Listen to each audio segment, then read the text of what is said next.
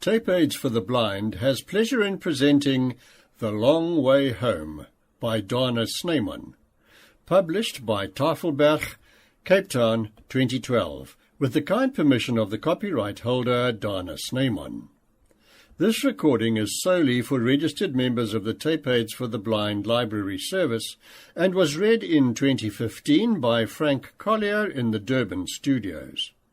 No unauthorized copying, lending, broadcasting, or public performance is permitted. This book has 176 pages. About the book. Award-winning travel writer Dana Snyman is known for his poignant stories about the South Africans he meets on the road. In this book, Dana is travelling home to see his ailing father, and to see for himself whether he still belongs in this country. About the author. Dana Snyman was born in Stellenbosch. His father, Oom Koenie, was a Dutch Reformed minister, one who accepted a call to yet another faraway small town every 4 years. As a result of this, Dana matriculated in the former Nailstroom. After a brief, unsuccessful stint as university student, his CV lists, inter alia, jobs as a security guard, a switchboard operator, and a bookshop assistant. By the grace of God, he landed a job in journalism, first as a crime reporter at Beeld, and then as a writer for Huisgenoot, where he covered everything from explosions to the Ketty World Championships. In 2004, he joined the travel magazine Weg as travel writer and worked there for 4 years. Nowadays, Dana is a full-time author of books and articles for newspapers such as Die Burger, Beeld and Volksblad. He has also written 3 successful one-man shows for Frank Opperman. His stories have been published in 4 Afrikaans compilations: Uit die Binneland, Aan 'n Kant die Skrap, Op die Agterpaaie, and Op die Toneel. Op die Agterpaaie appeared in English as On the Back Roads. When he's not on the road, Dana is at home in Jacobsbaai with Jerry, Kleinkie, and Floy, his beloved township special dogs. The Long Way Home. A Journey Through South Africa. Author's dedication. For Ingrid. Quotation. How much past can the present bear? Ivan Vladislavich. Contents. Part 1, Roots, page 9. Part 2, Into the Country, page 23. Part 3, Nkandla, page 151. Part 1, Roots, page 11. It looks like rain. I turn in at the farm gate just before Franschhoek. The road to the farmstead has been tarred and runs through vineyards, past a little church and a small cemetery. I drive slower and slower under the low-hanging clouds.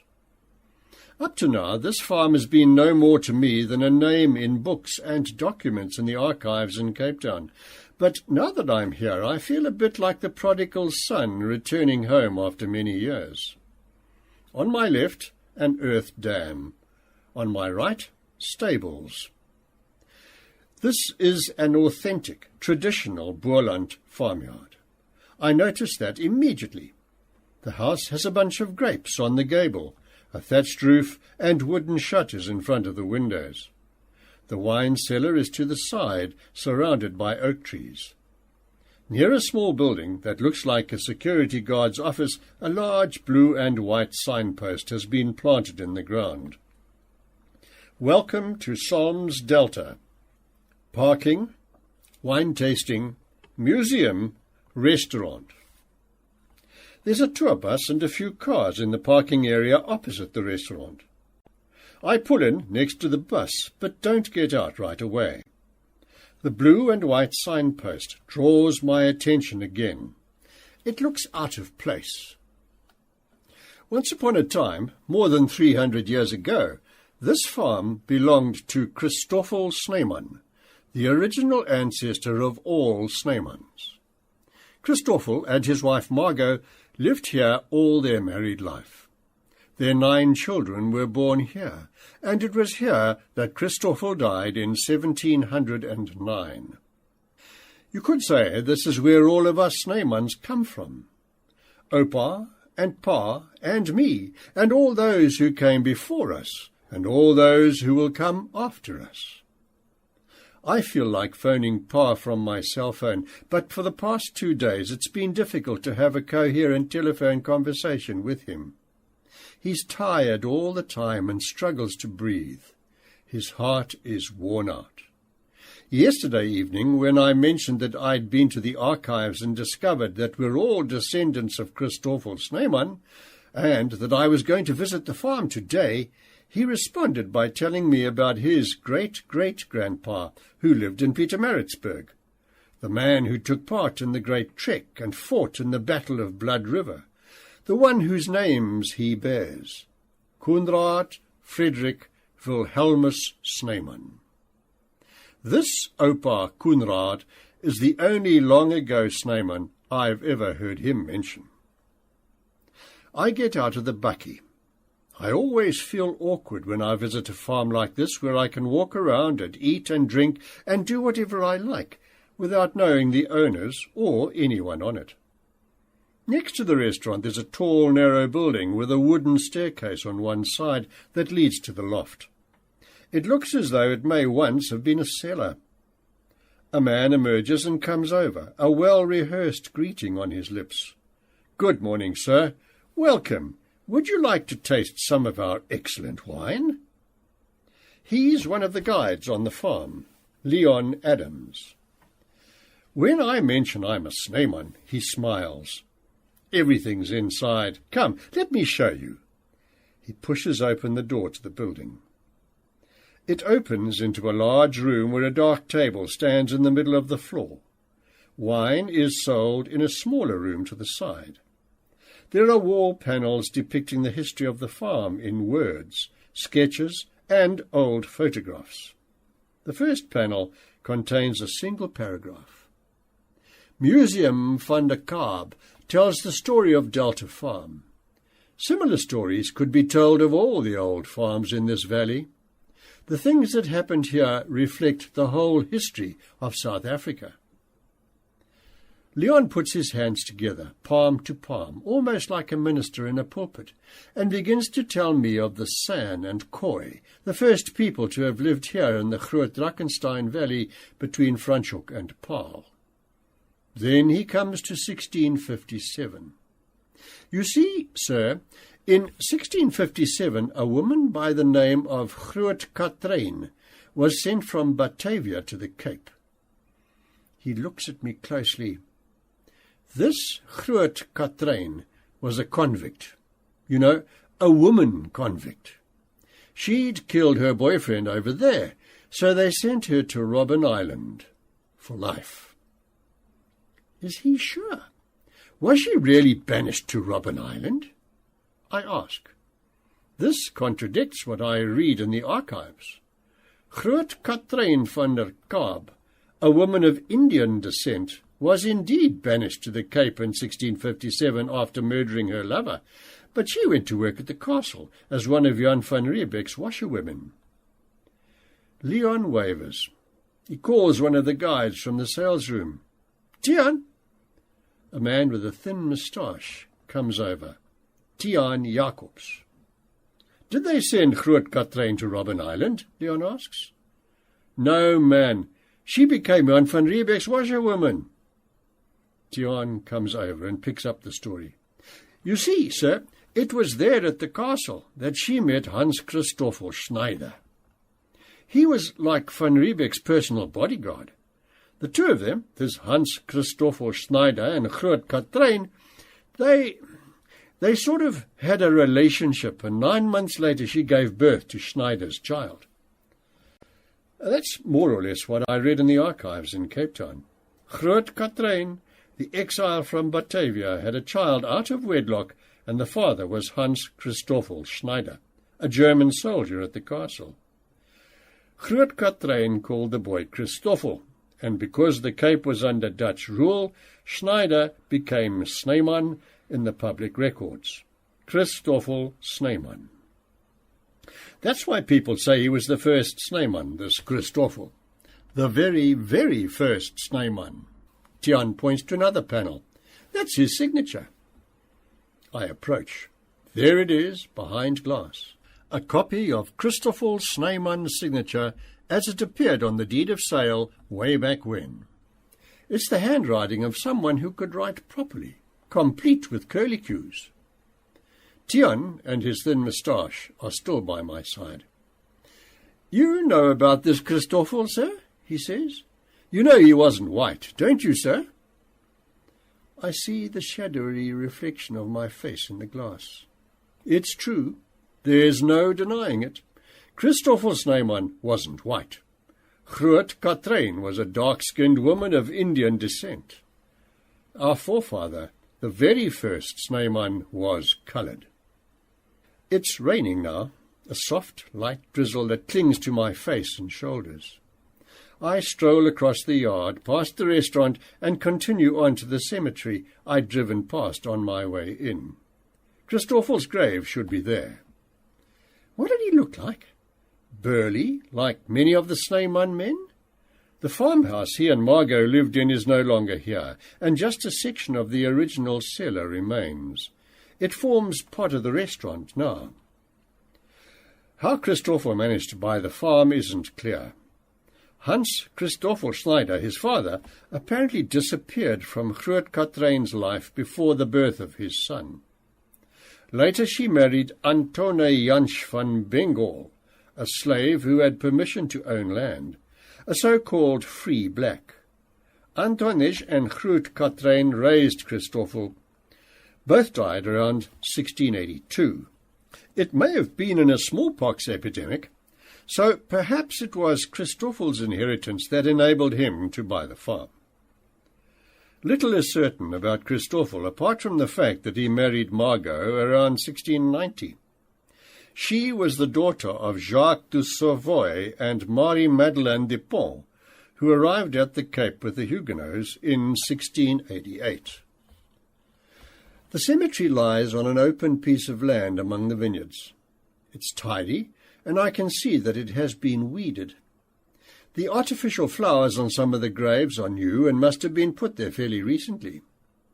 Harold Louis Silberbauer, Anna Sibella Schelper, Gustav Kemp, Josina Clue and Thomas Elinus Withington all lie buried here. I walk from one grave to the next. Sylvia Elizabeth Bauer, John Bester, in tere herinnering, in loving memory. No Christoffel Snyman. The slender shadow of a cypress moves on the ground like an angry pointing finger. Not one Snyman is buried here. This could be because Christoffel was the only Snyman ever to own the farm. After his death, Margot married Henning Viljoen, and from here on, her and Christoffel's 9 children, 7 daughters and 2 sons, spread throughout the country. As I walk back to the yard, I wonder whether this footpath was here in Christoffel's time. At some time, each of those 9 children, the first 9 Snymans, must have followed a road away from the farm, whether by foot, on horseback, in a horse cart or ox wagon, to settle somewhere else. Some, like those on our side of the family, crossed the mountains and moved inland. First to Graafrenet, then with the great trek on to Natal. More children and grandchildren were born, each following his own path, no longer with a wagon and oxen, but by car or train or bus. Much later it was Opa's turn, then Pa's, and then mine, each of us following his own path, one that began here on the farm of Christoffel, our dark-skinned ancestor, here where the rain is blanketing the vineyards in a haze. Apart from his signature preserved behind glass, nothing of Christoffel remains on the farm. Not even an old wine barrel with his name carved into the wood. I cross the yard again and pass the restaurant where an aroma from the kitchen reminds me of bean soup. I hear the pop of a cork as a bottle of wine is opened, and then a woman's laugh as if something inside her has been released too. In Christoffel's time there were elephants here. That first farmhouse was probably built from clay. It can't have been a romantic existence. There were clashes with the Huguenot and the Khoi and the San. The Huguenots also disagreed among themselves, yet Christoffel's marriage to Margot wasn't unacceptable. He with his brown skin, she the daughter of Jacques and Marie-Madeleine de Savoy from Aeth in France. The separate marriages and separate neighbourhoods and separate hospitals and separate schools and separate parks and separate beaches, and the police who enforced the laws to keep everyone separate only came much later. I go back inside the museum. Tion the guide comes over again. He shakes his head when I ask whether Christoffel is buried here. A team of archaeologists came to the farm to dig, searching for graves and the remains of buildings, but no one was able to find his grave. "But why are you looking for his grave?" He strokes his sparse beard. "Are you writing everything about the Snyman, sir?" "Then you must talk to Oom Koos. He's a Snyman. He lives just over there." Oom Koos doesn't own the farm. It's jointly owned by a neurologist from Cape Town and a British businessman. Oom Koos just works here. Tion points towards the cellar. You drive past the cellar and then down there, through the vineyards. You will see the small white houses. The third one is his. The road to Oom Koos's house hasn't been tarred. I drive slowly past a shed. Over towards Franschhoek, the sky is clearing. Pa should have been here, and so should my late grandpa, for that matter. Pa loved tracing the family tree, but he never mentioned Christoffel and Groot Katrijn. I doubt if he knew about them. As far as my Opa and Pa were concerned, the Snymans began with great-grandpa Koenraad, who went on the Great Trek and fought in the Battle of Blood River. Then I remember the list. When was that again? Could it have been the 80s? All I can remember is everyone in our town asking one another, "Are you on the list?" At the time, Dr. Hans Hees, a historian, researched the mixed-race population of the Old Cape, and this led to magazine articles and newspaper reports. There was also a list of well-known Afrikaans families that weren't perhaps as pure-blooded and pedigreed as they'd have liked to believe. The list remained a topic of conversation for a while and then faded away as if it and the issues surrounding it had never existed. The reason we were so certain of who we were was because we couldn't afford to admit where we really came from. The narrow road lurches deeper into the vineyards before it reaches a row of labourers' cottages on a bare patch. The semi-detached houses remind me of once typical working-class neighbourhoods. Row upon row upon row of houses, each with a stoep, a path leading straight to the door, and a silver-painted garden gate. There's a washing machine on the stoep of the third house. I pull up outside and get out of the bakkie. At home, I have an old black and white snapshot of the house my parents lived in years ago in Newcastle, Natal, when Pa was a fitter and turner with Escor. It was a semi like this. 3 kittens are playing on a blanket next to the washing machine. Next to the front door is a flowering geranium in a paint tin. I knock. A man opens the door and puts out his hand to greet me. "Good morning, meneer. I'm Koos Snyman." Oom Koos. I tell him that I too am a Snyman. "Greta!" Oom Koos calls down the passage. "Greta!" The sitting-cum dining room in Ma and Pa's Newcastle semi could easily have looked like this. a colourful couch and chairs with crocheted armrest covers, sun-filter curtains, a painting of pinkish waves breaking on a pinkish beach. Track 2. Somewhere in my garage I have some of Ma's ornaments in a box. Ornaments much like the ones on the shelf in this room. A porcelain dog, 2 egg cups, a small purple vase with a spout. For years we had a kitchen table just like this, with a melamine top. "Greta!" he calls again. "Greta!" A small woman enters the room. Oom Koos gestures in my direction.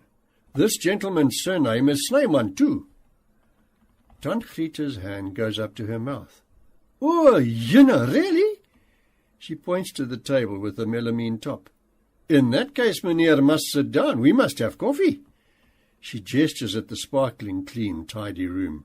"Please excuse the state of the room. The children always make a mess." Ma was the same, always making excuses for her spotless home. Tant Greta switches on the kettle and Oom Koos and I take our seats at the table, me on one side and he on the other. He, the coloured Snyman, and I, the so-called white Snyman. Between us, years of heartache and laws and anger and prejudice and misunderstandings. The conversation starts haltingly, the rain and the work in the vineyards, while Tant Greta takes some mugs from the cupboard. Then Oom Koos starts telling me where he was born, and the conversation takes off. He stops calling me meneer. He was christened Jacobus Abraham Snyman and moved here from Ladysmith in the Cape as a labourer in 1977. They came to fetch us with a lorry. We were at Sekoe Gat Drift, near Ladysmith, with the Brewers, but they didn't have work for all of us. So a few of us came here, with our things on the back of the lorry. He points to Tant Greta. She came with. We've had our ups and downs, she says, but we are still here. Oom Koos's father, Piet, stayed behind in Ladysmith. His brother, Hendrik, also came to the Boerland at the time. A young woman enters the room. She's Katrina, one of their daughters. He's a Snyman like us. Oom Koos points to me. He came for a visit. Katrina gives me a feeble smile, switches on the television, sits on the couch, and starts watching a repeat of some or other soap opera with the sound off. Their other daughter is called Sarah, just like Ma. Oom Koos has lost track of some of the Snymans on his side of the family. Many have died, and the children and cousins have all gone their own way. We're all over the place. I know there are still a few in Ladysmith. Tant Greta puts 2 mugs of coffee on the table between us, as well as a sugar bowl and a milk jug that's covered by a doily with red beads. "Help yourself." He pushes one of the mugs towards me. I pour a little milk into my coffee. He pours a little milk into his. "Did the people at the museum up there tell you about me?" he asks. "Every now and then I go to see what they're doing." I add 2 spoons of sugar to my coffee. He adds 2 spoons of sugar to his. This farm is where we Snymans come from, you know. He stirs his coffee clockwise. So do I. It's where our roots are. Tant Greta opens the top of the stable door, and sunlight and the smell of damp earth fill the room. It's still drizzling outside, but some of the cloud has lifted and a pale sun is shining on the vineyards. Outside, the monkey's wedding continues as the 2 of us, Oom Koos and I, drink our coffee together. Part 2. Into the Country. Page 21. Chapter 1, page 23. "Let's be honest," says Attie Duploy as he pushes his can of stony ginger beer to one side on the table. "This country is buggered, completely buggered." I look at him but say nothing. I barely know him. When I sat down at the table in the Central Café in De Doorns on the N1 on the other side of Worcester, Attie was already there, He looks around 60, perhaps a worn-out 50. His mop of hair sits on his head like the thatched roof of a rondavel. He's drinking a stony, and on the table in front of him are a handful of lotto tickets and a big pen that's been chewed white. At first he wanted to know whether I was on my way to Cape Town, because he was looking for a lift to Kraaifontein. Then a little later he leaned over and introduced himself. "By the way, I'm Ati." By then he'd already told me how he'd lost his job on a wine farm here in the Hex Valley, that the owner of the farm apparently owed him 5,000 rand, that his wife and 2 little girls were with her sister in Rawsonville, and that the bearings on his Opel Kadett had seized. He'd apparently also applied for a disability grant months ago. He has a leaky heart and trouble with his back, but he hasn't yet heard a word from the Department of Social Development. He doesn't take his small eyes off me. I have to beg the government for a pension when there are school children in the township who get money every month. He drags the stony towards himself across the table. "Nice, eh? You make your first baby and stand at 7 and the government pays. There's a girl, a matric girl, with 3 little ones. It seems the girl is here in the Durns." "Here, my friend, here, in the Durns, east. Go and ask over there. I suppose you know why they have so many children. To get more money from the government, because the government pays per child." From the table at the Central Cafe, I have a good view of the Durns main street. I can see the ABSA building and Pep stores and a small brown building with a sign that reads Valley Funerals. Past it, further up the street, is the Co-op. Across the street, at the central garage, a petrol attendant is sitting on an upside-down cool drink crate. He's holding a cell phone and appears to be SMSing. A clapped-out Mazda Bucky stops in front of Valley Funerals, a man and 2 women in the cab. There are more people under the canopy in the back. The driver, a little old man wearing heavy black-rimmed glasses with thick lenses, gets out and disappears into Valley Funerals. The others wait in the Bucky. I can't remember how long it's been since I last sat at a table in a cafe like this, having a cool drink and looking out over the street. Few cafes still have tables to sit at. A cafe isn't a place to relax in anymore. This one looks like a relic from a bygone era. Outside there's a Coke sign on the gable, and inside the greyish floor tiles are worn in places. Glass jars with sweets are lined up on the counter. Wilson's toffees, licorice, apricot sweets. A handwritten sign has been stuck on the magazine rack. No reading. The man behind the counter could be Portuguese. "One fish and chips," he shouts towards the kitchen, "with plenty vinegar." At the table next to me, Ati starts getting up in his scuffed black Bronx shoes.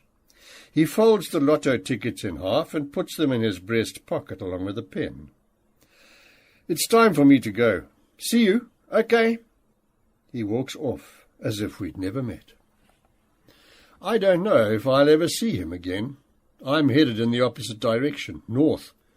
In all the years I've travelled along the N1, I've never stopped at De Doorn's before. This time I decided to stop, even if only for a cool drink. The old man comes out of the door at Valley Funerals. He's holding a sheet of paper and looks at it intently as he walks to the Bucky. Could it be a quotation for a funeral? He stops behind the Bucky, lifts the canopy's flap, and talks to the people in the back. Maybe they're from a township or squatter camp nearby and someone close to them has died. This is grape country, and each year, I hear, hundreds of people, poor and unemployed, come from as far as Zimbabwe to look for work here in the vineyards. Maybe those in the back of the Bucky are people like this, for it has an Eastern Cape number plate. I'm tempted to ask the man what they're doing here. What's life like for people who go round in a Bucky like that? Lately it feels as though there are too many things in our country, important things about how people live and die, that I know next to nothing about. I see tired old buckies full of people, strugglers in scuffed shoes, beggars, queues outside government buildings, and I have no idea what these people's lives are like. It's making me feel like a stranger in my own country. There are other reasons why the country feels unfamiliar. The murders, the robberies, the potholes in the road and the bullet holes in the road signs. The never-ending news reports of violence and anger and despair from the rural areas.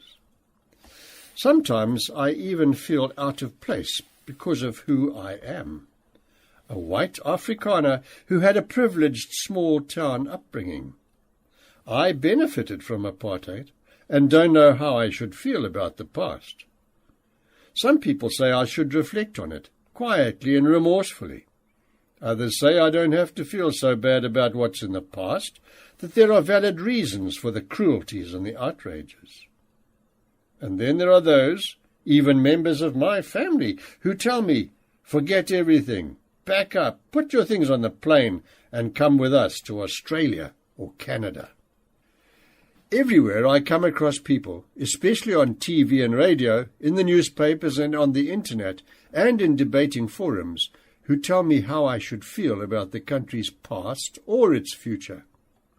I listen and join in, but there's a time for listening and a time for talking, I've decided, and a time for hitting the road, for heading into the country. In my bucky that's parked in front of the cafe, I have the basics: clothes, a laptop, a camera, notebooks, and a can of pepper spray for self-defense. I want to experience again this country we talk and talk about so much. I want to try and understand for myself what's making me feel like an unwelcome stranger here. I want to try and find out where I fit in. I want to know if I still belong here. It looks as if the man with the spectacles and the people in the bucky outside Valley Funerals have reached a decision. He pushes the sheet of paper into his jacket pocket and slides into the driver's seat. A dark cloud of petrol fumes erupts behind the bucky when he starts it. I try to count the people in the back when it comes past me, but they're packed too tightly. For a moment the smell of petrol lingers in the street, and then it too is gone. I drive back towards the N1, which passes the town to the south. To the west, the Matruasberg, with one of the highest mountain peaks in the area, is covered in a haze that looks like steam. Back on the N1, I turn in the direction of Toes River. A little way along, I see the road sign indicating left, the Doorns east. Only then, once I've taken the turn-off, do I realize what I'm about to do. I'm going to look for the matric girl with the 3 children Ati mentioned in the cafe. But what will I do when I find her? De Doorns East isn't a squatter camp. The brick houses are small and without stoops, their front gardens bare. In one of the yards an old-fashioned bedpost leans against a wall, and a woman wearing a green headscarf is sitting on a kitchen chair in the front doorway. Perhaps she knows the girl. I pull up in front of the house. It doesn't feel right to turn up at a stranger's house like this to ask strange questions, but what else am I supposed to do? I've heard that some people, especially antique dealers, often visit townships and go through people's homes in search of furniture to buy. Perhaps I should start by pretending to be interested in the bedpost leaning against the wall. The woman comes over in her blue slippers. Emily Stuurman. Behind her, on a wall unit in the sitting room, an empty Grunberger Stein bottle stands on display like an ornament. Tannie Emily's in the mood for a chat. After we've discussed the bedpost and a few other things, she teaches me a new word: all pay. All pay is an umbrella term for the various social grants paid by the government each month for children up to 14, for people over 60, and for people with disabilities. But all pay also refers to the day, usually at the beginning of the month, when these grants are paid. Then a whole procession of officials and security guards descend on the community hall, because most of the people who get the grants don't have bank accounts. They come to wait in line for cash. All pay is our life, she says, and all pay is the cause of some people's troubles. She was employed in Cape Town as a domestic worker for many years, and now depends on the 1,080 rand old age pension she gets from the government each month. She doesn't know of any matric girl with 3 children around here, but perhaps her sister will. She also lives here, Emily explains as she goes to call her from the Telkom phone in the bedroom. I wait in the sitting room. On the wall unit below the empty Grünberger Stein bottle stands a television set and several other items. A ceramic dog, a head and shoulders photograph in a paper frame of a girl in a school uniform, a torch, a mug that says Grandma. Next to the wall unit is a couch. Although it's no longer new, the cushions are still covered in plastic, just like the day they left the shop. I listen to Tannie Emily's voice coming from the room, and it occurs to me that it's impossible to approach this country as if it's a warm bath on a cold day. There's no way you can prepare yourself for what's coming. Its warm-heartedness is completely overwhelming. 1 minute you're sitting in the central cafe, and the next you're standing in a stranger's house. She returns from the bedroom. Her sister doesn't know of a matric girl with 3 children either. But she says you must go and ask in Toes River. Tomorrow is their all-pay day.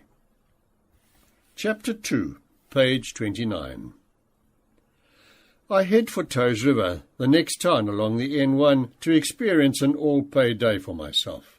Perhaps there I'll find a young girl who has 1 or more babies for the extra money. Isn't this what this country does to us? Force us to think the unthinkable? The child support grant is 250 per child. Would someone really have a child for a mere 250 rand a month? Or 3 for 750 rand a month? The road climbs the Hex River mountain, and when you get to the top, the landscape changes to Karoo veld. Wild rosemary, blue bush, nenta bush, here and there a clump of karee. The Bakkies radio is turned to Radio Sonder Grense. The presenter is reading the financial indicators.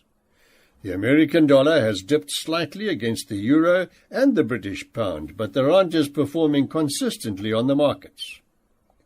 Then my cell phone rings in the nook next to the gear lever.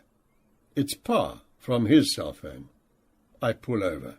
He'd called early that morning too, from his bed. He sounded a little tired then, but his voice is stronger now. He did get up eventually, he says, and is eating an orange at the kitchen table.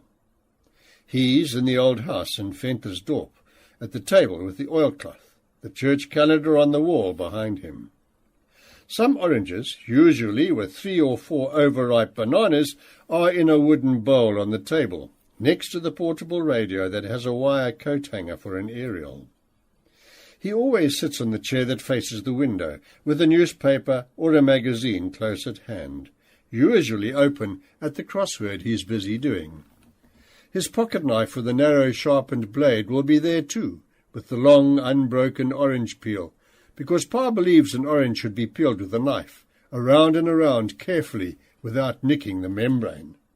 "Where are you, son?" he wants to know. "Will you be sleeping in Franschhoek tonight?"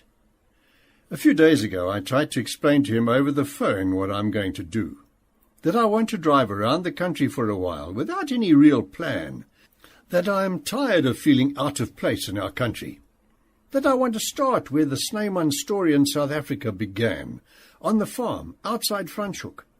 But I don't think he understood much.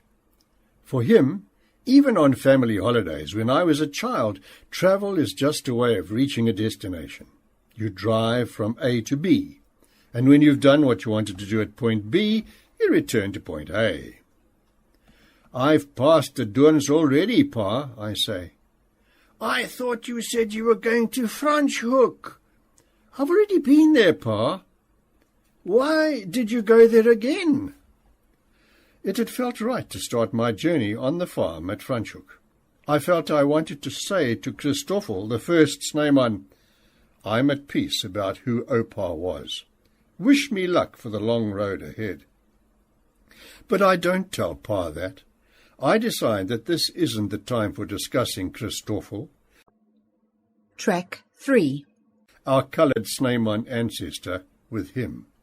We can talk about it around the kitchen table when I am there with him. So instead I say, I just wanted to see what it looked like, Pa. I'll come and show you the photos. Do you have somewhere to sleep tonight, son? Maybe in Toes River. Toes River? Why Toes River? I'd like to be there tomorrow when the people get their pension money to see what it's like. As soon as the words have left my lips, I realize it was the wrong thing to say. It sets him off instantly. If you want to see what it's like, you must come here. Every month there are queues outside the post office as they wait for their pension money. They drink and make a noise and make a mess on the pavements. You should see what it looks like. I don't know what this government is doing. I don't like talking politics with Pa anymore. He gets too excited, and his heart is worn out. One of the chambers has calcified, and some of the arteries are blocked. He's too weak for an operation. Some days he doesn't even get out of bed. There's nothing the doctors can do except prescribe more medicine. 30 years ago, Toes River was one of the country's most important railway towns. It used to be known as the place where steam locomotives were brought to be repaired. But the workshop closed for good long ago. Some of the people who used to work there are probably living on all pay now. Even the Mutho farm store, just outside the town, has admitted defeat and closed its doors.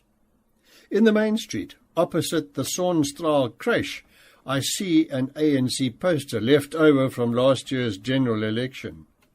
The text is so weathered that the message is now illegible. Most of the houses in town are railway houses without railway people.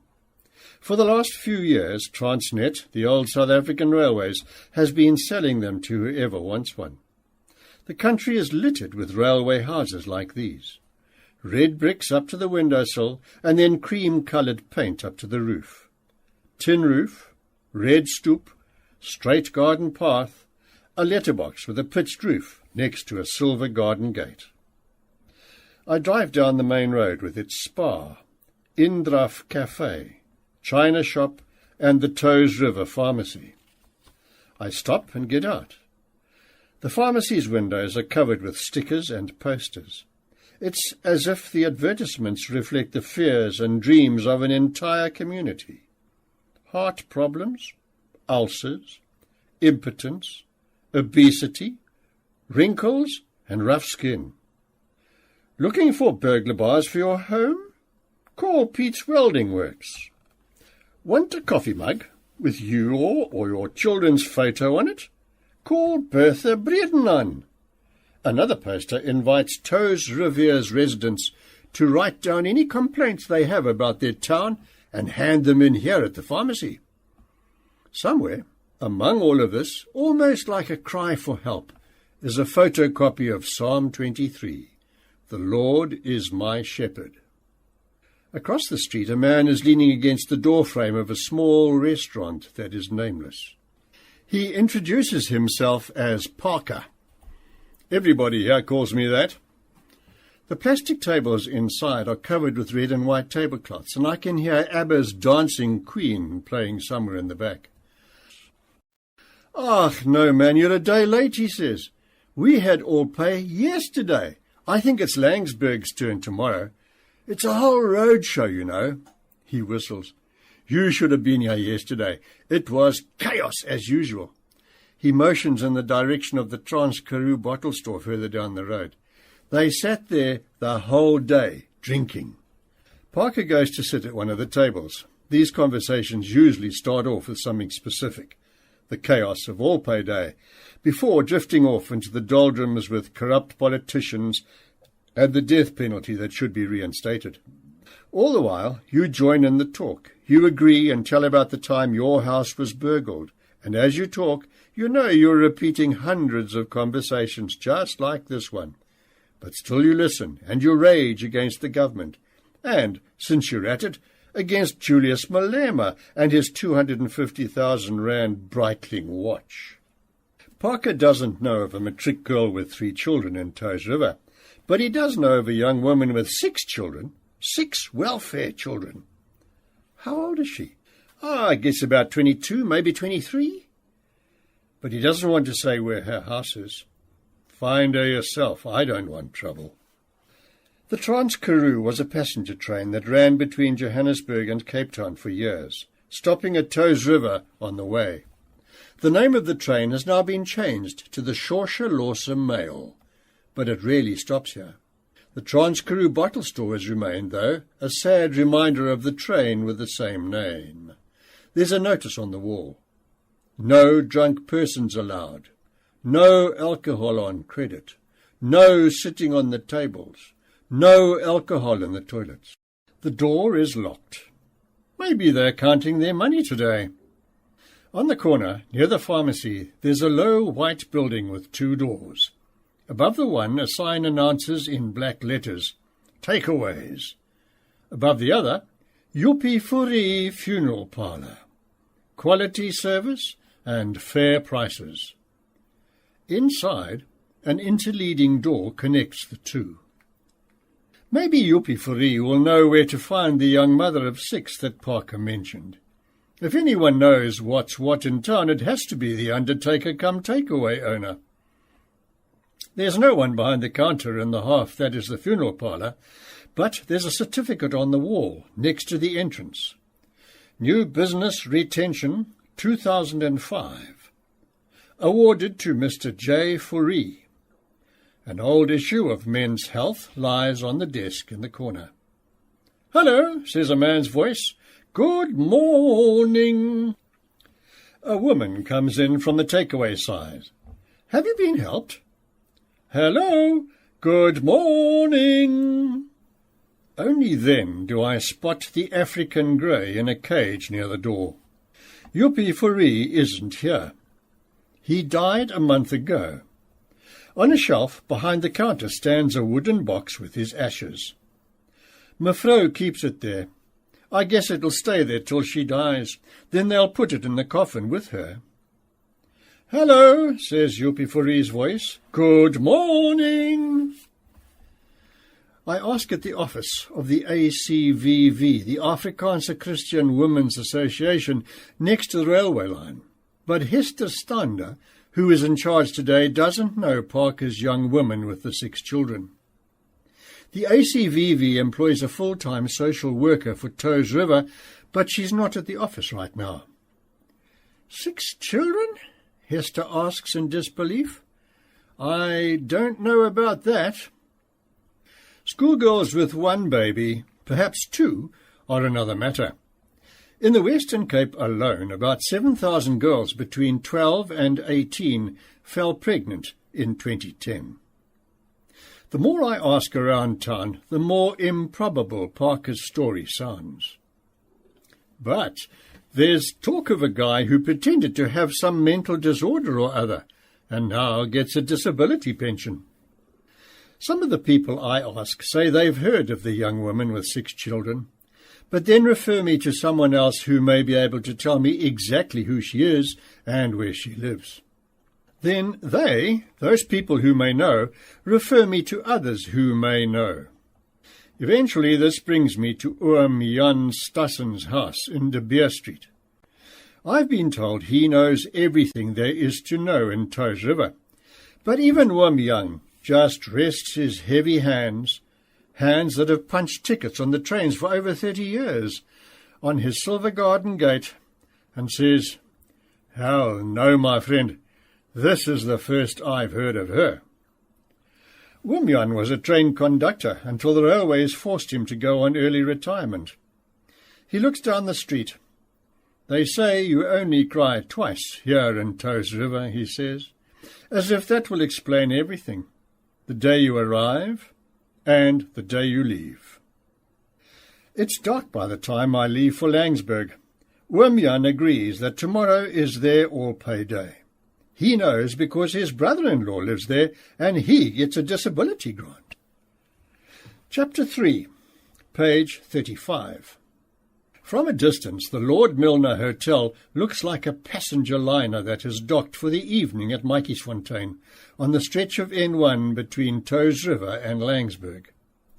It's dark by the time I pull up in the parking area outside the hotel. A uniformed porter comes to help me take my things from the bakkie. Yes, he confirms, it's all pay day in Langsberg tomorrow. When I ask how he can be sure, he's almost indignant. They come past here every month, meneer. In my room there's a brass bed, and on the bed 2 lollipops, one red and one pink. I empty everything I've accumulated in the course of the day from my trouser pockets and put it all on the dressing table. Coins, till slips, the wrapper of a snacker bar. When I'm on the road, more so than when I'm at home, it's a grim battle against chaos, in my head and even in my pockets and luggage. In my shirt pocket I discover a serviette from Parker's restaurant in Toes River. On it I'd written, "No gathering, no sitting." I'd seen the words written on the window of one of the shops in the town. I throw the serviette and the slips in one of Ma's old Tupperware containers. She'd written her name on the lid with pink nail varnish, which I'd brought with me. Then I switch on my laptop and search the internet for statistics on government grants, listening to the whooshing of car and truck tires on the N1. It sounds like the sea on a stormy night. The hotel has a shop with a shelf full of second-hand Afrikaans books. Etienne Leroux, Abraham H. de Vries, Opperman, Krog, Tox Blugnout, Kannemeyer. There's one I'd completely forgotten about, F.R. Venter's Verfjournaal. In January 1960, my wife, Herman, Elizabeth and I left Johannesburg in a second-hand green Chevy and drove to a farm on the border between Kenhardt and Carnarvon to go and live there. The last time I read those words, I was at school. With us, we had Patch, a half-breed Cocker Spaniel, Puikies, a half-breed I don't know what, and Falian, a purebred Siamese. I seem to remember seeing an old copy of this book on Pa's bookshelf in Ventersdorp, but I buy it anyway. It's a book I'd like to have on my own shelf. It describes a rural lifestyle I know so well. The Laird's Arms pub is near the shop. I walk over. Seated at the counter are 2 guys. One in a Ferrari jacket he may have bought from a china shop because the seam under the arm has come undone. The other is drinking something that looks like a Bloody Mary. The hotel was built in 1899, and the bar is an authentic old British pub, complete with a dark wooden counter, wooden floor and piano. I hoist myself onto one of the bar stools and open Venter's book. After 22 years in cities, Johannesburg, Cape Town, Pretoria, Windhoek, we wanted to be farmers and to be free. I struggle to concentrate. The guy in the Ferrari jacket is telling the one with the Bloody Mary about the time he gave a woman and her dog a lift to Worcester. It seemed the dog was sick and she wanted to take him to a vet. When they got to Worcester, the dog died in the car. I said to her, "Come, let's throw the dog away." The Ferrari jacket seam opens wider as he gesticulates. But she said, "Are you crazy?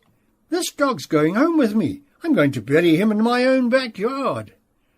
So I said to her, "Hey, I want to do some shopping first, man." She said, "Go shop. I'll wait in the car with my dog." When we got back that afternoon, the dog stank so much you could have got high, my bra. Next door in the dining room, a bell rings. Dinner time. But first I phoned Pa. These days he goes to bed early, and I know he'll be wondering if I've found a place to sleep for the night. He picks up almost immediately. "I was going to call you, son. Have you heard the news? They robbed the bank in Pofadder." Pa's voice is weary, as if the robbery has affected him personally. "Can you believe it, eh? Now they go as far as Pa's to rob. It's because the police's hands are tied. They do just as they please, these young tsotsis." They. Pa with his unrelenting they. "You say you feel as if you don't know the country anymore. Let me tell you, son, I don't see any hope for us. We're going the same way as the rest of Africa. One of these days we're going to become another Zimbabwe." I listen to him, but don't respond. After a while, I say good night and hang up. Even I find it difficult to believe. A robbery at the bank in Pofara? The dining room is next to the bar, opposite reception. As I enter, I step into a memory from long ago. What's happening here is an old-world ritual, one I haven't been part of for a very long time, because you don't find old-world hotels like this with dining rooms like this anymore. Nowadays, small-town hotels are turned into lodges and their dining rooms into steakhouses or à la carte restaurants. There's a sideboard against one of the walls with an arrangement of dried proteas on it. It stands there like a shrine to good manners.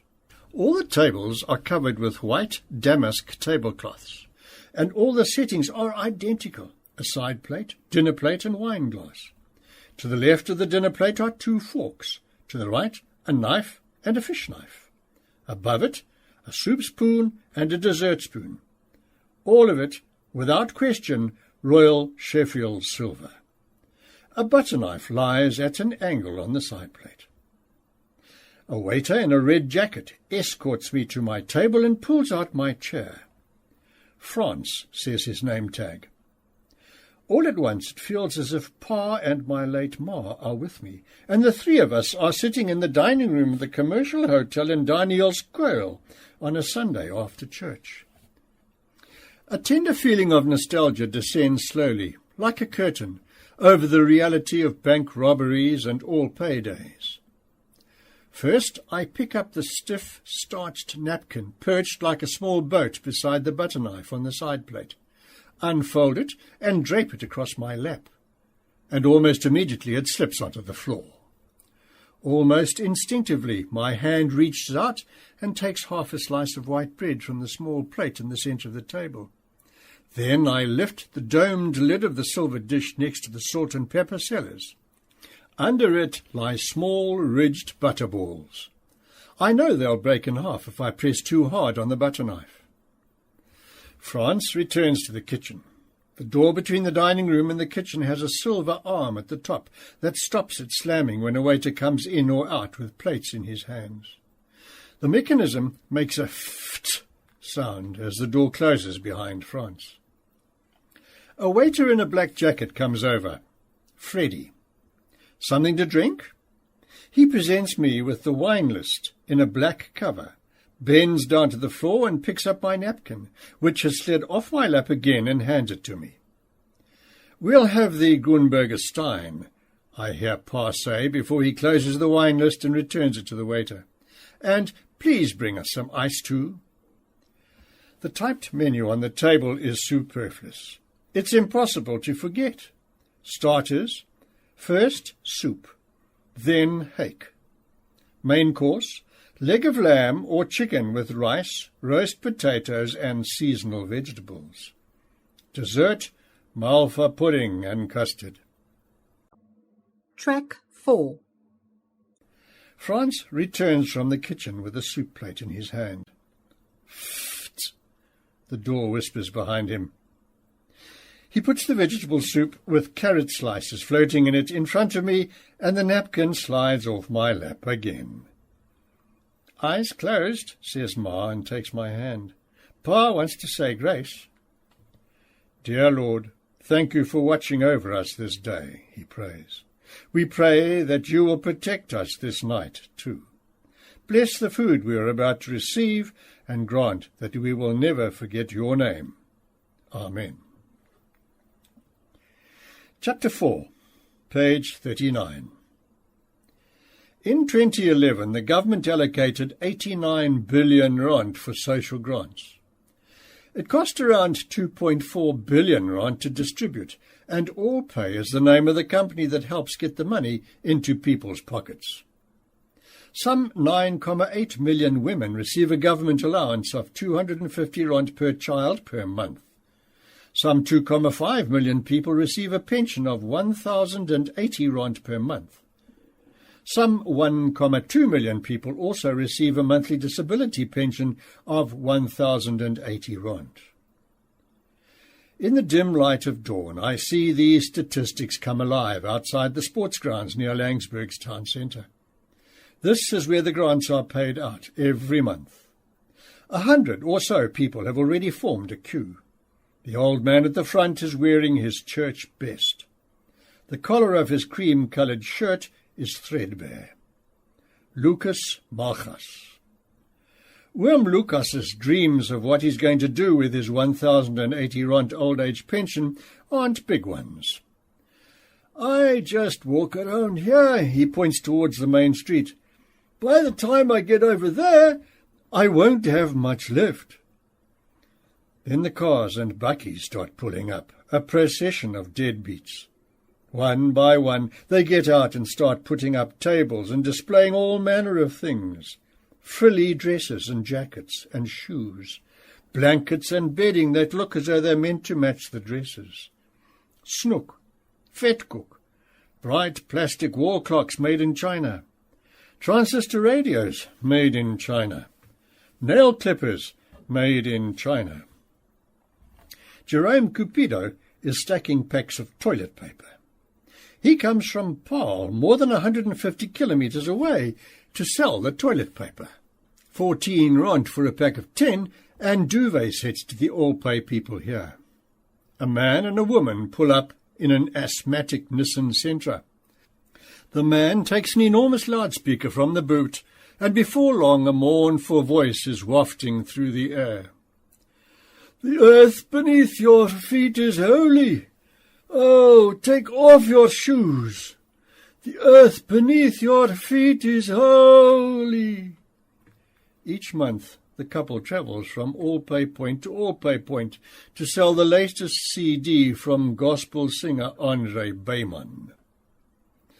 An armoured truck and 2 official Camrys arrive, past Jerome's toilet paper display, and enter at the gate. The security guards who are here to guard the gates get out of another car.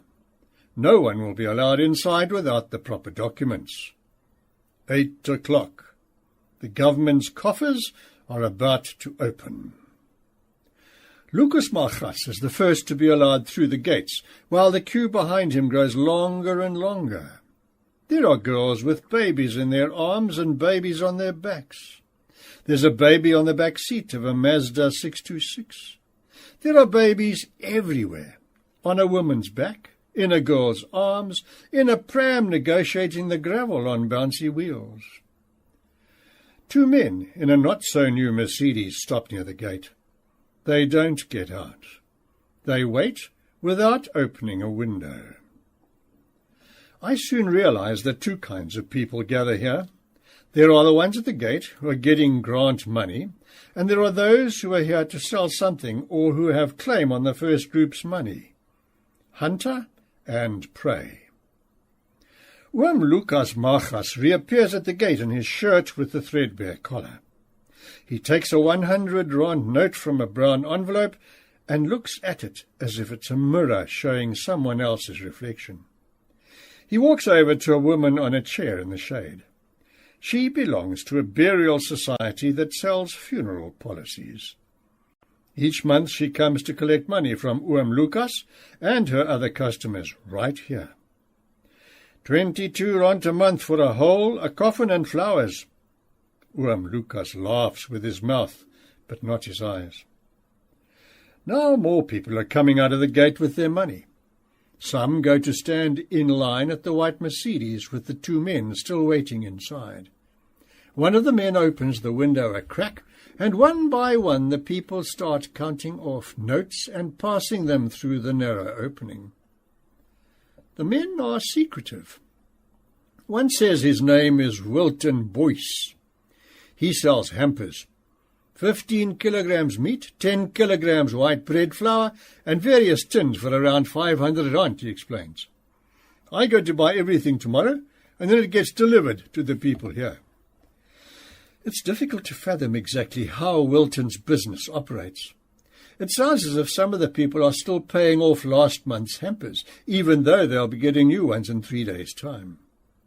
Wilton's brother next to him in the Mercedes runs a cash loan business. For every 100 rand you borrow, you have to repay 130. Around me, the town is becoming louder. Oh, take off your shoes. The earth beneath your feet is holy. The loudspeaker next to the Nissan Sentra at the gate has begun singing again, while bedding and toilet rolls change hands and men walk over to the grand bottle store in the main street, which is having a special. Buy a bottle of Old Brown Sherry and stand a chance to win a blanket. Under a pepper tree, a baby boy on a dirty pink bedspread lies with his feet in the air as if he's floating on invisible water. I tried to strike up conversations with the young mothers about their babies, but how on earth do you ask, without being rude, did you decide to have this baby to get 250 rand a month?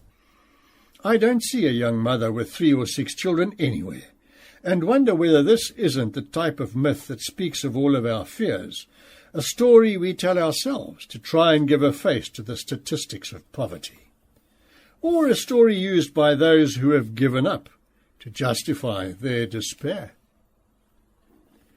Chapter 5, page 42. Outside Langsburg, on the N1 on the way to Beaufort West, I see a group of hitchhikers on the left-hand side of the road. I slow down and count them. 8. 5 men and 3 women. The typical hitchhiker who stands next to the road, thumb in the air, is something you don't see much of anymore. 3 of the 8 are sitting. 1, a woman, is leaning with their back against a white concrete road sign. The other 2, men, are sitting on rocks, their feet planted in front of them. The woman sluggishly lifts a hand, palm upwards, when she spots my bakkie. Not far from her, a young man in jeans with big turn-ups is waving something in the air. Nearly everyone has a neat bag on the ground beside them. I don't know if this has to do with the spread of cheap Chinese goods throughout the country, but you don't see a hitchhiker with a worn suitcase tied with a belt or a piece of string anymore. He or she often has a proper travelling bag, sometimes even with a label that says Gucci. Genuine, fake Gucci. 8 pairs of eyes watch me as I approach. It's a 10-rand note, the one with the turned-up jeans is waving at me. The woman leaning against the road sign has a bandage around one arm. One of them calls out something, but I can't hear anything through the buckie's closed windows. Then they are behind me. They grow smaller and smaller in my rear-view mirror, an odd picture of wretchedness that settles somewhere in my memory. We haven't spoken today, Pa and I. When I reach the open road on the other side of Langsburg, I pull over. The Swartberg Mountains are a dark ridge in the south. I dial Pa's number. His cell phone rings and rings and rings and rings. Then it stops ringing, but the voicemail doesn't come on. For a few moments there's silence, then a shuffle, then I hear him. "Hello! Hello!" His voice is very soft. He's been in bed all day. I just know it. When the phone rang on his bedside table, he struggled first to find it, and then to find the right button to press. I picture him on the bed with the Mboya headboard in the room with its pressed ceiling. The bedside table always has more or less the same things arranged on it. A Bible, a flashlight, an old West clock alarm clock, a can of Old Spice deodorant, a glass for soaking his dentures at night. "I'm still in bed," he says. "I'm short of breath again today. Where are you?" "Between Langsburg and Beaufort West," I say. Just remember, I'm with you in that car, son. I'm sitting right next to you. Don't you forget that. But believe me, your pa's had it. Silence. Where are you going next? I think I'm going to Porfada, Pa. Porfada? Ah, son, why? I want to see what the bank robbery did to the people. When are you coming home? We're waiting for you. It's time you came home. I don't know how many times I've driven along the N1 without stopping at Prince Albert Road station. The name can be misleading because Prince Albert Road station is about 40 kilometres from Prince Albert. It has a filling station, the North and South Hotel, and a few railway houses on each side of the railway line. The door and window frames of the station building have been broken, and wasps have made nests in the rooftops. A Camry with a dented right-hand side is resting in front of the North and South. CY number plates. Belleville. A man is asleep behind the steering wheel, leaning to one side, with the window open and a bottle of Amstel between his legs. In the bar, at the wide, dark counter, there's one customer, a long, thin, greyish man in Jetstor's denim with a packet of Princeton cigarettes and a bottle of Castle on the counter in front of him. What's the deal with the guy in the Camry outside? He looks at the barman. No, I don't know. It was early when he got here and ordered a beer. And his car? He says he was hit by a lorry. Did he hit the lorry, or did the lorry hit him? He says it was the lorry that hit him, but I don't know. What don't you know? A woman came and asked him for money. His wife? No, one of the whores along the road. This morning's issue of Die Burger is lying on the counter. Porfada. The bank in Porfada has been robbed. This peaceful Northern Cape community, about 170 kilometres east of Springbok, was shocked when 5 men robbed the local FNB branch. According to Captain Cheryl Ehlers, a police spokesperson, 5 men entered the bank at about 15:30. One of the suspects was armed with a .375 Magnum revolver and another with a knife. They used the weapons to threaten bank personnel, but no one was injured. The robbers escaped with an undisclosed sum of money. The 2 armed robbers were arrested shortly after the incident, and the stolen money was recovered. The 3 remaining suspects were later arrested near Springbok. When I go outside again, the man in the Camry is still fast asleep. He's leaning to the left, as if still trying to escape the force of the accident. On the other side of the railway line, a number of people have gathered outside a roofless house. Some are pointing to it, and others have their hands in front of their mouths. It looks as if the house has just burnt down. The walls are blackened at the top. The windows are missing. Buckled corrugated iron sheets are lying on the ground. 2 children are playing on a rise near the N1. One is pushing a draadkar. The other appears to be banging a stone on the ground. I walk over. It isn't 2 children. It's a man and a woman. Not so young. 2 grown-up children. The man is wearing an old tracksuit, the woman a skirt and a jersey with stretched sleeves. The man notices me and jogs over, pushing the car in front of him. Brum, he goes, making a sound like a car engine. Brum! He turns sharply in front of me and sends the gravel flying from under the wire car's wheels, which are made from old shoe polish tins. He gives me a toothless smile. Hi, Ati, hello. The words sound hollow in his mouth. The woman is banging 2 stones against each other and mumbles something. I can't quite make out. He points at her. Poppy. Ati and Poppy. They've made paths that crisscross the open space right next to the N1. The two of them have built a whole lot of enclosures made from bricks. In one, a battalion of empty bottles is lined up, waiting. In another, it's a piece of galvanized wire and a rusty sardine tin. The cars whiz by. Do the people inside them notice us? And what would they see? Opa! Ati points to one of the houses. An elderly man comes out the front door and crosses the empty yard. Klaas Romp. He used to be a labourer on the railways, but he's retired now and has been living in Prince Albert Road for years. He's not Ati and Poppy's real grandfather. They're my wife's sister's children. Their mother died and now they live here with us. He waves his arm to where they're still playing. They're not well, you see. They were born slow. They play like this every day, there, next to the road. Sometimes they understand what you say to them, but sometimes they get difficult, especially when they're playing there and I call them home.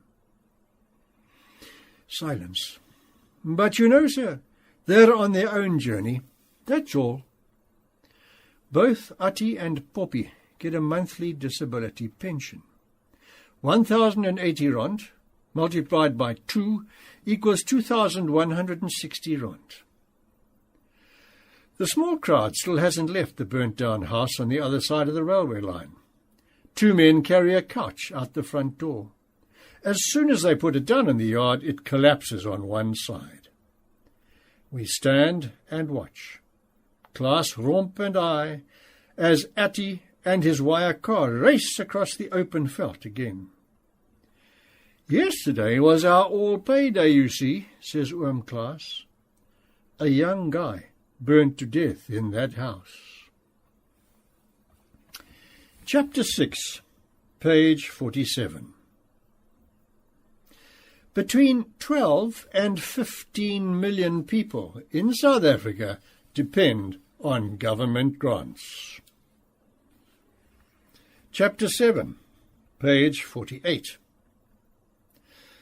Why do I keep thinking of the bank robbery in Pofara? At first I thought it was funny. A bank robbery in Pofara. Ha! Small dorp drama. 5 robbers, a hysterical teller, a flabbergasted police force. Just like an American noir movie, as if Pofara weren't real and only existed for the sake of the story. And it's possible that some people, especially city people, do see Pofara as the prototype of a dorp, rather than an actual dorp. To those people, every backwater miles from the city is a Pofara. Danielskuil, the little place in the Northern Cape where I grew up. It's one of those towns, far from everything and close to itself. Life in those towns isn't idyllic and innocent. They also experience theft and rape, and yes, sometimes people are even murdered in anger. But a robbery is something else. A bank robbery is something daring, something calculated, something that happens in the big city with its gangs and syndicates. A bank robber hardly ever lives near the bank he robs. He comes from somewhere else, nameless and faceless, leaving behind fear and uncertainty. Those 5 men robbed Pofara of more than money. Just past Prince Albert Road Station at Leeugamka, I leave the N1 and turn onto the R353. This is the road to Pofara, which is about 400 kilometres north of here, past Fraserburg and Williston in Bushmanland. Track 5. If all goes well, I'll be sleeping in Brandvlei, in the Brandvlei Hotel, where I met Mozart the tame meerkat on a previous trip. Chapter 8, page 49. The Brandvlei Hotel is in Brandvlei's main road. It's a low green building with a wide veranda. China store, I read on the gable of the building next to it. Clothes, shoes, bags, suitcases, TVs, hi-fis. very low prices. A China shop in Brandvlei? Brandvlei is nowhere near China. It's nowhere near anywhere. It's about 300 kilometres to Uppington in the north, 700 to Cape Town in the south. Brandvlei is one of those dorpies that don't pass the snacker test. Granted, there may be exceptions, but I've noticed that generally in a really small South African town, you won't find a snacker on the cafe shelf, along with the crunchies, the bar ones and the lunch bars. You can't buy a snacker anywhere in these dorps. It's as if the people are still untouched by the pretentiousness of chocolate-covered muesli and sunflower seeds. Christmas lights decorate the wall of the town council building. Christmas was months ago. Across the street, as in Toes River, an ANC poster from the last election hangs from a lamppost, tattered and faded. The text is illegible. It's said the town was named for a man called Brunt, one of the trekboere who left the Cape in the 1800s and came to these open spaces in search of freedom and grazing for his cattle. There's no one behind the reception desk at the hotel. Mozart is nowhere to be seen. Everything in the entrance and the neighbouring lounge bears testament to the hotel's one-star status.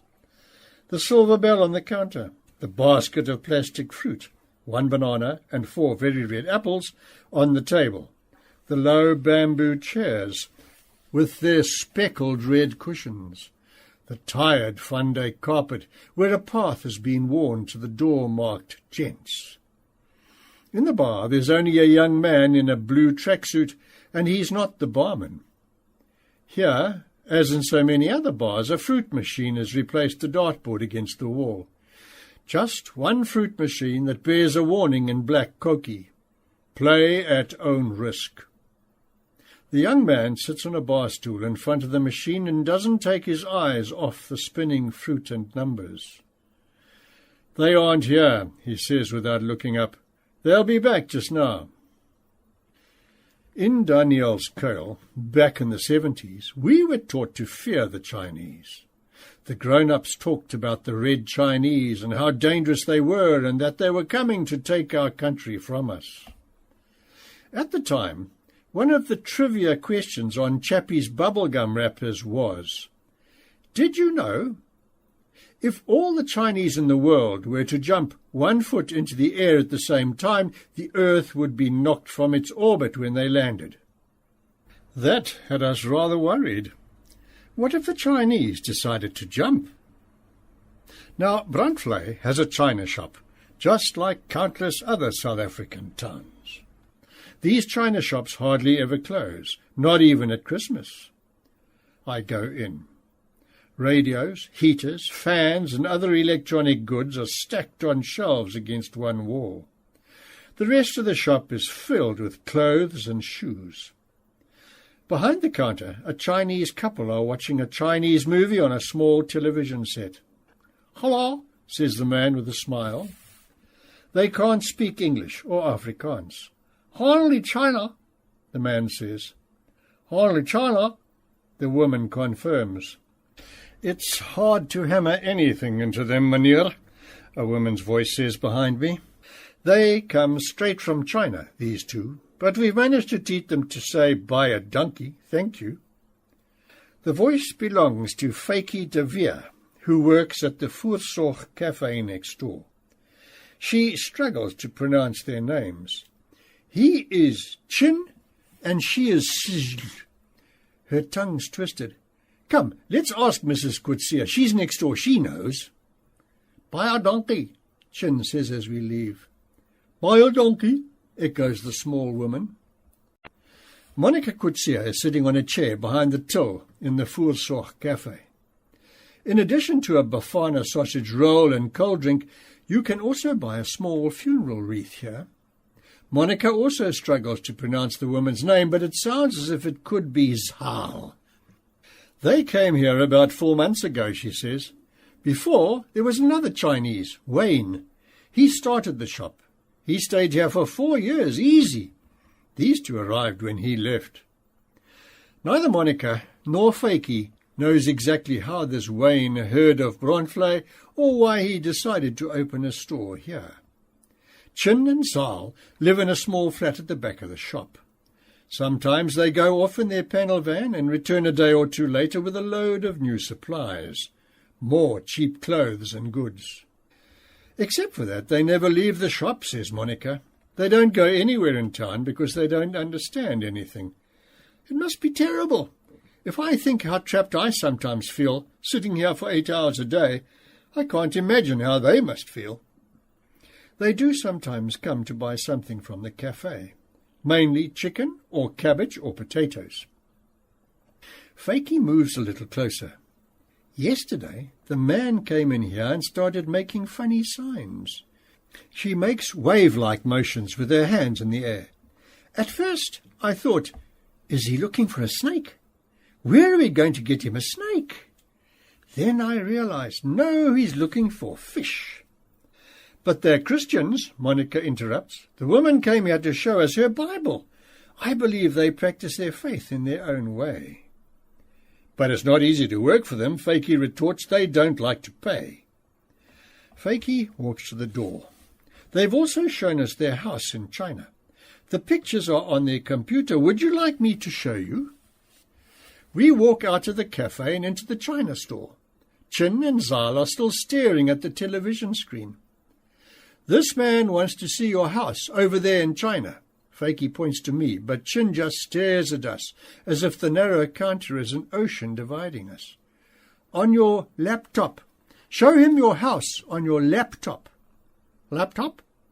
Show us your house on your computer. Chin looks as if he understood this time, because he takes out a laptop and switches it on. He taps at some keys and then turns it towards us. On the screen is a picture of a small Chinese woman with a rice paddy in the background. Mama, he says, Mama. It's his mother. Fakie leans over to get a closer look. Shame. Fakie comes with me when I leave. There's something she wants to tell me. They sometimes come to our house. They just show up, but not to visit. They come to play with my children. They and the children play with a ball and laugh, and when they've had enough, they say goodbye and drive off in the van.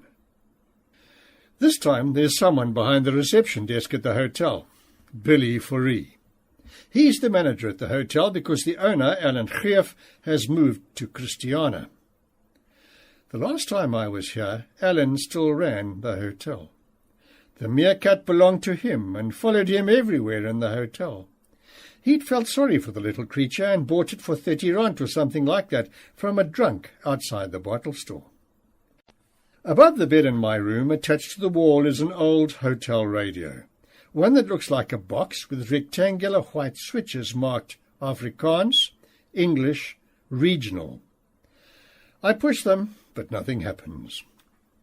There's a white peppermint in a cellophane wrapper on the bed.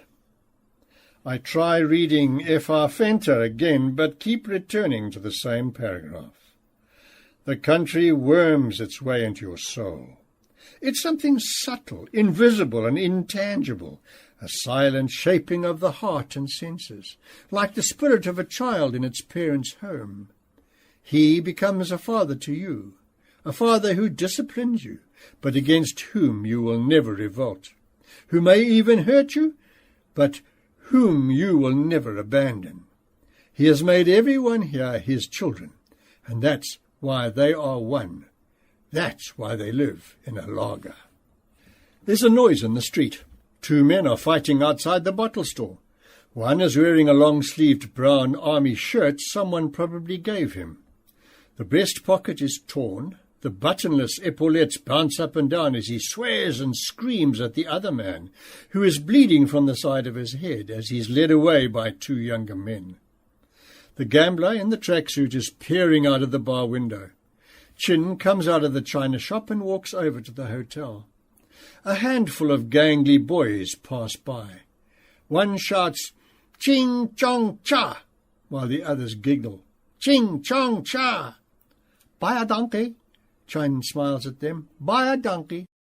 Later that evening, I asked Billy Fourie what became of Mozart the meerkat. "Someone kicked old Mozzie to death, one of the guests. I don't know whether he got a fright. The man was sitting in the dining room, and when Mozzie walked in, he jumped up and kicked old Mozzie, and he died." Potty Potgieter still can't believe that it really happened, here in Pofadder. Here, where he's owned the Shell garage on the main road for more than 20 years, and where there's never been anything but peace and quiet. Can you believe it, old pal? A bloody robbery. Here. He's standing on the pavement outside the garage and points to the small turquoise and white First National Bank building, past the Busmanland Cafe. It's just after 8, and Pep's Stores across the road isn't open yet. I went over there as soon as I heard. Potty points down the road again. I wanted to check they didn't get my savings. But when he got there, the police had already caught one of the robbers. Apparently, he said to the policeman, "Sorry, sir, we tried, but we failed." A Nissan Sentra comes towards us from the top of the street, from the direction of the Sophia Old Age Home. "Here comes the young woman who works at the bank," says Potty. "She's the one who had the gun against her head."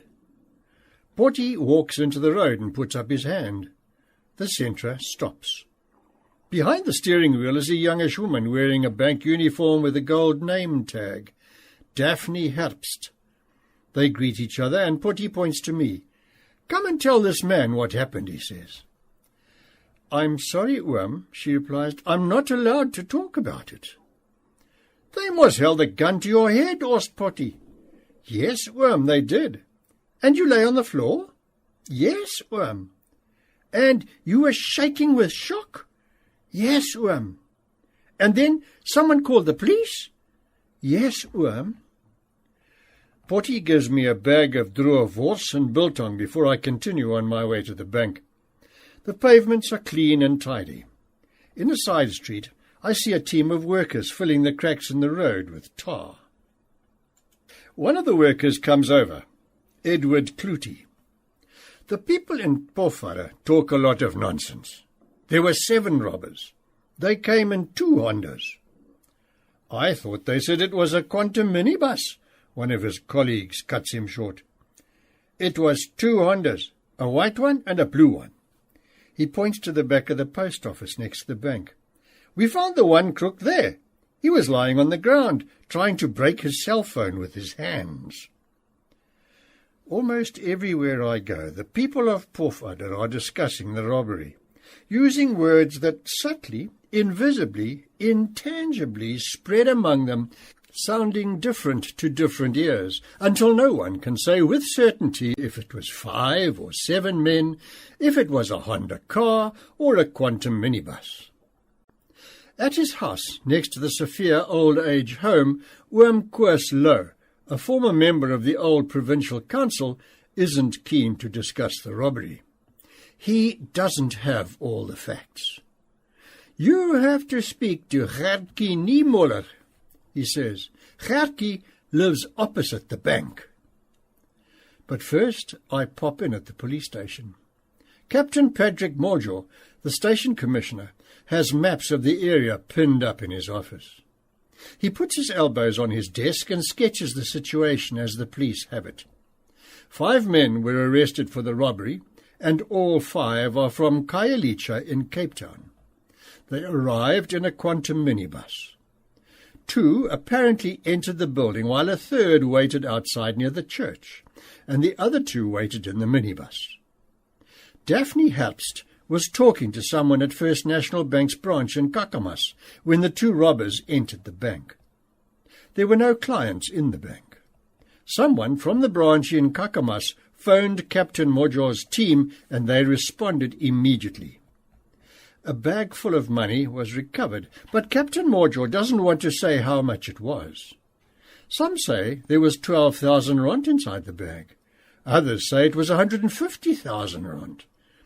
And that one of the robbers jumped into a corrugated iron dam with the bag. Oom Gertjie Niemoller owns the whole block opposite the bank. He could, for all I know, own most of Porfado, because just about everyone tells me he's a wealthy man. That he's owned more than one mine in his day, that he farmed with 15,000 karakul, that he started South Africa's date industry, and that he's the only person from Bushmanland who has flown in a Concorde. That may be so, but his yard doesn't speak of wealth. A combi is parked under a lean-to, and there's a small cement dam where he keeps the turtle he bought in Pretoria in 1953. No Italian tiles, no water fountains. A man peeps out of a side door. He's wearing a blue overall jacket and veldskoene. This is the closest you'll get to a Bushmanland butler.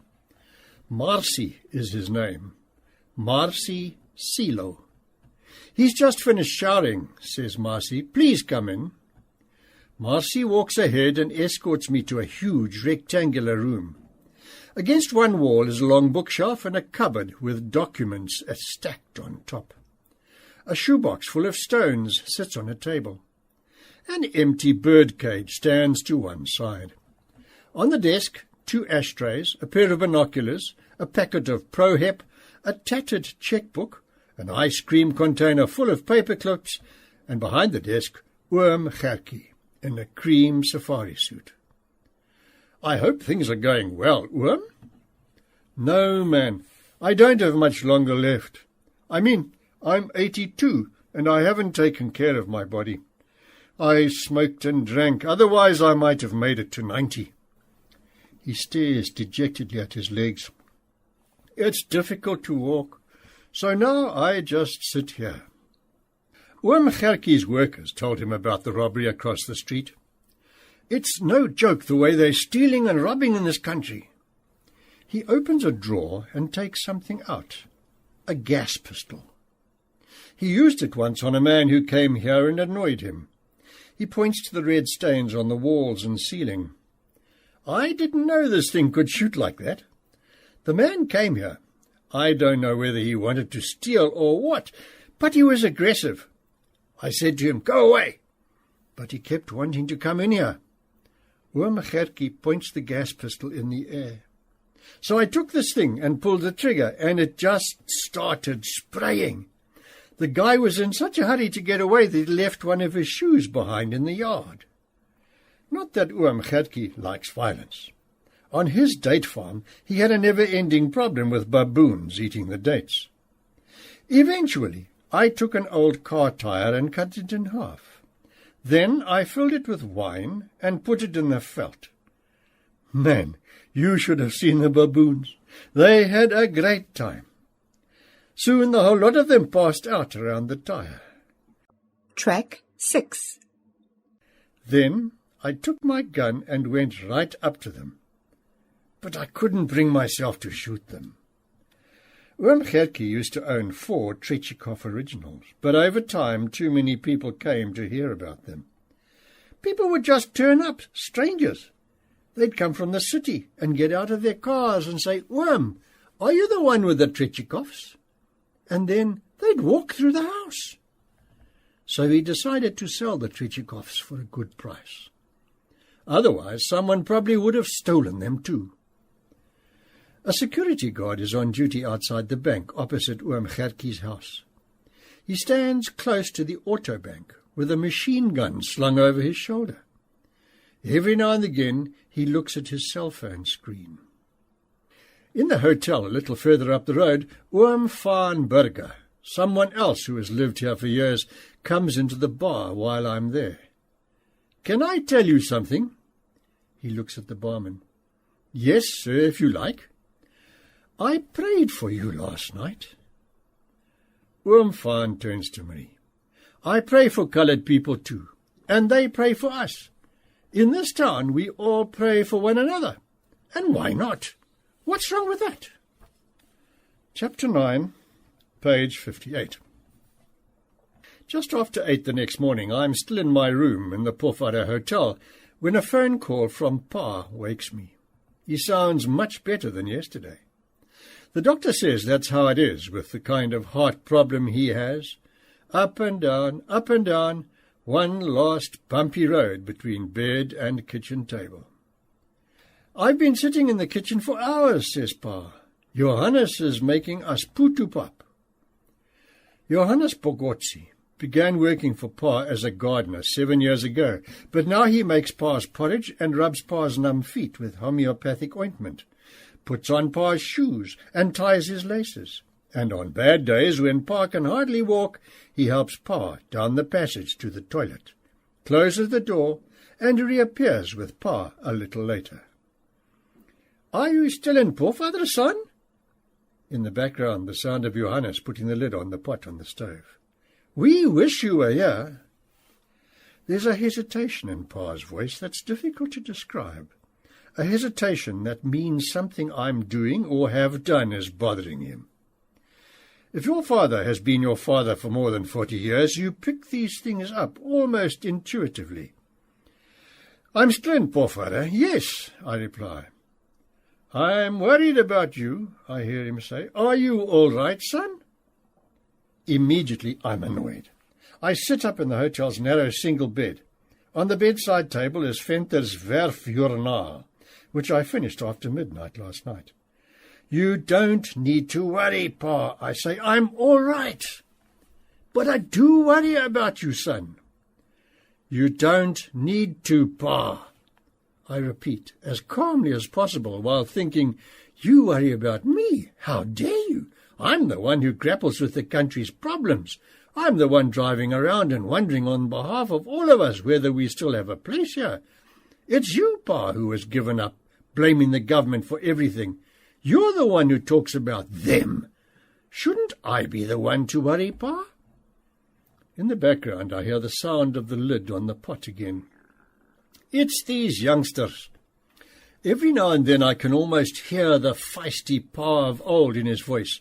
"Malema's people, they are the ones making trouble." "What do you mean, Pa?" "It's them who robbed that bank. They sit in the townships and do nothing. Most of them can't even read or write properly." Maybe the old regime is to blame for the fact they can't read or write properly. The National Party that you voted for all those years. That was exactly what I didn't want to say, because it just brought on the same passionate lecture about how we still wouldn't have tarred roads and dams and hospitals and clinics in this country if it wasn't for the old government. How it would still be a wilderness. When he's done, Pa sounds old and worn out again. "I think I'm just quickly going to eat something," he says, before saying goodbye. "Then I'm going to lie down again." After breakfast, consisting of the Bushmanland Cafe's famous Moerse burger, as stated on the menu, I take the dirt road to Van Wyck's Vlei, past places with names such as Katkop, Geelvloer, and Onderstebdorings. I want to go to Constantia, the farm near Van Wyck's Vlei that F.R. Venter wrote about. The story moved me for one reason in particular. The innocence of life in the platteland, as Venter describes it. It could just as well have been a description of Daniel's Kuil and its surroundings in the 70s. It's a bygone farmer's paradise of church bazaars, Sunday school picnics, and jovial auctions. The conflicts we knew then were mostly between man and nature. Droughts, locusts, diseases that killed sheep and chickens. Granted, politics did exist, but it was the safe politics of Nat versus Sap, of Reformed against Dutch Reformed, of a Ford man and a Chev man. The labourers' houses were set at a distance from the farmer's house, the location out of sight of the dorp, and the inhabitants of those houses were good-natured and submissive. Could it be that I am only now losing that old innocence? The thought keeps returning as I read. Could this be the first time I'm really noticing the small houses out there on the empty veld? The world is flat and bare between Poorfather, Brandvlei, and Van Wyck's Vlei. A small bakkie shudders towards me, a Datsun 1400 with one blue mudguard and one green. The bonnet is tied down with a piece of wire. The left front wheel wobbles over the gravel. The windscreen is a road map of cracks. And inside are a man, a boy, and a woman. Another 5 or 6 people are on the back. The 3 inside the cab wave at me. I hear a voice in the wind. Then it's just me and my thoughts again for kilometres through dry river beds, past blackened rocks clustered as if gathered for a meeting. Between nowhere and nothing, I see a dead jackal draped over a wire fence. It's something you see from time to time in this part of the world.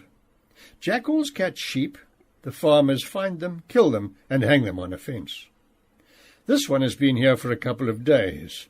His front legs are grey and his tongue lolls from an open mouth. Die Noordwester, a community newspaper I bought in Brandvlei, reports on a jackal that also ended up somewhere on a wire fence. Prieska. Last week, on her way to the farm school, where she is a relief teacher, Sarah Badenhorst saw a jackal running next to the road. At first she took it for a dog, but then realized to her surprise that it was a big jackal. She immediately swerved off the road, chased the jackal in her bakkie, and drove over a large bush before hitting it. At first she wasn't sure whether she had hit it, but when she looked in her rear-view mirror, she saw the jackal lying in the road. She had to turn back, with half the bush still stuck under the bakkie, to check that it was dead. It was indeed dead, and they hung it on the wire fence. She later saw a flock of sheep with their lambs not far away. The jackal may have been on its way to them. After a while I see a greenish hue in the distance, and then a blue gum tree rises from the plain. Swartkop, the Timbuktu of South Africa, I'd thought the only other time I was here long ago. It has a church, a school, one shop, and a few flat-roofed houses, and around 200 residents. I spot something red in the veld.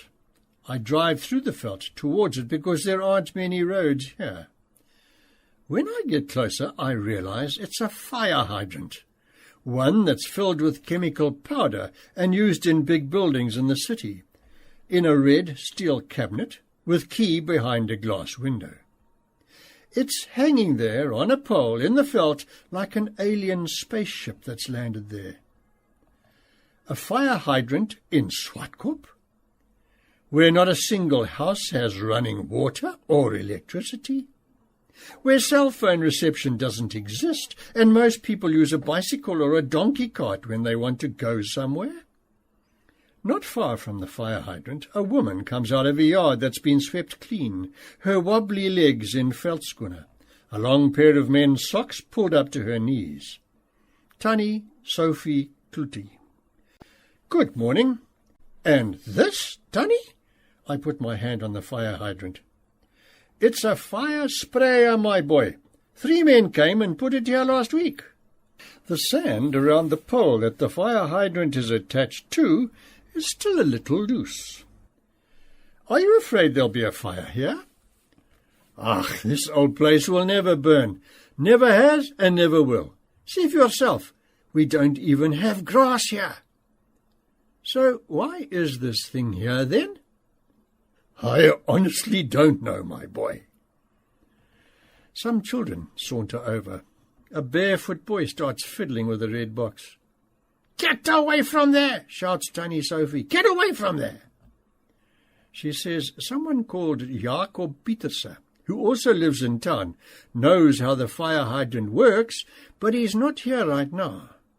It seems he also has a fire suit that was given to him by the people who came to install the hydrant. Tannie Sophie looks towards the school.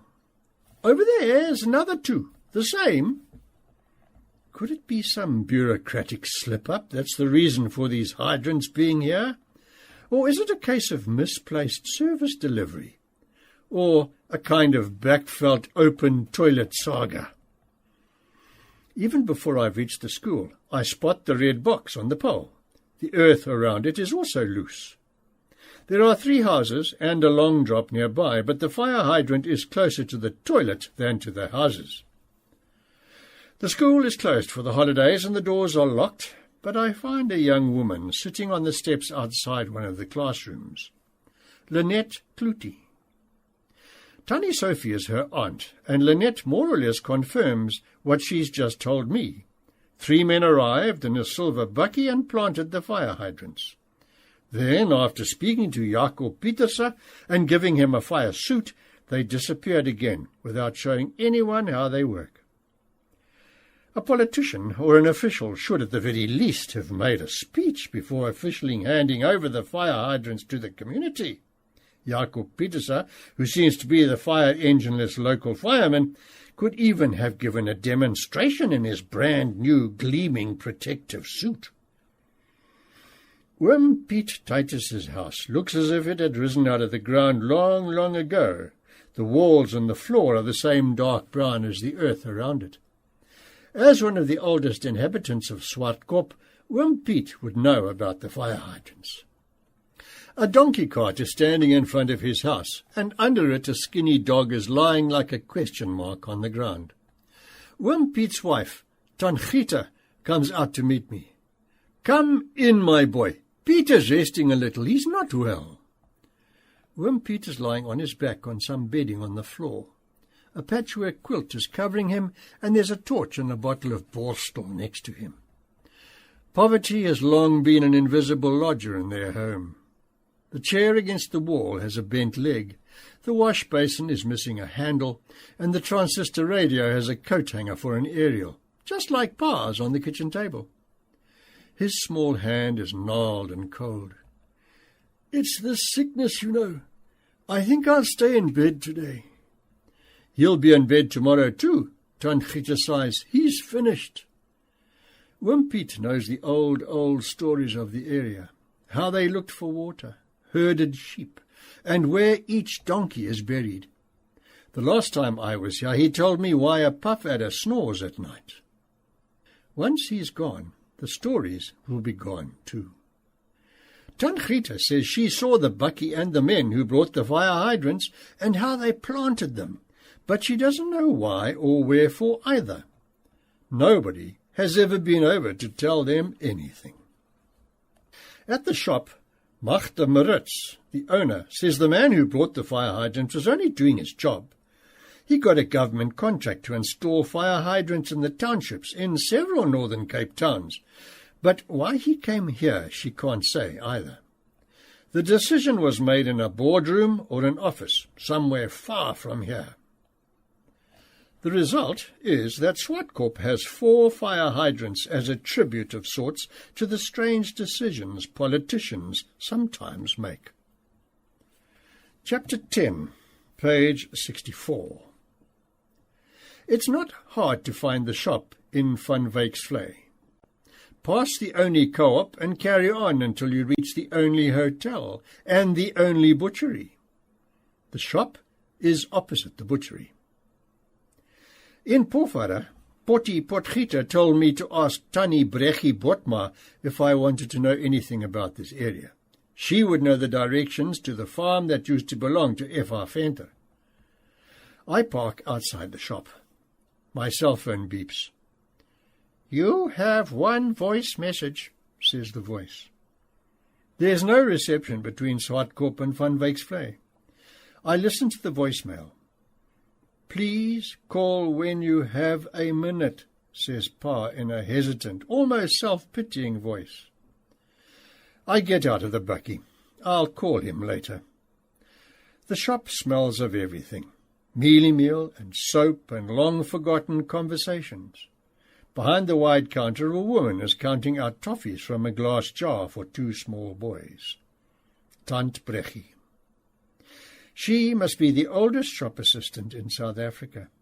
At 84, she still works full-time, week in and week out. Why would I just go and sit? What would become of me? She'd known F.R. Venter when he lived here.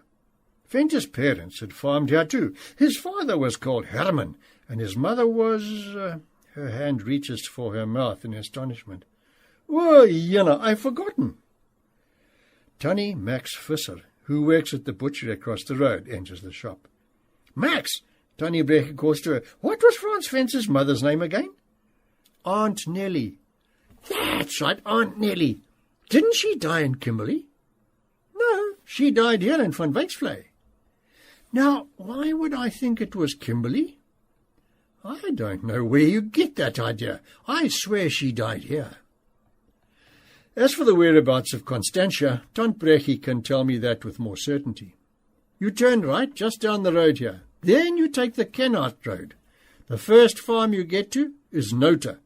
Carry on over a small rise. The road veers off like this. At this point, Oom Philip de Bruyn joins us. He's a tall, strong man with a Parker pen and a spectacle case in the breast pocket of his khaki shirt. He also knew Venter. Frans was a sap, you know, he says. Some ignorant guy or other once proposed him as a member of the rapportreiers. But Frans was turned down. A sap couldn't become a rapportreier. And then, with a hint of a smile, I wasn't a rapportreier either, because I was also a sap. He looks at me as if he feels sorry for me. I don't think you'll be able to go to Constantia. It belongs to Armscor now. Not far from the shop is a disused children's playground, but the fence is gone. All that's left is a section of the slide and the frame that the swings hung from, standing there a bit like the gallows in a cowboy movie. The only thing that hasn't been damaged is the signpost. Use of equipment at your own risk. No children over 15 allowed on playground equipment. Children under 7 must be accompanied by a competent person. No bicycles permitted inside the playground. Keys obtainable from the SA Police. By order. I pull over on the pavement next to the signpost and call Pa from the bakkie. He must be in his bedroom again because the phone rings and rings. Then silence. Then there's a scraping and scratching before I hear him. Hello? Hello? You called, I say. Are you all right? Pa's just lying down for a bit, he says. It's an old trick of his. When he's feeling unwell or sorry for himself, he refers to himself in the third person. Pa's just lying down for a bit. Silence. I didn't want to argue with you this morning, but you have to stop thinking that us whites have only been bad for the country. That's not what I'm doing, Pa. I'd like to add, but I can't pretend that bad things never happened. Instead, I keep quiet. There's a long silence. I look at the sign in front of me. Pa's generation liked putting up notices like these for the sake of law and order, always with a by order at the end. In some places, like here, the notice board is all that remains. Track 7. When can we expect to see you, he asks. When are you coming home? I worry about you, son. This is typical, too. First he'll admonish, then apologize, and then he'll make me feel like the prodigal son. I explain that I expect to be in Ventersdorp in a week or 2. I haven't experienced enough of the country yet. That's all right, son, he says. As you please, you know better. I don't think I always know better, Pa. No, you always know better, son. That's not true, Pa.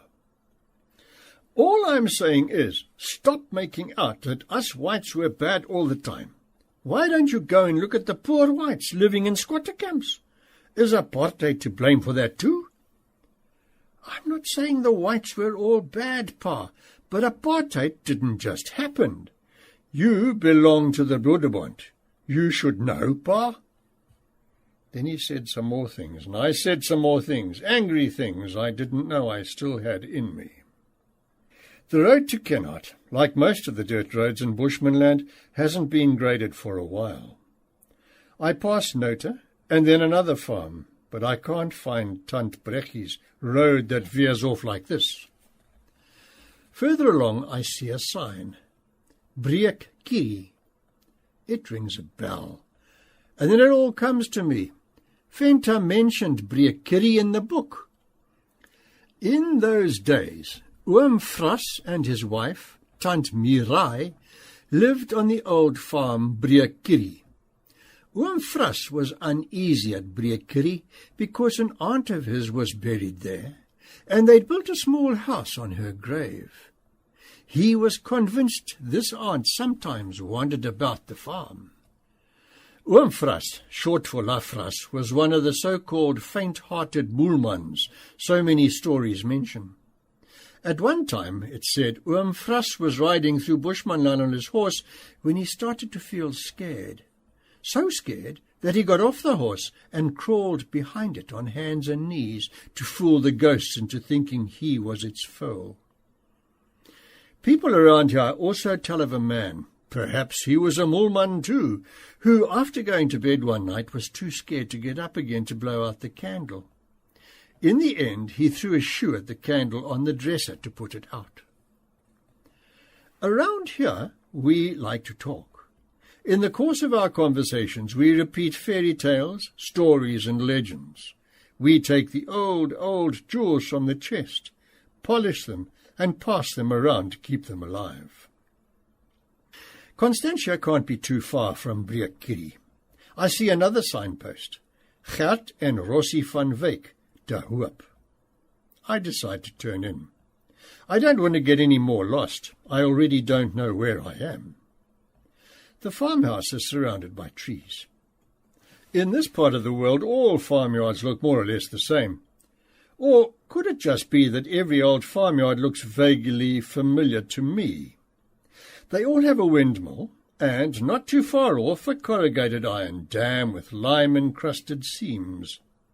An old bakkie is parked under a pepper tree, and the house is fenced. The yard is swept clean, and there's a quiver tree and a rockery. On the veranda wall there's a flowering geranium in an asbestos container, and a fern in a paint tin. On the top step, a wire basket sits on a folded grain bag. To the side of the house stands a ridged aluminium tank with a small lock on the tap to collect rainwater. At the back door there's a car radiator for wiping off feet, which has been worn smooth over the years. When you stop and get out, a sheepdog, its back hunched, trots over to the gate, and the screen door under the yellow light bulb on the stoep squeaks open. Rossie van Wyk comes over. She knows Constantia. She points towards two flat-topped hills in the distance. Venter's house is between those two hills, but I don't know whether you'll be able to go there. The gates are locked. Venter, who died at the Strand in 1997, sold Constantia before his death to someone who sold it to Arms Corps. Now Constantia has lost its innocence because it's part of the Alkantpan test range. A narrow two-track lane lurches towards the two hills. It gradually becomes fainter, and the bushman grass and thorn bushes grow higher before you reach a locked gate. Behind it, in the veld, is the skeleton of a house. Luckily, no one seems to be testing weapons today. We came from the city, and we were like the city, disciplined, hurried, and bound by ruthless regulations. On the way to the farm, we even sang "California, Here We Come," because we were filled with a wild expectation of freedom, space, and that undefined romance the veld and its animals evoke in city folk. Venter helped build this house. I walk up to the gate.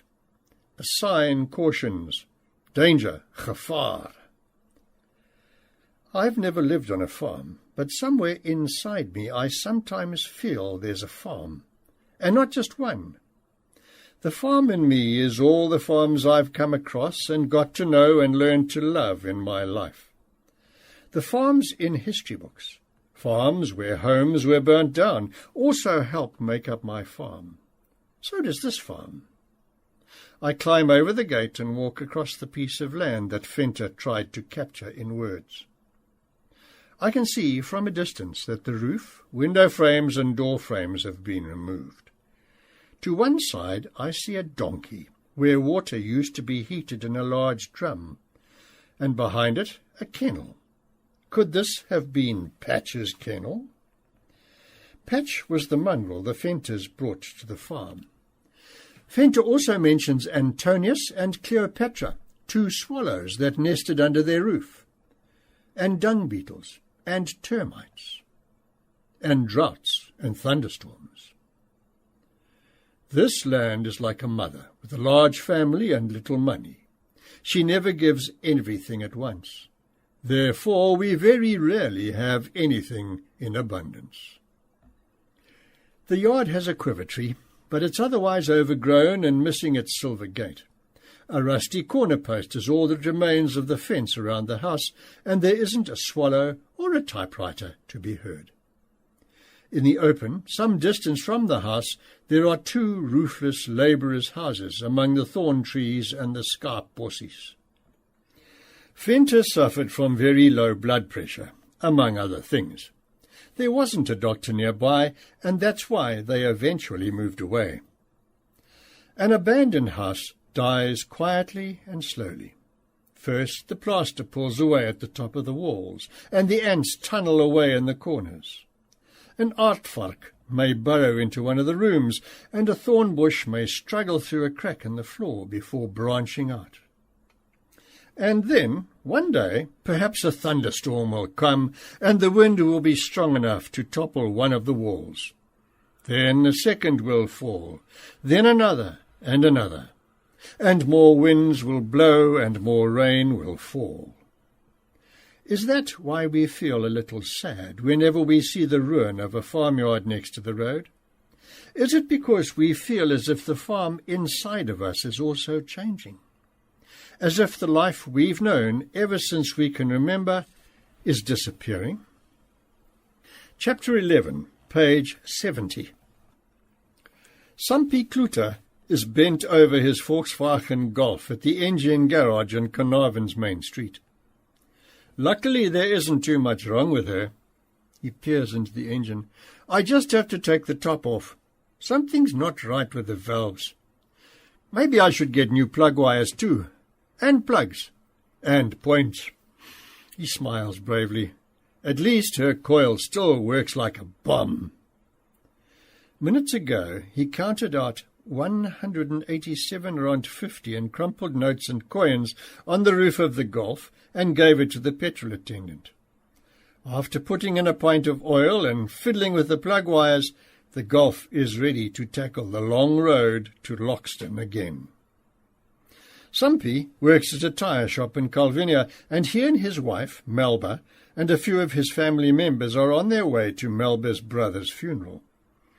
One by one, the passengers return from the cafe, all 5 of them. "Move up, man!" one of the women shouts at the other 3 on the back seat. Then, slowly, squeezing to get her leg into the car, she closes the door. "Well, I must be off." Sampie lowers himself into the driver's seat.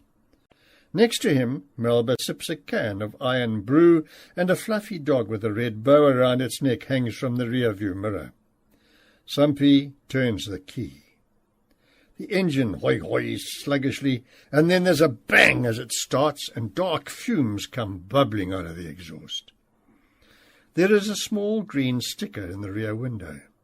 Addo Elephant Park. Sampie gives me a thumbs up, and they're off. They're going to be in time for the funeral wake tonight, all night, in Loxton. I spent the night in Williston, the neighbouring town, and now I'm heading in the general direction of Vosburg. As soon as I saw Sampie's Golf, it formed a snapshot in my mind. Perhaps I'm imagining it, but there seems to be more crocs on the road in the Northern Cape than anywhere else in the country. Golfs like Sampie's, Datsun Buckies, Mazda 323s, Chev 4.1s from the 70s. Perhaps there are more poor people here who need to own cars. The distances between places here are vast, and there's no public transport to speak of. In the garage cafe, a list with the names of those who are no longer welcome hangs from a shelf. There are no direct accusations, but I gather that theft earns you a spot. Lately I've seen similar lists in many cafes around here, often written with a cokey pen on a piece of cardboard, listing the names of people who aren't welcome. I've copied the one in the Jaagvlakte Cafe in Calvinia verbatim into my notebook. Right of admission reserved. The following people are prohibited from entering the shop again. Bueller Julius, 10. Hooty Fruit Ice Cream. Nicolene Octhuis, 13. Ran away from sister. Charmaine Prince, 13. Marceline Ambrose, 14. Santi Ann Octhuis, the leader. By order, the owner. I'm beginning to think I'm not going to get away from Carnarvon before sunset. I've just seen an old man coming down the street on a chopper, a green chopper from the 70s. Once upon a time, just about every boy in the country wanted a chopper. Choppers had a small front wheel, 3 gears, tall handlebars, and a spiffy padded seat with a backrest. I run after the old man. He brakes and gets off.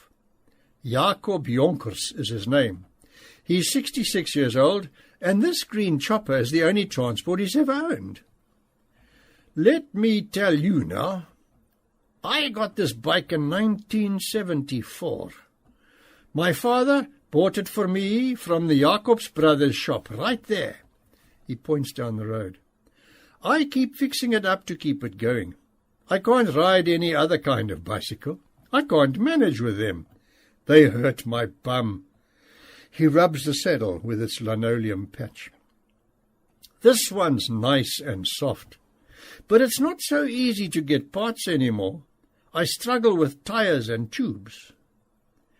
That's why he takes a car pump everywhere he goes, wrapped in a nose bag. One of the chopper's other attractions was that you didn't pump the tires with a bicycle pump. You had to go to the garage and use the pneumatic pump, like a car. Oom Jacob jiggles the gear lever. At least 2 of the gears still work, in a way. He taps the light with his finger. There's nothing wrong with the light. When it's a very dark night, he lowers the rectangular dynamo attached to the steering rod until it touches the front wheel. Then, as the dynamo sings, the light makes a tunnel through the darkness in front of the chopper. I've ridden through pitch darkness on it, when it's pitch dark. Chapter 12, page 73. Forsberg, on the other side of Carnarvon, must surely be the only town in the world that advertises its trees' shade. Come and relax in the lovely shade of our trees, reads the board at the entrance to the town.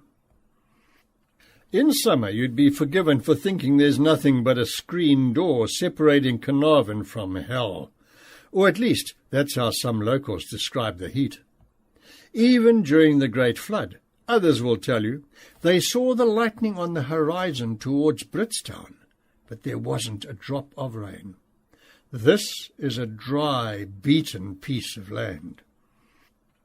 It's 11 o'clock on a perfectly ordinary Tuesday morning, and there's no sign of life along Forsberg's main street. There are no shady trees either. I try calling Pa. We haven't talked since the angry conversation we had when I was in Van Wyksvlei. Since then, I haven't been able to put him out of my mind. Perhaps this is the first time I've really understood why we use the word fatherland. The father is the land is the father. You can't deal with the one without dealing with the other. I dial Pa's number. After a while, a voice answers. Hello, this is Obut's phone. It's Johannes Bugotzi. How and why this came about, I don't know, but he no longer addresses Pa as Obas and has been calling him Obut for the last few months. Sometimes they have coffee together at the table, each with his enamel mug.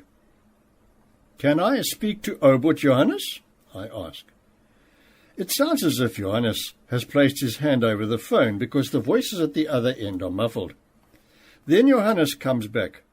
Obud says he'll phone you back. Is he all right, I ask? Another muffled silence. Then Johannes says, Obud says he's all right. He'll phone you.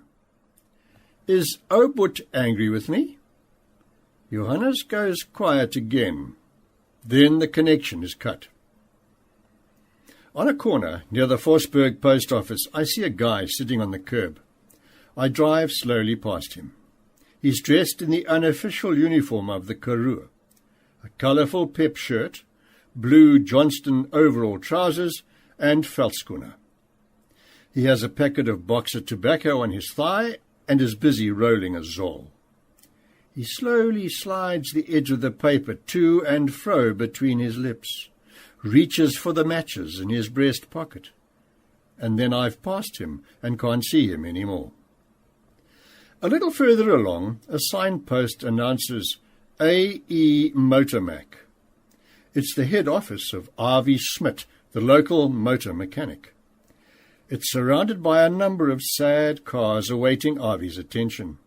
A Datsun 1500, the front half of a Chev Fleetline Bucky, a Corolla with one yellow and one red front mudguard. Oom Avi is standing behind the workshop next to a Nissan Bucky, contemplating the engine as if it's the sickbed of a loved one. If you're not from here, it's easy to dismiss Oom Avi with one glance and turn up your nose. Oh, one of those. Just look at the dirty overall, the stump of a finger on his left hand. But wait till your car breaks down on the rough dirt road between here and Carnarvon with its second flat tyre or a hole in the radiator, and you'll be quick to ask for Avi's telephone number. Oom Avi's in the mood for a chat. He sits on an upturned paint tin. The Nissan can wait. Besides, he's already been waiting for 2 days for the spares that are coming from Kimberley by courier. Have a seat. He gestures towards the paint tin next to him. I sit down. It's beginning to feel as if my journey is veering off track. Track 8. It feels more like a long farewell to the Platteland as it once was. Oupa, Pa's dad, was a mechanic in Meermal in the Free State. A mechanic in a small town has to be a man with a plan because spare parts are hard to come by. I don't know whether it's true, but they say that some guys in the Kalahari used a 3-doring stick to replace their plug wires. He gives a little laugh. Apparently it works like a bomb when it's full of water. Water conducts electricity, you know. And when your bearings liner packs in, you use a veldskoen sole.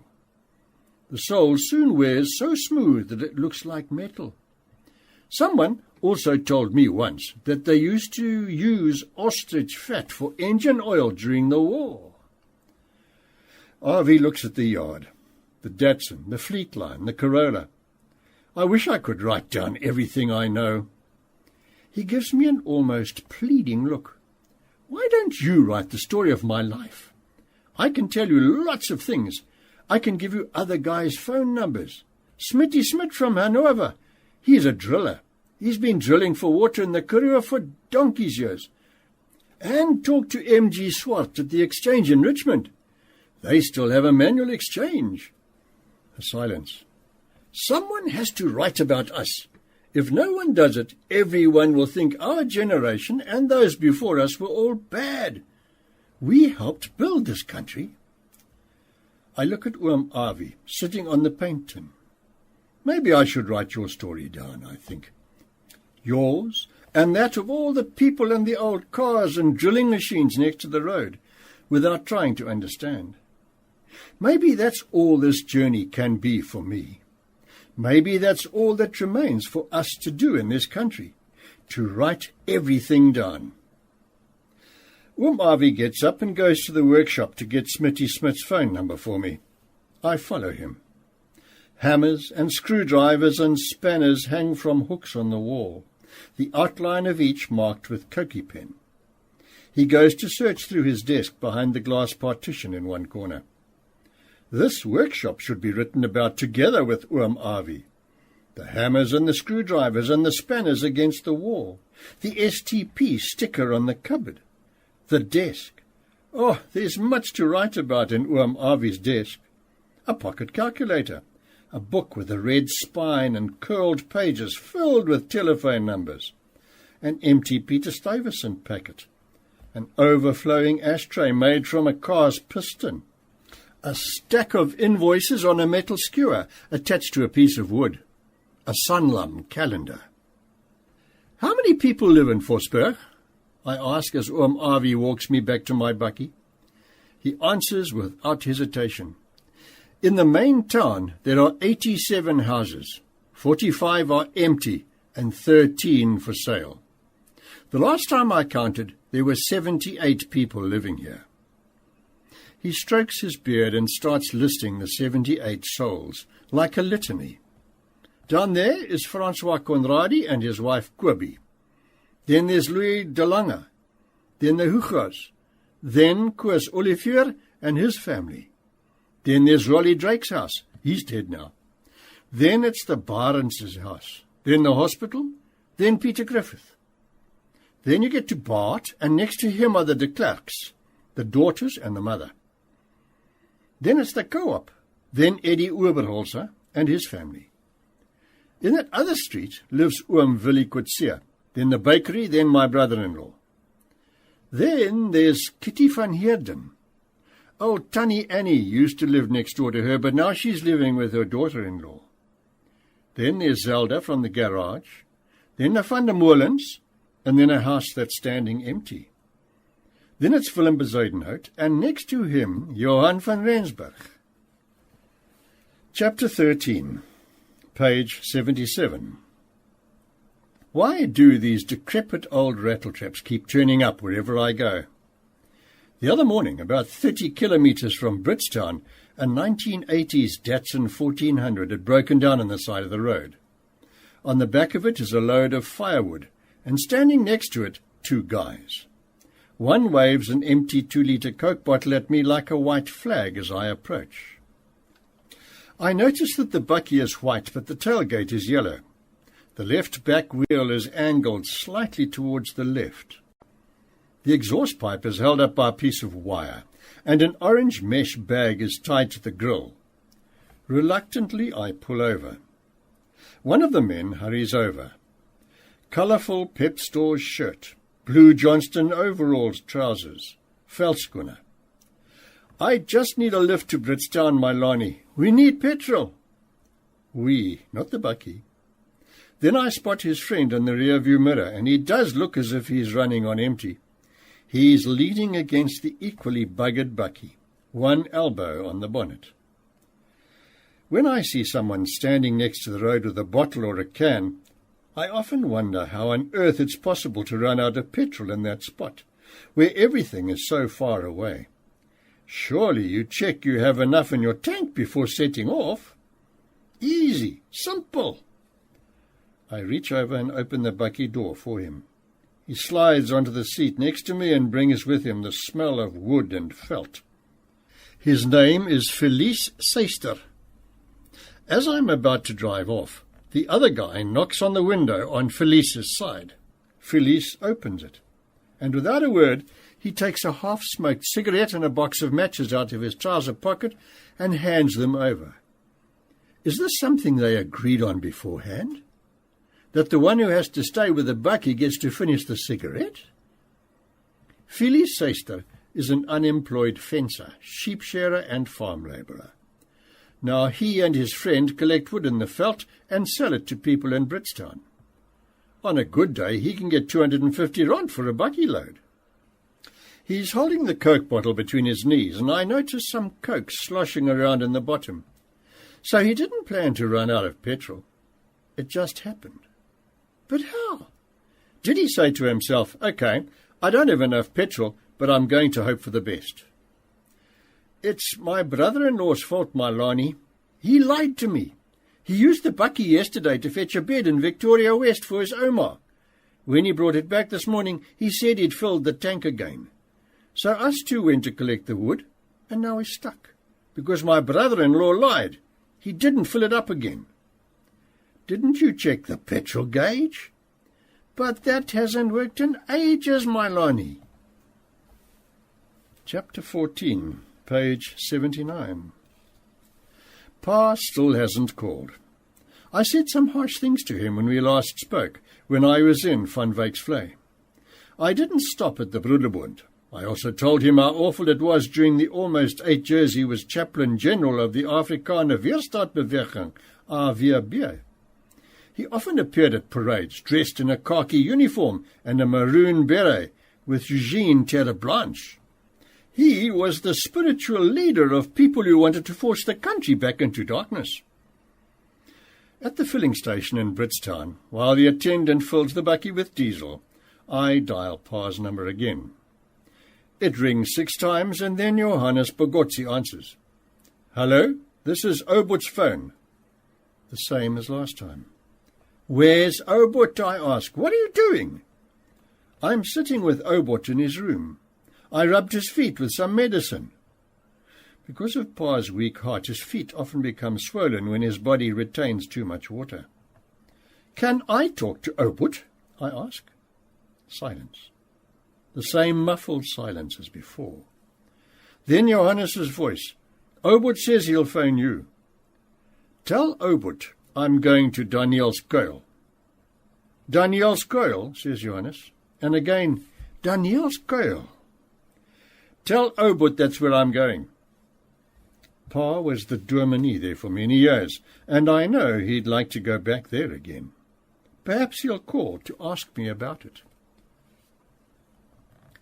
Chapter 15, page 80. M.G. Swart leans towards the switchboard of the manual exchange behind the Richmond post office. One of the farmers in the area has called. It's André Kok.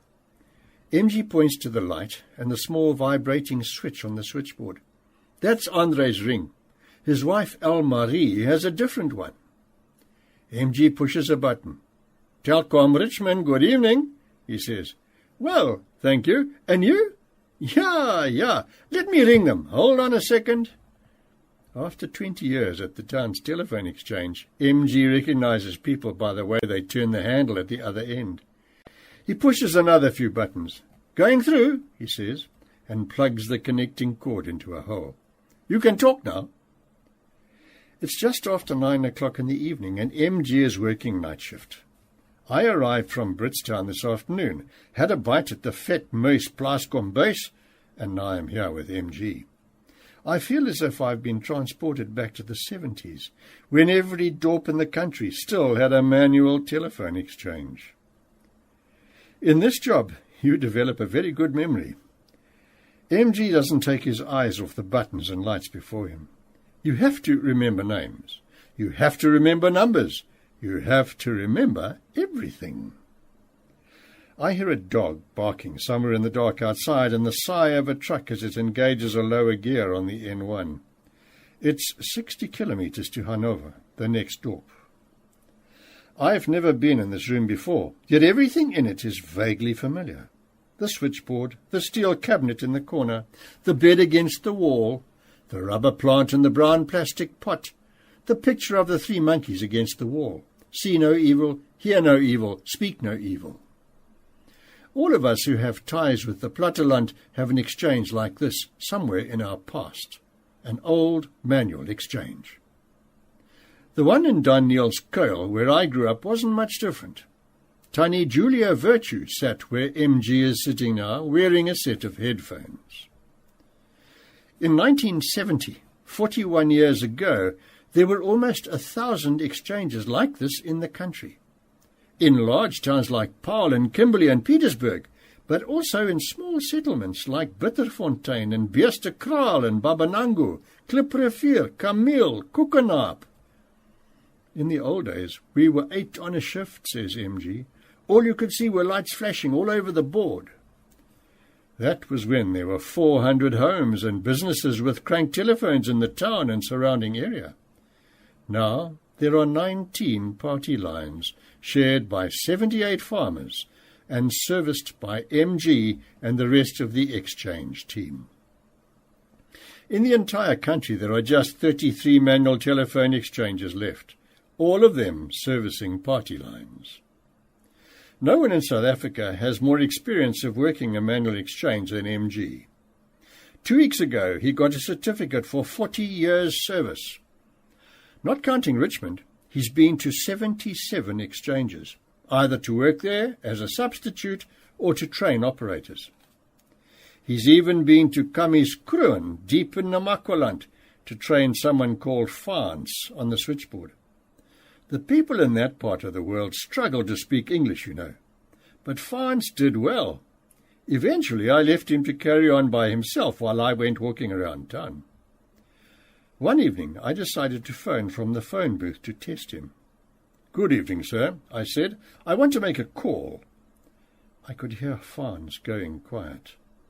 The next minute he came running out of exchange shouting, "MG! MG! Help! English! English!" A green light flashes on the switchboard. It's someone from outside Richmond who'd like to talk to one of the local farmers. Again, MG answers. "Telcom, Richmond. Good evening. 1112. Let me try them." Each farmer has his own ring. The last 2 digits of the number determine the ring. The ring for 1112 is a short ring followed by 2 long ones. For 1121, it's 2 short ones followed by a long one. Without an experienced operator like MG, a party line could be a recipe for animosity and arguments. Because there's only one line for up to 10 farmers, only one can make or receive a call at a time. That's why MG times each call. After 3 minutes, he interrupts and tells the people on the line, 3 minutes are up. That way, no one can lose track of time. And because people share the same line, they can also eavesdrop. Problems, problems, problems. Everyone who's ever encountered a manual exchange has an eavesdropping story. Like the one about the woman who got so carried away by 2 farmers' conversation about politics that she chipped in, "Now you're lying, you bloody saps." MG looks at the switchboard. Another call.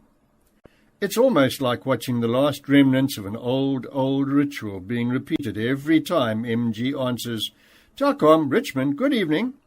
Yeah, the clouds are looking promising. We may get rain, yeah. Soon, I think. Okay, I'm ringing them." An old ritual that speaks of the importance of human contact.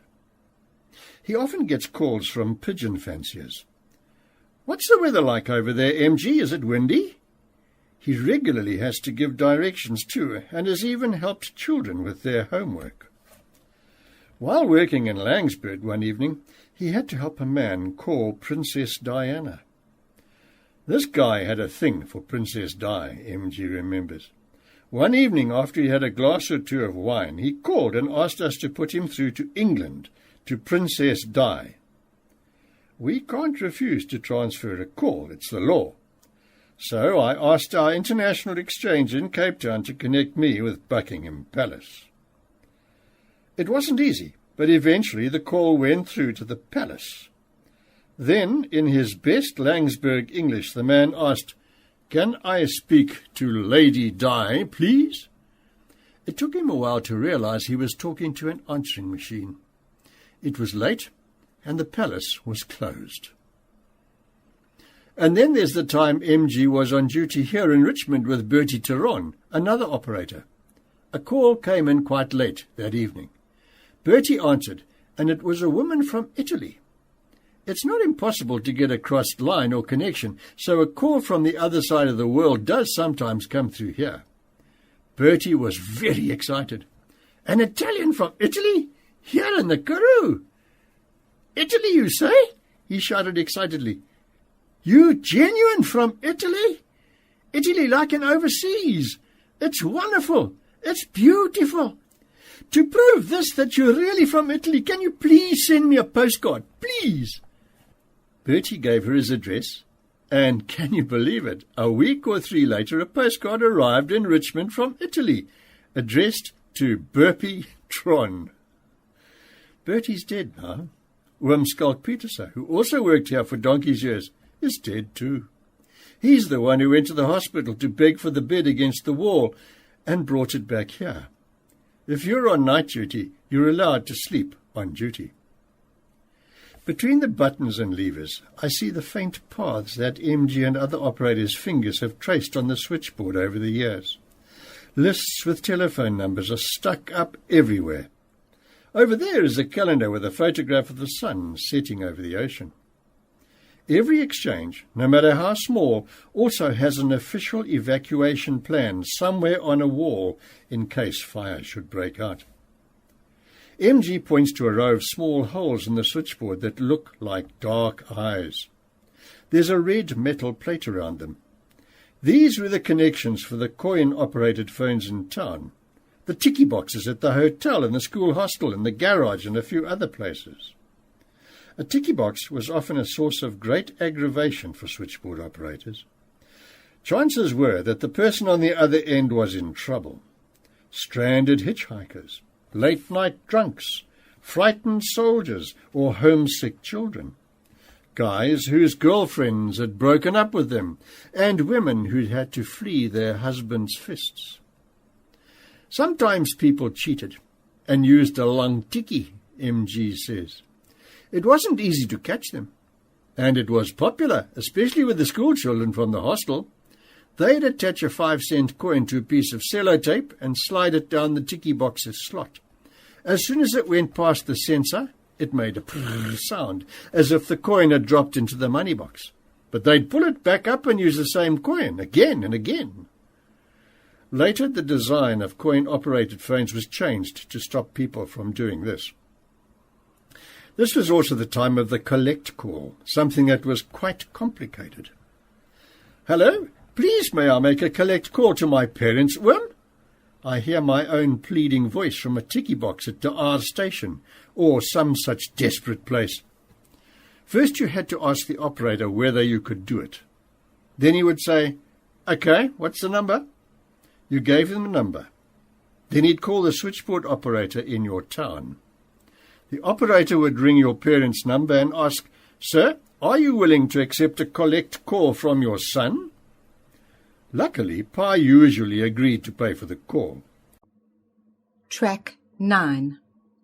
Then the operator you had first spoken to came back and said, "Okay, going through." The more I think of manual exchanges, the more voices I hear coming back to me. Danielle Coyle's Tante Julia saying, "Number, please?" Or, "No, wait, your parents aren't at home. I think they went to visit Tan Hester. Let me try there." Or my late mother lifting the handset and asking, "Busy?" Or old Soof, the Griquatani who worked for us in Daniel's Coil, and who always, irrespective of who might be calling, had the same refrain. "Hello, miss, you can talk, please." MG goes to the back of the switchboard. The lines have become quiet. "Come, look here." He points to the top of the switchboard, and there it is. An old Siemens crank telephone. The real McCoy. Pitch black. And I can hear Tanny Julia say, "Hold on for a trunk call." There was a time when hundreds and thousands of homes had one of these. This one still works. MG pushes a button on the switchboard and the familiar, long-forgotten trill echoes through the room. It's a cross between a bicycle bell and a triangle in a school percussion band. The telephone used to have a place of honour in the home. Older models were attached to a wall in the passage or the dining room. In more modern homes, they often sat on a cane table in the passage. A stack of telephone directories was always within reach, as well as an address book with an alphabetical index crammed with numbers. The spot on the wall above the telephone was reserved for the church calendar, where birthdays, weddings, and important rugby matches were marked. MG can't say how much longer it'll be before there are no manual exchanges left in South Africa. Perhaps there will be fewer than 33 by this time next year. Who knows? Party lines are expensive to maintain, and besides, there are few places in the country that don't have cell phone reception. On the ridge outside town, the whitewashed stones no longer spell Richmond. The town got its own website, And just the other day, people went up there to place more stones on the ridge.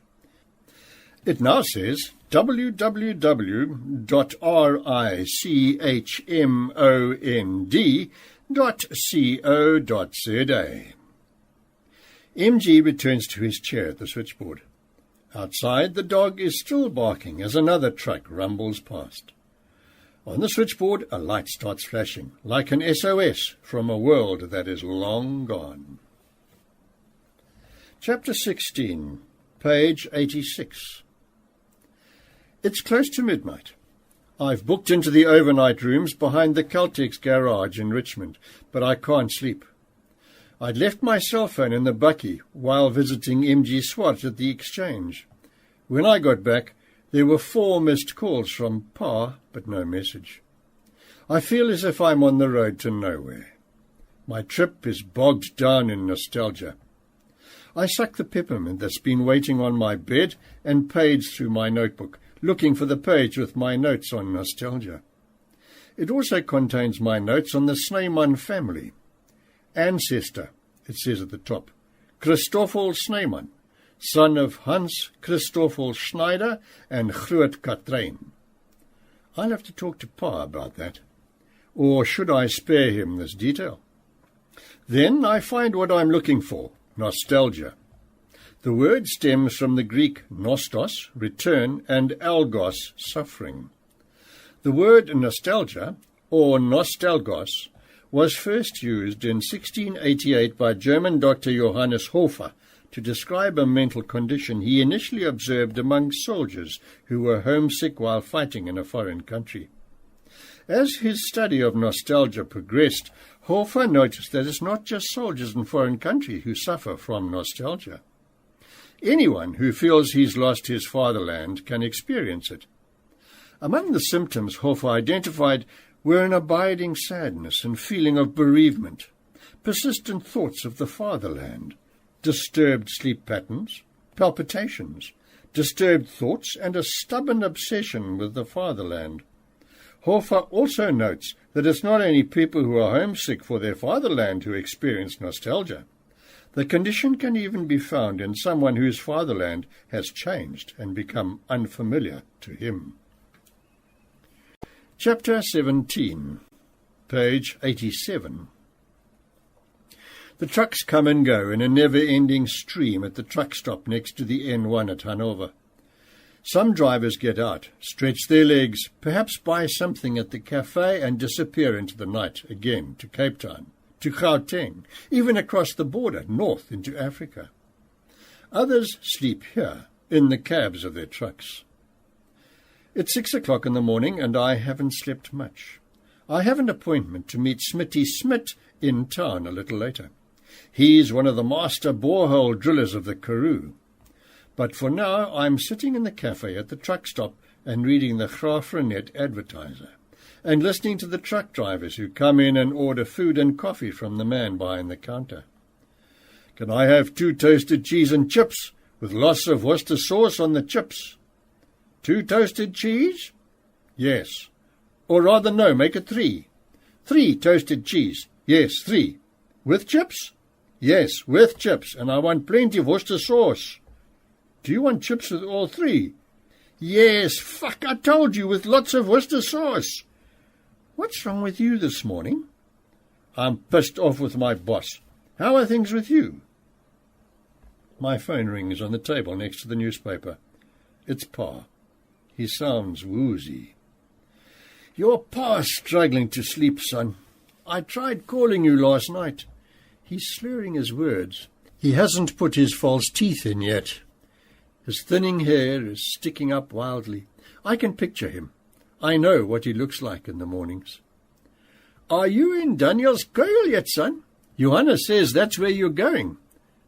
I'm still on my way, Pa. Be careful. I'm going to try and get some sleep now. I'm struggling to breathe. I just wanted to check you're safe. I want to apologize for my harsh words, but he's already gone. Maybe this is how the love between a father and son works, because it's how it's always been with us. We'd argue, Pa and I. Then one would make a conciliatory move, and then we'd pretend nothing had happened. Until the next time, when the same old things often got rehashed.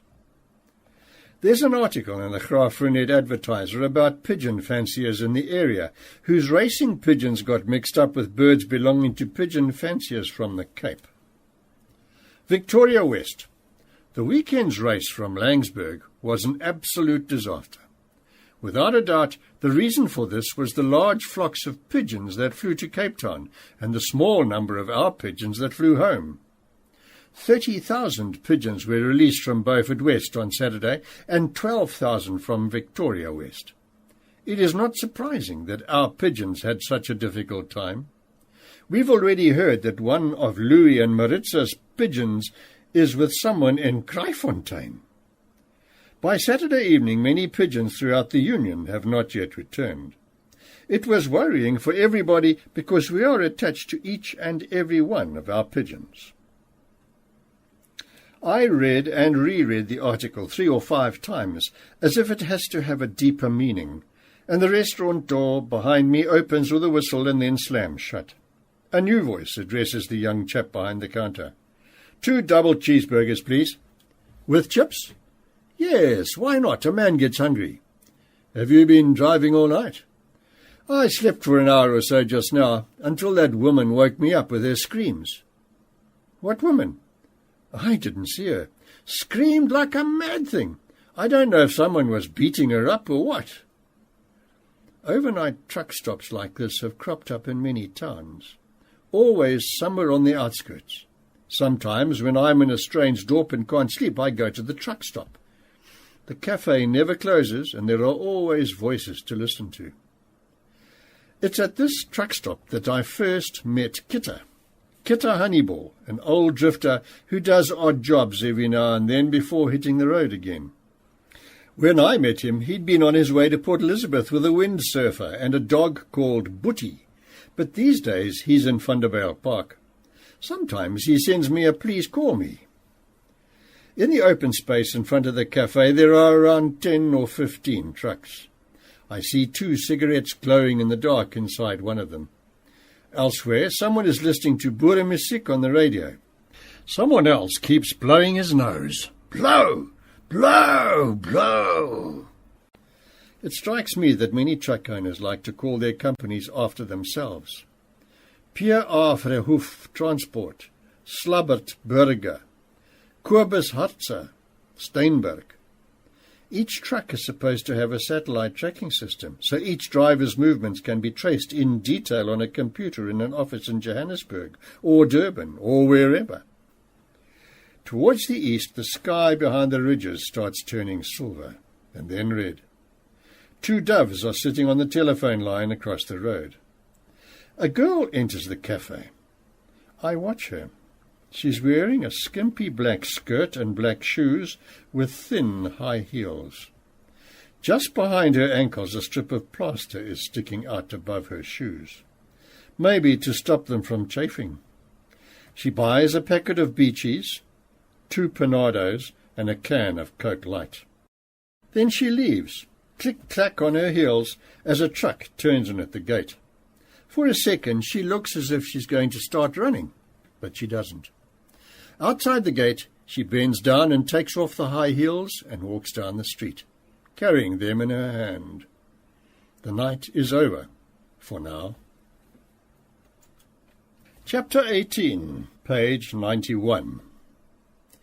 Divining water isn't as simple as cutting a forked stick from a tree. This I realize the minute Smitty Smit goes to work in the veld just outside Hanover in the Karoo. It's a serious business. For a start, it needs to be the right sort of forked stick.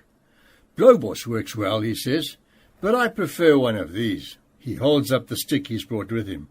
Driedoringbush.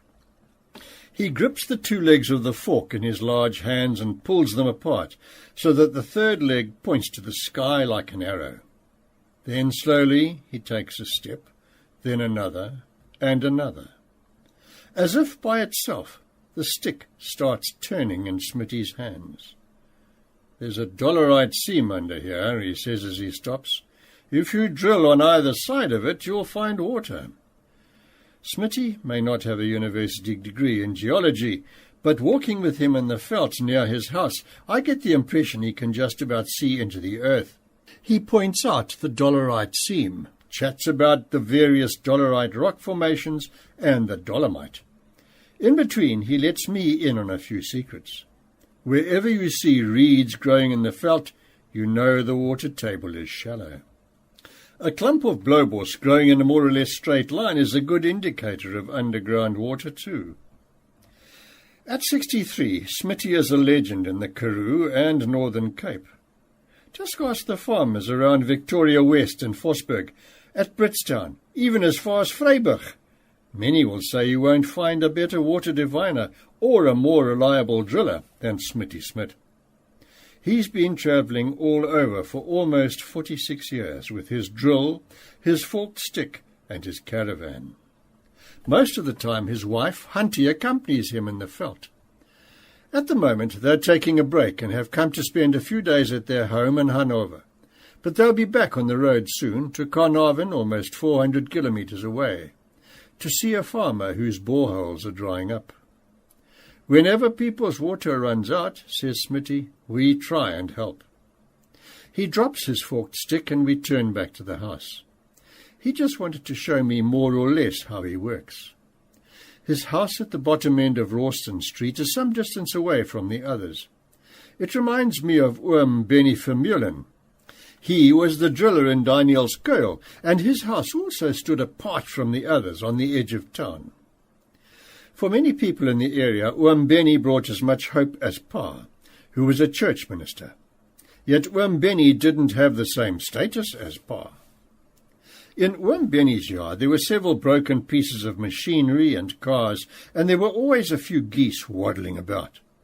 When Oom Benny wasn't drilling somewhere in the district, his drill stood under the pepper tree. It was a scuffed red thing with fat tyres that he towed with a Thames lorry. Smitty's yard is a lot tidier. He keeps his drilling paraphernalia at a workshop in the dorp. We go through to the sitting room, and Tannie Hunty brings a tray with coffee and biscuits. In the corner, on the carpet, is a scale model of a drill Smitty made for Leon Wilkinson, one of his grandsons. The boy is 12 and has a healthy interest in drilling. To be honest, I'm afraid everything I know will be lost one day, says Smitty. I want to pass it on to someone because the drilling business is changing a lot. The things I know aren't written in textbooks. You can't learn it at university.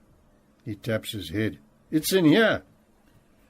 Nowadays, a lot of drilling is done by companies that own a fleet of drilling machines, pneumatic drills fitted onto the back of trucks. Some drillers even call themselves drill machine technicians and work with a geologist or someone using geological equipment designed to find water. Drillers and water diviners like Smitty are a dying breed. Men with big forearms and rough hands and weather-beaten faces full of lines and wrinkles. Or perhaps I should say summer-beaten, because it's the summers that ravage their faces. Smitty's father, also called Smitty, was a driller too. He bought a jumper drill in 1962, a red one just like Oom Benny Vermeulen's. In those days, just about every jumper drill in the country was red and made by Dreyer Engineering Works in Bloemfontein. Smitty started out as a driller with his dad, using that old Dreyer, towed by a Chev lorry. In the early years, we didn't have a caravan. We slept in the shed, my pa on the seat and me on the floor. In the evenings, we braaid. At first, he didn't divine water himself. Water divining is a funny business. Sometimes you find a hole for someone. Oh, but then you don't find decent water. That's the worst, to drive away from a customer when you haven't been successful. There are farmers who will tell you straight, don't come near my farm with a stick, do you hear? It's everyone's right to say that. Others say divining water with a stick is the devil's work. Smitty shakes his head. How can it be the devil's work if he's a Christian and a man of the church? Yet other farmers, and these days there are lots of them, call in a geologist to find a borehole for them. Again Smitty shakes his head. A geologist? Humph. It's not that he doesn't trust a geologist's expertise. On the contrary, on the table in front of us is a geology encyclopedia. It's just that what the handbook says doesn't always work in practice. He's seen it many times. Tell him about that hole outside Bridgetown, Tanny Hunty, who has joined us by now, eggs him on. It was a few years ago when the tarred road between Bridgetown and Victoria West was being built. The road workers urgently needed water to finish the road, but after they'd tried 20 or so boreholes, they still didn't have enough. It was a crisis. By then, Smitty had replaced the drayer with a pneumatic drill, as most drillers had. The drayer's lethargic pounding had become too slow for the demands of the modern world. With the drayer, you could barely manage to drill 2 meters into dolomite, and only on a good day, whereas a pneumatic drill lets you do 50 meters over the same period. The road workers phoned him. "Come and help us, Smitty. We don't know which way to turn." I could hear they were desperate, says Smitty. "I was still working on a hole at Middelburg, but I finished up there, hooked up my rig and drove to Bridgetown." "How can I help you, boys?" I asked. "We're looking for water, Smitty. We must finish this road," they said. "Where do you want me to drill?" I asked. "You decide," they said. Track 10. Now, you must know that these were professors and groundwater experts who'd found these 20 useless holes. He shakes his head again. "Groundwater experts. He told the road workers to leave him alone and took out his forked stick to try it out here and there. Some days when I'm walking with my stick, something just tells me this is the day I'm going to find a lot of water. He's quiet for a second. I think it's my faith that helps me. The spot to drill, he decided, was on a dolerite bank on the farm, Volverkraal, right next to the road that was waiting to be built. The road builders got permission from the farmer, Peter Jooster, and Smitty set up his pneumatic drill. Many people laughed and said he was crazy, says Tanny Hunty. Smitty gives a wry laugh. The people also laughed at Noah when he built the ark. Smitty switched on the drill, and then it was just him against that dolerite.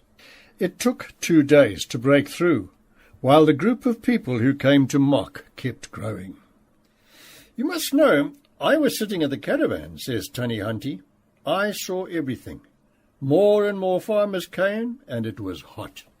And they came to sit in the shade of the caravan and carried on bad-mouthing my husband.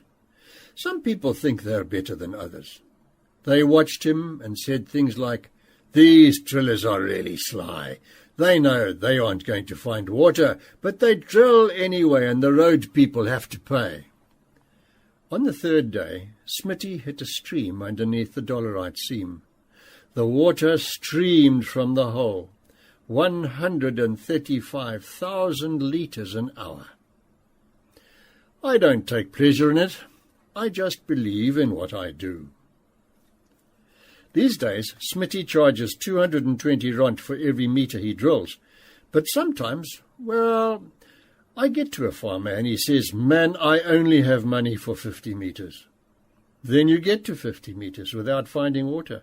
But everything looks promising. What can you do? Then you drill deeper.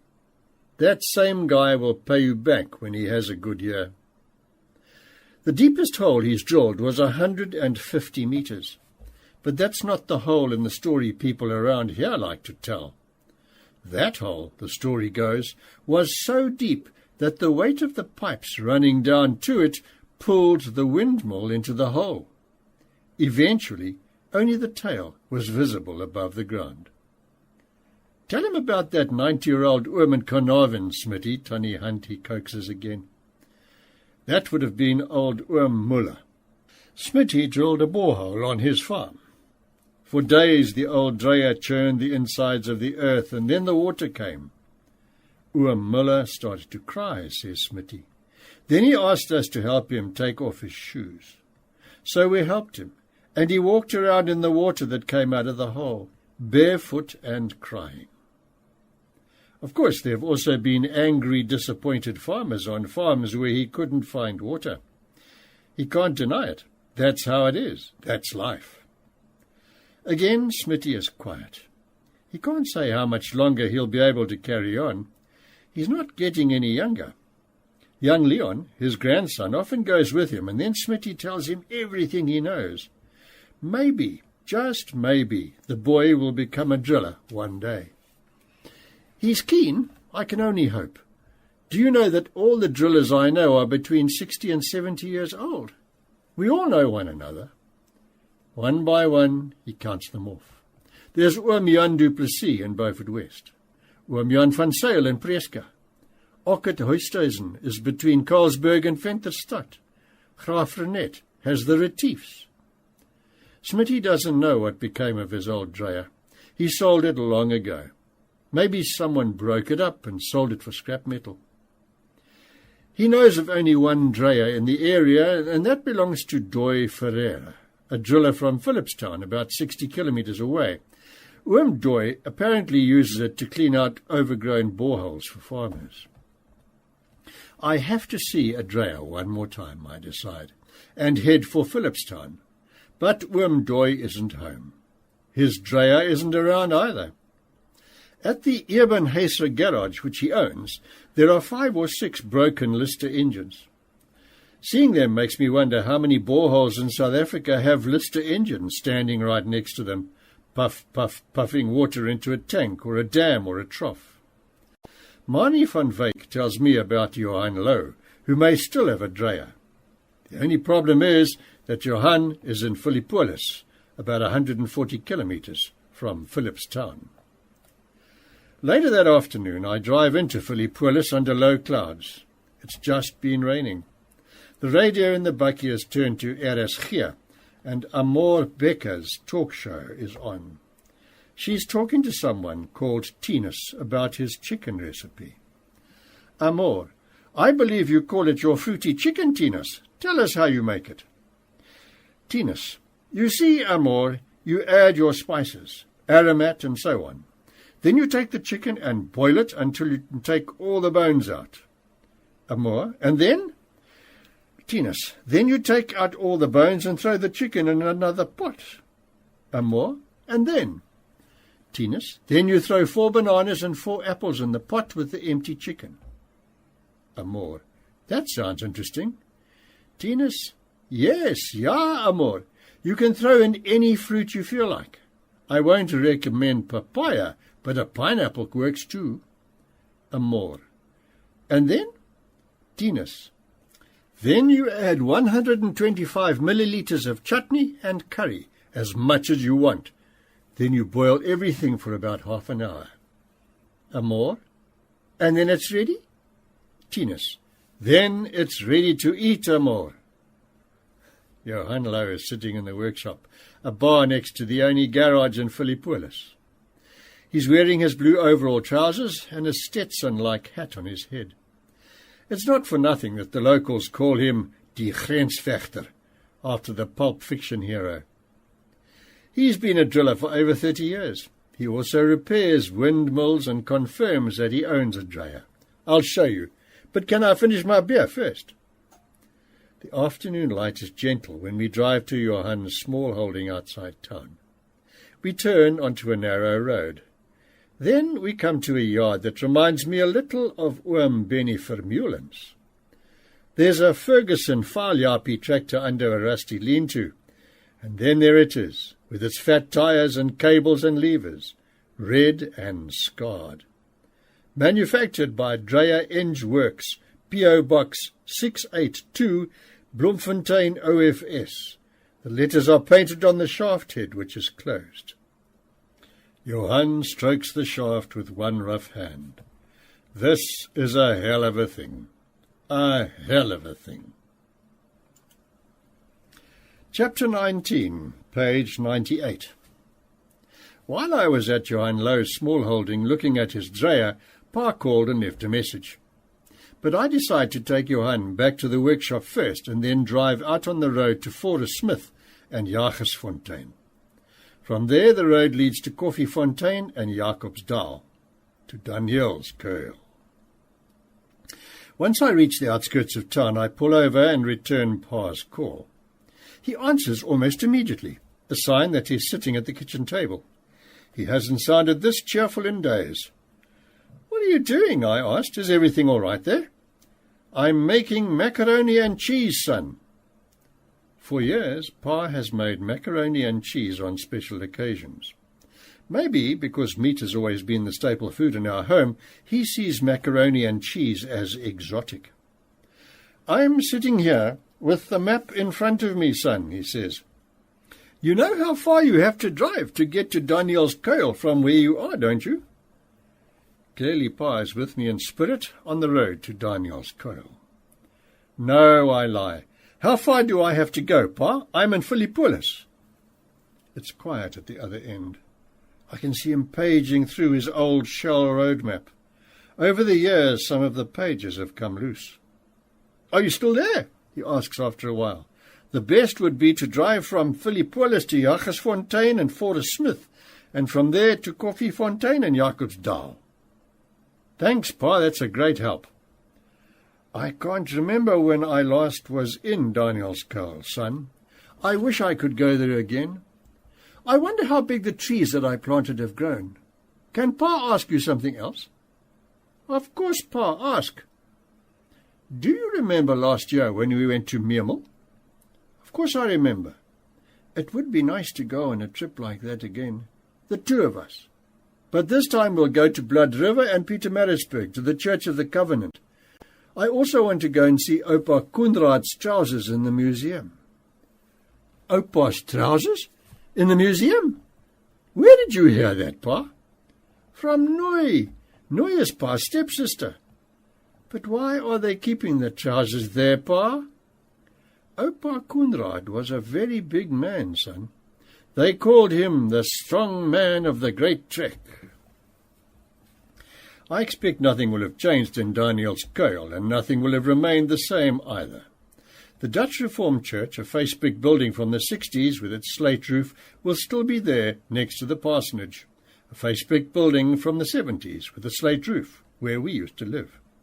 Will the clock on the steeple still work? Maybe. Maybe not.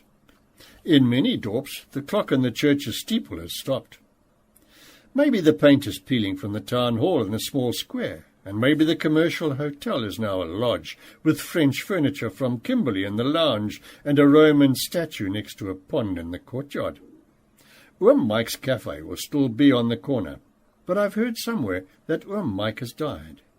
Maybe a Pakistani now sells cell phones and cheap televisions from Oom Mike's cafe. Maybe Tannie Julia from the exchange will still be there, and Oom Benny Vermeulen, the driller. It always amazes me how quickly a dorp can change. I see it happening everywhere. Not too long ago, the main streets of biggish towns all looked more or less the same. A church, a municipal office, a town hall, and a library, a hotel, a branch office of one or two commercial banks, a general dealer that slowly turned into a grocery store, an Avbob funeral parlour, a home industry, and a general outfitter. Then one day the general dealer disappears. It becomes a spa, an OK Foods, or a friendly grocer. The bank's branch office closes. It's rationalization, the manager explains, and alterations are done, and it's divided into two smaller spaces, one for a china shop and the other for a cash loans business. The general outfitter becomes a Pep Stores, and when next you decide to pop in at the home industry, you're faced with a row of fruit machines. I drive through Jagersfontein and Forest Smith, further into the countryside. Everywhere I come across the changing faces and rhythms of the dorps. The emphasis now, it seems, is on airtime, on cash loans, cheap clothes and cheap food and cheap furniture, lotto and a decent funeral. At the garage in Koffiefontein, a young man presses a pamphlet into my hand as I wait for the petrol attendant to fill the diesel tank. La Pumikwezi Funeral Broker. In dignity we serve. Our funeral service package. Collection and preparation of deceased. Graveside arrangements and decoration. Carpeting for the family members' area. Coffin. Hearse. Coffin spray. 100 programs, big tent and catering, 50 chairs and 4 tables. Until his death, author Etienne Leroux farmed and wrote books on the farm Yarnier outside Koffiefontein. The Central Hotel, where Leroux apparently sometimes hung out, sitting erect on a bar stool in the corner with one elbow on the counter and his sunglasses and the legendary 3 packets of cigarettes he's said to have had with him at all times. But the Central Hotel no longer exists. The farm where he farmed for years is about 10 kilometres outside the Dorp, on the Pietersville and Jacobsdal Road. I stopped there. There's an odd structure at the gate. It's built of concrete and stone. The farm's name is written on it in black letters, J-N-E. The gate is locked. It now belongs to a Schroeder, I gather, because there's another sign that reads Schroeder Boerdery. The farmhouse stands among tall trees, with an empty swimming pool and neglected tennis court nearby. This is where Etienne Leroux, the pen name of Stephen Leroux, wrote nearly all his books. A man wearing brown overalls walks over from the direction of the farmhouse. He was just a child in 1989 when Leroux died and was buried on a koppie in Wagenmagers Drift, the farm across the road, the farm that belonged to Leroux's father. "He was good man, that one," says the man in the brown overalls. "He wasn't aggressive. My father first went to work for him. I was still small. One time that man said to me, 'You have to speak Afrikaans properly, man. You don't say twak, you say tabak.' Before I leave, I ask him for his name. 'My name is Stephen, Baas.'" Some time ago I copied a passage from one of Leroux's books into my notebook. It's from an essay he wrote about the Free State countryside. To write about any place is to generalize. Who among us knows the whole truth? For generations, a small group of people will live in a certain area. Over time, they begin to develop certain behavioral and moral codes. Does that determine their nature?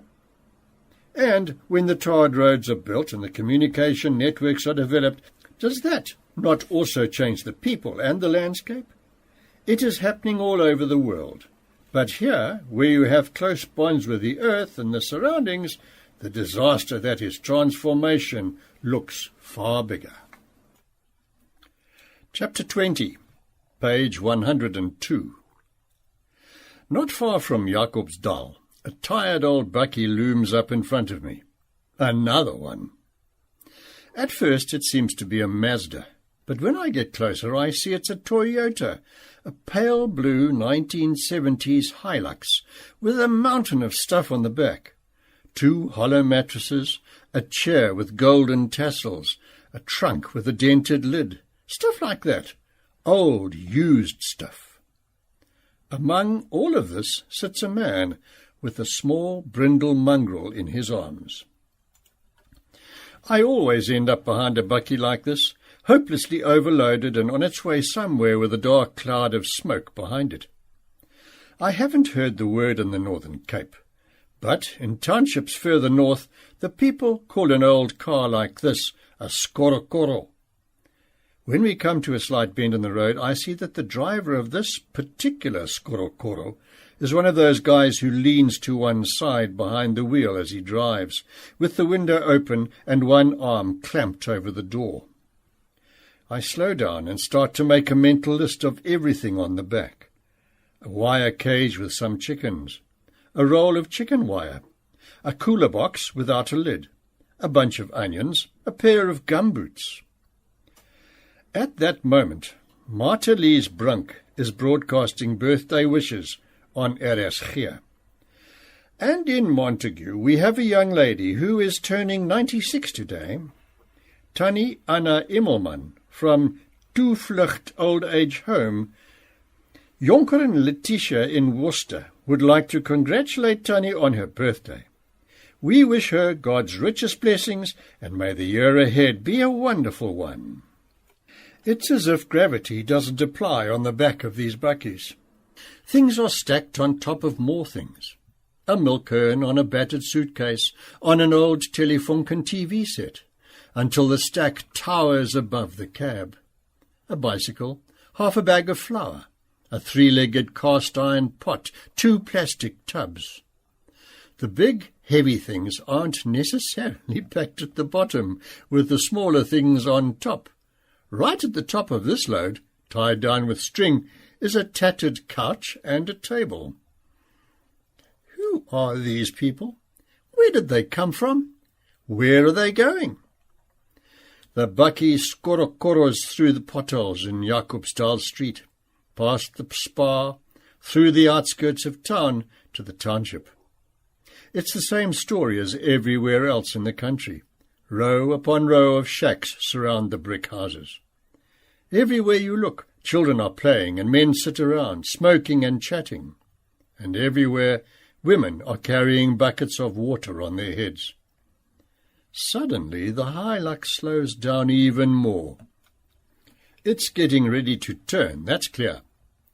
This kind of bakkie almost comes to a standstill before taking a corner, and when it does turn, it goes wide and without indicating. Is it because 3 or 4 people are squashed in next to the driver that he has to go so wide around a corner, because there isn't room for his arms to move freely? The bakkie stops outside a small house with a yellow door. The driver gets out first. Track 11. Then the passenger door opens and a young man wearing a green cap with a South African flag on it appears. He's followed by a boy, a young girl, and a woman with a small child in her arms. The driver notices me and comes over. "Can I help you, boss?" he asks, and looks at me suspiciously. His name is Edward Nakozama, and it's his Hilux. But he's not the one who's moving. It's them. He points to the man with the cap who got out on the passenger side of the bakkie. He's my cousin. I'm just helping him. I explain that I'm driving around the country and taking photographs and looking at things. The man on the back clambers off the pile of stuff and puts the dog down. "What's the dog's name?" "Ooghies, boss." Ooghies lifts his leg and leaves a black line of pee on the bakkie's dusty back tire. It's not uncommon for township dogs to have Afrikaans names. Ooghies, Vlekkie, Streepies, Witpoort. The man with the cap, the one who is moving, comes over too. Daniel Morakili. His wife, Jessica Top, comes to stand a little behind him, still holding the child. The child is wearing a pink jacket with Mickey Mouse on it. Daniel is about to start explaining, but a woman with a colourful headscarf comes out of the house and calls them in Tswana. "It's her mother," Daniel points to Jessica. "We have to go and talk to her." They approach the woman. They don't embrace and kiss. They talk. They're speaking Tswana, and they sound despondent. After a while, the woman goes back inside the house, still talking, with Danielle and the rest following her, still talking too. "Ish, that guy has problems," says Edward. "They chased him away from the farm."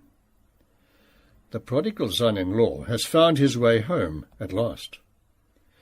2 bicycle tires, 3 pots, a fishing rod, a flour tin.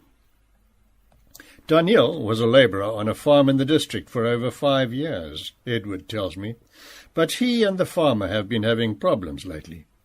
Now he's been fired, and they're coming to ask if they can live here with Jessica's mother. It's not clear why Daniel was fired. He says something about irrigation valves that someone else didn't close, but he got blamed for. In any case, it doesn't matter. He and his family need a roof over their heads by nightfall. The Hilux's odometer has stopped at 89,763 kilometres. Edwards had it for 17 years. He charges anything from 200 rand to help someone move, depending on the distance. It seemed the volume of stuff isn't really a factor in determining the fee. "I load what I can," Edward says. "What else can a person do?" I don't know where they came from, but all of a sudden there are 20 or 30 people around the bakkie. Everyone is talking and gesticulating and asking Edward questions, as if they're at the scene of an accident and trying to establish what happened. There are 24 chickens in the wire cage. As I walk to the back of the bakkie, my cell phone rings. It's Pa again. He just wants to remind me to take photographs when I get to Danielle's girl. And remember, I'm sitting with you there in the car, son, he says before ringing off. I'm with you all the time. After a while, Danielle reappears from the house. The negotiations seem to have come to an end. He says something to Edward, and some people start taking things down from the bakkie. A cupboard that's missing a door, a roll of baling twine, an empty wooden cool drink crate, 2 pot plants. The woman with the colourful headscarf, Danielle's mother-in-law, watches everything. She's standing with her hands on her hips. She really doesn't feel like chatting. She already has 9 people living in her yard, but there's a corrugated iron shack at the back of her house that she'll let Daniel and his family use. The word for this kind of hut is makoko. The people start carrying Daniel's family's belongings into the makoko. Daniel carries a shoebox without a lid. It contains 2 biggish shells, a red candle, a small bottle of Red Star perfume, a BG's tape, and a few papers with dirty fingerprints. These are my pretty things and my papers. He puts the shoebox on the doorless cupboard that has already found a home in the corner of the hut. Oortjies sniffs at the mattress on the floor. The child in Jessica's arms still hasn't made a sound. Outside the hut, Danielle's mother-in-law pulls a 50 rand note from her bra and asks a child to go and buy a bag of mealie meal from the shop. A Hitachi hi-fi, a paraffin heater, a bottle of tomato sauce. At least we have a place again, says Daniel. At least we can sleep at night. One of the pot plants is standing on the floor next to the door. It looks like an elephant ear. I bend down and stick my finger into the soil in the pot. It's bone dry. Chapter 21, page 107. At the cafe in Modderrivier, on the other side of Jacobsdal, the day changes to dark grey when I see the volksblad on the shelf. Lindley. We killed them. We will be back. This is the terrifying message that was written in what is believed to be Sawtor on a piece of cardboard and left on the gate of the farm Tweefontein by the murderers of a 3-year-old red-headed little girl and her parents. The victims of the gruesome murders were Mr. Atti Potgieter, 40, his wife Vilna, 36, and 3-year-old Wilhelmine. It is believed that Wilhelmine was shot so that she would not be able to identify her parents' murderers. 3 farm workers have been arrested. Another 2 suspects were later arrested in townships in the area. According to information so far, one of them is just 17 years old. The search for a 6th suspect continued yesterday evening. The Potgieters were murdered on their 11th wedding anniversary. Chapter 22, page 108. The Star of the West in Kimberley is one of the oldest bars in the country. It's said that it served its first drink in 1870, and the oom on the bar stool next to me looks as if he could have been there that evening. He's been holding a glass of Jameson's for I don't know how long, his shoulders hunched up under a checked jacket that's stretched out of shape from carrying heavy stuff in the pockets. A small cloth hat on his head, bushy eyebrows. The Formula One Hotel in De Toyspan Road is where I found a place to sleep for the night. A special offer, 240 rand per room, no peppermint or lollipop on the bed. Everything is so cramped that it's possible to sit on the toilet and have a shower while I brush my teeth at the basin, adjust the TV, read the Gideon Bible on the bed, take clean clothes from my suitcase, and wipe some of the dust from my shoes with the bedspread, all at the same time. The bar section of the Star, where we're sitting at the counter, is packed with people, mostly men. It's dark outside. The television against the wall is showing a repeat broadcast of the third day's play in a 2001 test match between England and Australia, or something like that. There's an Odermeester bust on the shelf, and this one, like so many others in so many bars around the country, is wearing a scarf, Springbok, around his neck, a cap, blue bulls, on his head, and sunglasses, made in China. There are only 2 women among all the men. One is smoking a thin cigarette. Or rather, she's not exactly smoking it. She's holding it pinched between her index and middle finger, away from her body, her wrist limp. Why do women always sit like this with a cigarette in a bar? Both women are drinking brutal fruit, pink, from the bottle. It's difficult to tell, but most of the men seem to be drinking the big 6. Brandy, whiskey, vodka, rum, cane, and gin. A few are drinking beer, but they're mostly younger guys who've come straight from the office and are still wearing their lounge shirts, Edgar's trousers, and pointy shoes. Hardly any of the big 6 drinkers are wearing office clothes. A few moments ago, 3 guys arrived, middle-aged and slightly overweight. 2 are wearing 2-toned khaki shirts, green ones. The third is wearing a Jeep T-shirt. It looks as if they're on their way to a hunt somewhere, or they are farmers in town to attend an auction tomorrow. They're drinking brandy and Coke Light. A fat brandy drinker will almost always mix it with Coke Light. A thin one drinks it with Coke. One of the 3 brandy drinkers, the one in the Jeep T-shirt, is laughing loudly at something. The other 2 are laughing too. Brandy drinkers can be a happy bunch. A brandy drinker tends to hold his glass in front of him against his stomach, as if trying to hide his stomach behind the glass, just like these 3 are doing now. It's not something a cane drinker, like the guy with the thin beard 2 stools down, is likely to do. Between sips, a cane drinker rather puts his glass down on the counter.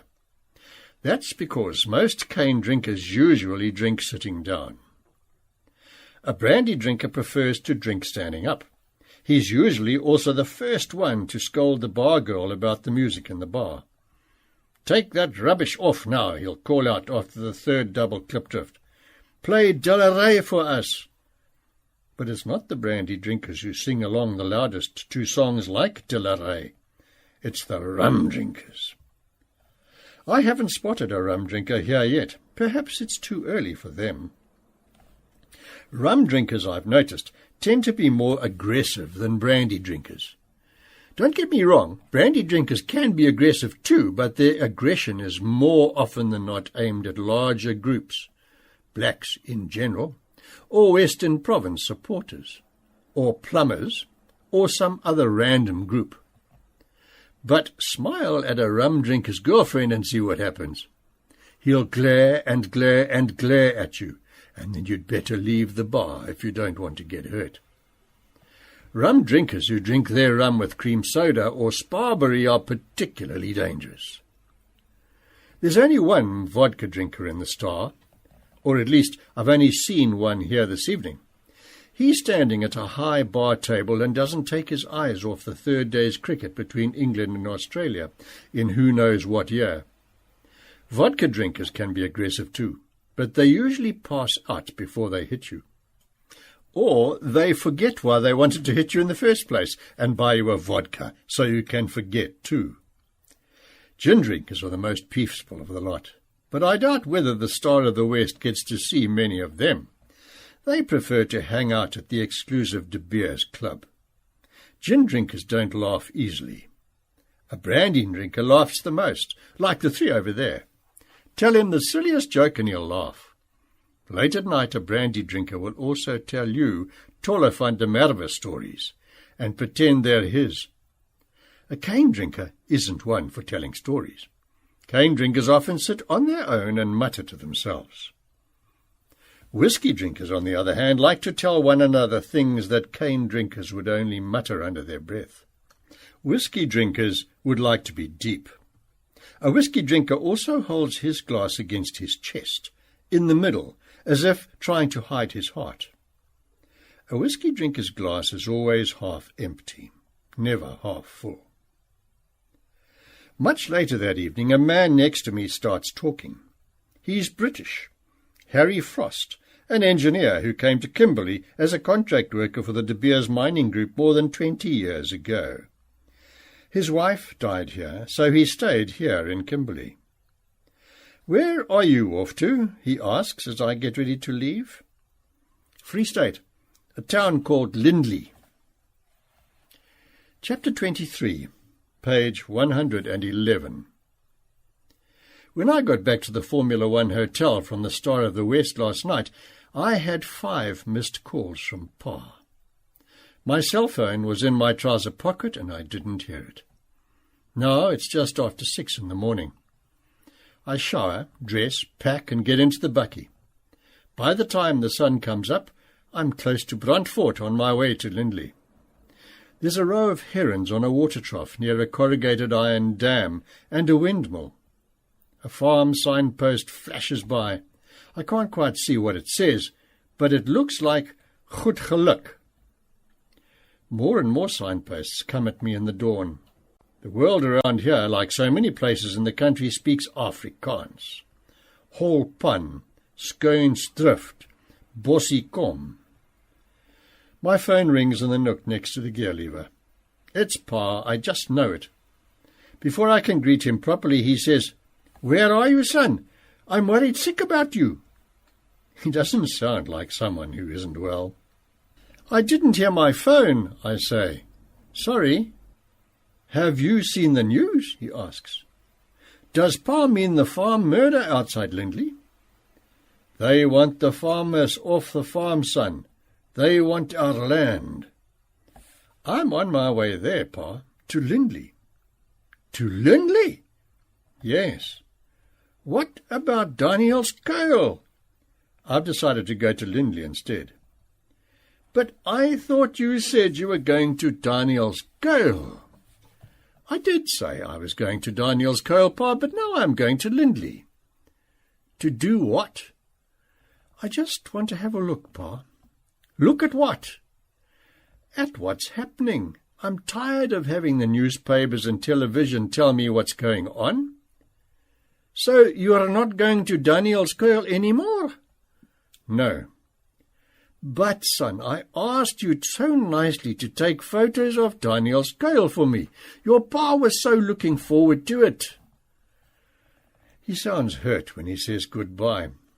I put the phone back in the nook next to the gear lever and drive on, trying not to think of Pa, and instead explaining to myself the things I see next to the road. The entrance to a farm says something about the owner of the farms. Just look at a gate, and it already tells you something. Goed Geluk's gate hangs level between 2 newish tarred poles and is kept shut with a chain, not a piece of wire. And there's no rust on the chain. Goed Geluk's owner must be a thorough man with a new pair of Cape Union marked khaki trousers, and his yard doesn't look like a retirement home for worn-out tractors and farming implements. If the gate is lopsided and the chain rusty, chances are the owner will walk over to greet you in washed-out rugby shorts and a pair of nugget-hungry boots. A gate that can no longer open or close means you'll probably have to wait quite a while in the yard, with only the hen sitting on 7 eggs in a hollow near the back door for company, before the owner appears at the screen door with his hair mussed from sleeping. Farm entrances here in the Free State are also very different to those in, say, the Boerland. A white wall and a bed of gladioli next to the road, something you often see in the Boerland. Won't do here. The deeper you travel into the interior, the more bare the farm entrances become. Often there's just a gate with a modest Christian national signpost like the one I just drove past. Klipbank. It's as if the farmer wants to say, I'm too busy trying to survive here. I don't have time for show. And all those who like to say that male farmers are chauvinists at heart should come here and see how many signposts display the name of the farmer's wife too.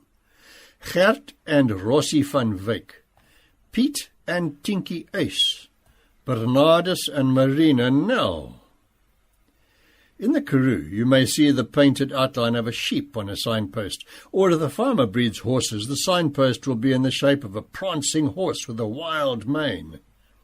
Here in the Free State, the crop farmers like to hang an old hand plough from a pole, and then they hang the signpost from that. Everywhere you go, these signposts appear like small monuments to the hand plough and the ploughshare, the Lister engine or the Vaal Japie tractor, parked permanently at the gate. The other side of Brandfort, a name jumps out at me from far off. The signpost is next to the road. Da Aap. I stop next to it and get out. In the distance I see the farmhouse among big trees.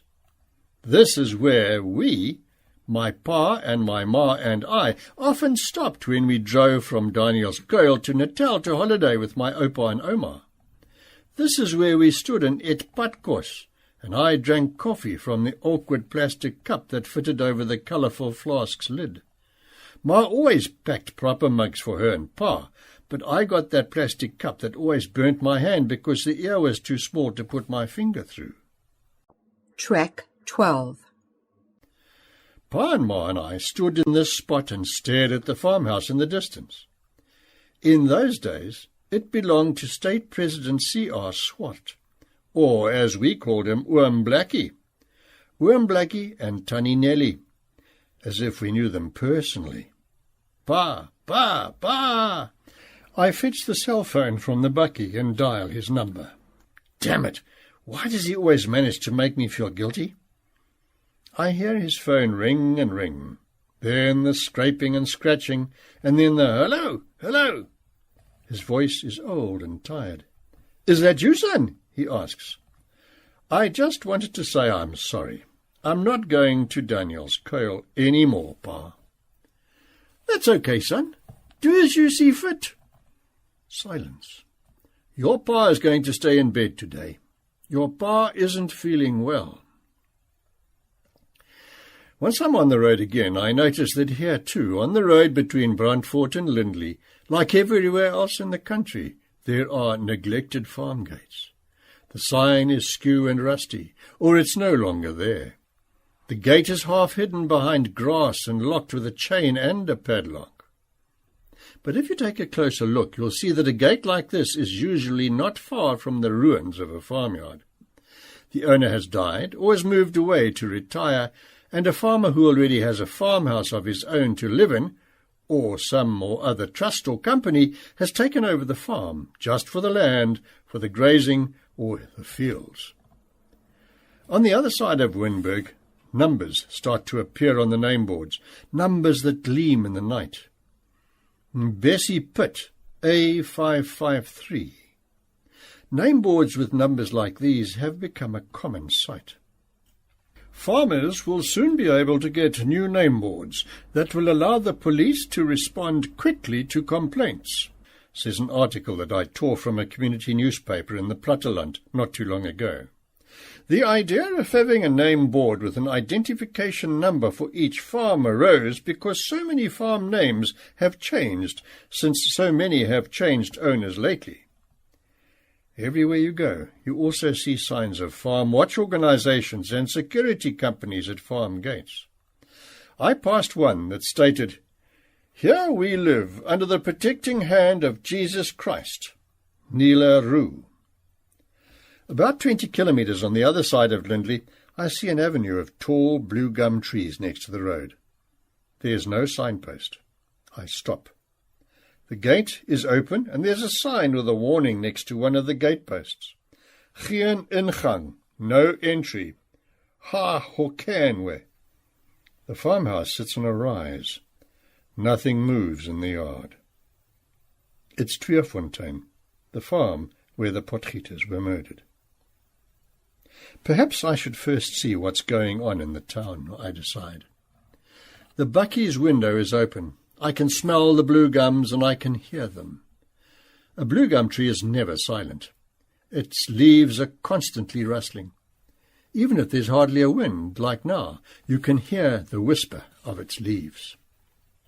Chapter 24, page 116. Koos Gerber is standing outside the engine garage in Lindley in the Free State, waving an angry finger.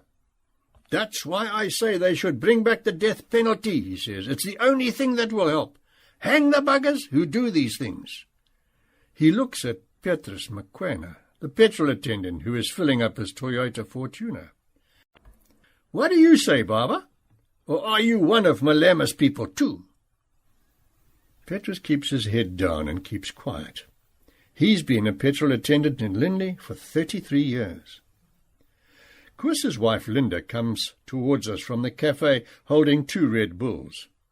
The Gerbers are from Pretoria and are on their way to Clarence, but they decided to drive via Lindley after reading in the newspaper about the Potgieter's murder. "We want to see where it happened," says Koos, getting back into the Fortuner. He slams his door shut. Then Linda slams shut, and the Fortuner is off, while Petrus McQuena goes to sit on an upside-down cool-drink crate outside the attendant's office. Attie Potgieter and his Nissan Bucky were regular customers. "This is a bad thing, Ntate. The farmers are angry. I hear they organized a meeting in Arlington." Petrus gives a whistle and shakes his head. "Ish!" One of the other attendants joins us. He's also heard that the local farmers are gathering in Arlington, the neighbouring town about 18 kilometres away, where Wilna Potgieter was the assistant manager at the co-op. In the spa down the road, a notice warns, "No one wearing a blanket is allowed to enter." Pretty much all I knew about Lindley before was that Dr. Darnie Craven, the rugby legend, was born and grew up here. I head for Arlington through open, hilly countryside with pans and streams and willow trees in the valleys. Arlington is little more than a row of grain silos with a church, a few houses and a rugby field, a co-op and a shop with a Coke advertisement on the wall outside. A few buckies are parked near the silos, farm buckies splattered with mud. From somewhere, a voice is bellowing over a loudspeaker. "Gentlemen, I have 500 for this water tank. I have 500. I have 500. It's the familiar voice of an auctioneer at an auction. A group of men in farm clothes stand in an open area next to a water tank and other farm implements. A ripper and a cultivator and a trailer that's seen better days. "Gentlemen, I have 600. I have 600. A young girl walks over. "Would you like to register?" She holds a card out to me. "If you write down your name and other details, you can join in the bidding." She points to an older man in a blue shirt. "They are selling Oom Boet Schultz's things, Oom." Oom Boet is in his 70s and has farmed in the district for the past 25 years. But today he's selling everything. "I have 4 daughters, and not one of their husbands wants to farm," he says after the hammer falls on an 800-round bid for the water tank. "I can't blame them." He's quiet for a while. "This thing with the Potgieters shook us, my friend." The auction couldn't be postponed because it had been advertised long ago. The people are confused. Wormbut looks at the men around him. You can see how tense they are. "And now for the tractors, gentlemen," calls the auctioneer, a tall man whose breast pocket is stuffed with pens and papers and things. He crosses the road and the farmers follow him in a sad procession. None of the anger or even the bravado portrayed in the newspapers is to be seen anywhere here. Dirk van Rensburg, a prominent farmer in the area and a former mayor of Arlington, is amongst them. He points to the church down the road. "They were confirmed in that church," he says. "Wilhelmine was christened there." Dirk, who is an elder, tells me how, for years, the community paid old Maruti Rampolo, a lay preacher, to minister to the farm folk around here. but Moruti Rampolo died at the beginning of the year. They also recently organized a Nehemiah Bible study course for the people of the local township. A man dressed in jeans and Crocs walks past. "Dominee!" Oom Dirk calls to him. "Dominee!" Dominee Piet Taljaard, the Dutch Reformed minister, is at the auction too. Dominee Piet comes closer, and I realize for the umpteenth time this morning that a murder like that of the Potgieters is something that defies words. Everyone manages superficial words about being shocked or angry, but what we really feel is so much more. "The murders aren't good for us," says Dominee Piet. "It's not good for us." He searches for words. "The people have begun asking me questions that I don't always know how to answer. Should one really love others as you love yourself? Are you allowed to take revenge? Those kind of questions." This morning, Dominee Piet went to fetch milk at a nearby farm, and when he arrived, a woman embraced him and started to cry. The auctioneer takes up position near a row of tractors. Oom Boet is there too. He stands with his hands folded, contemplating the tractors as if they're old friends he'll never see again. "Where's the driver for this tractor?" shouts the auctioneer as he points to an early model John Deere. "Driver!" Someone shouts, "Driver!" A man appears. He's Daniel Mocheli, who has worked for Oom Boet for over 30 years. Like many of the farmers, Daniel's also wearing a khaki shirt with green patches on his shoulders and pockets. Daniel gets up on the tractor. "Right, start it for us," calls the auctioneer. Daniel starts the tractor and revs the engine before turning it off again. "I have 30,000, gentlemen," his voice reverberates. "I have 30,000. Daniel gets down from the tractor. Oom Boet is going to retire in Bethlehem, but Daniel doesn't know what's going to become of him. "Boss Boet hasn't told us anything," he says. "I think he'll take care of us. He's a good boss." Daniel, who has an old Nissan car, also knew Wilde Potgieter, who worked at the co-op for years. "He helped me a lot, that missus," he says. "If I needed something for my car, I went to him. Last week he ordered brake pads and an oil filter for me." I walk over to the co-op around the corner. Dani Marks, the manager, fumbles for words and then looks as if he's about to cry. He points to the back of the shop where there's a cubicle with a desk and a computer. It used to be Vilna's office. The desk is clean and tidy. Next to the computer monitor is a cloth sunflower in a little bottle. There is also a card that reads, "Trust in the Lord." Koos and Linda Gerber, who I'd seen earlier at the engine in Lindley, have just pulled up outside the Arlington shop opposite the silos. They did go to Tweefontein, where the Potgieters were murdered. "There's nothing there," says Koos, a quantity surveyor. "All that's left in the yard is a little Jack Russell." The auction of Oom Boet Schultz's remaining farm equipment is still in full swing. "I have 1,000, gentlemen. I have 1,000. The auctioneer booms at the handful of sombre farmers gathered around him. At this moment it looks like an auction for a lifestyle rather than an old soil-master planter. "Dirk, have you heard?" Leon Bobbert asks Oom Dirk van Rensburg, who is still here. "It was on the radio just now. There was another farm murder in the Western Transvaal. They beat a woman to death with a hammer." Chris and Marty Erasmus were attacked on their farm near Costa the previous afternoon. As we are standing here next to the silos, I can almost see the words moving through the air from farmer to farmer. "Have you heard? A woman in Costa was beaten to death with a hammer. Have you heard?" The clouds hang low over the town. It looks as if it might rain. "Do you see that man over there?" whispers a woman. "He was the one who found the Potgieters' bodies." She points to a man with a beard who is standing next to a plough and listening to the auctioneer. The man's name is Henk Human, and he was the Potgieters' neighbour. When he arrived at Tweefontein's farmyard yesterday, "I don't want to talk about it," says Henk, and looks at his hands. "What happened was God's will." Henk leads me aside.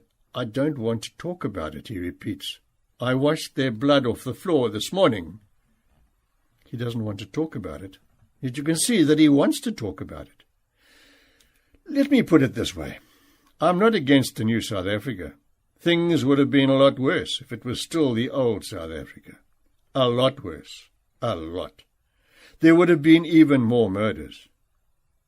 He's quiet for a while, almost as if he has surprised himself with the words that have come out of his mouth.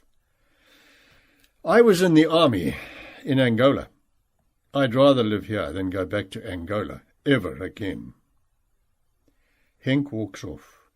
Oom Dirk comes back. He and Oom Leon Bobbitt want to show me the church and Farmers Association Hall and the club. It's as if they want to say, come and see for yourself. This is who we are. Do we deserve what happened here? At the club, there's a painting of Doc Craven because Doc really did come from Arlington. Pinky Craven, who's related to Doc, still farms here. Doc played his first match on the rugby pitch outside, which is now crisscrossed with footpaths. A framed certificate hangs on another wall. Part of it reads, Thank you, South Africa. Your goodwill gives Rhodesia strength. The people of the city of Bulawayo gave the certificate to the local farmers years ago when they donated fuel to Rhodesians who were suffering under international sanctions. Sometime in the afternoon I drive back to Tweefontein. Geen ingang, a sign at the gate, still warns. No entry. Ha Hokenwe. The blue gums are still having whispering conversations. 3 of the murderers who were arrested had worked on the farm. The other 3 are from the township in the Dorp. The yard mirrors countless others. To the right, there's an avenue of pine trees.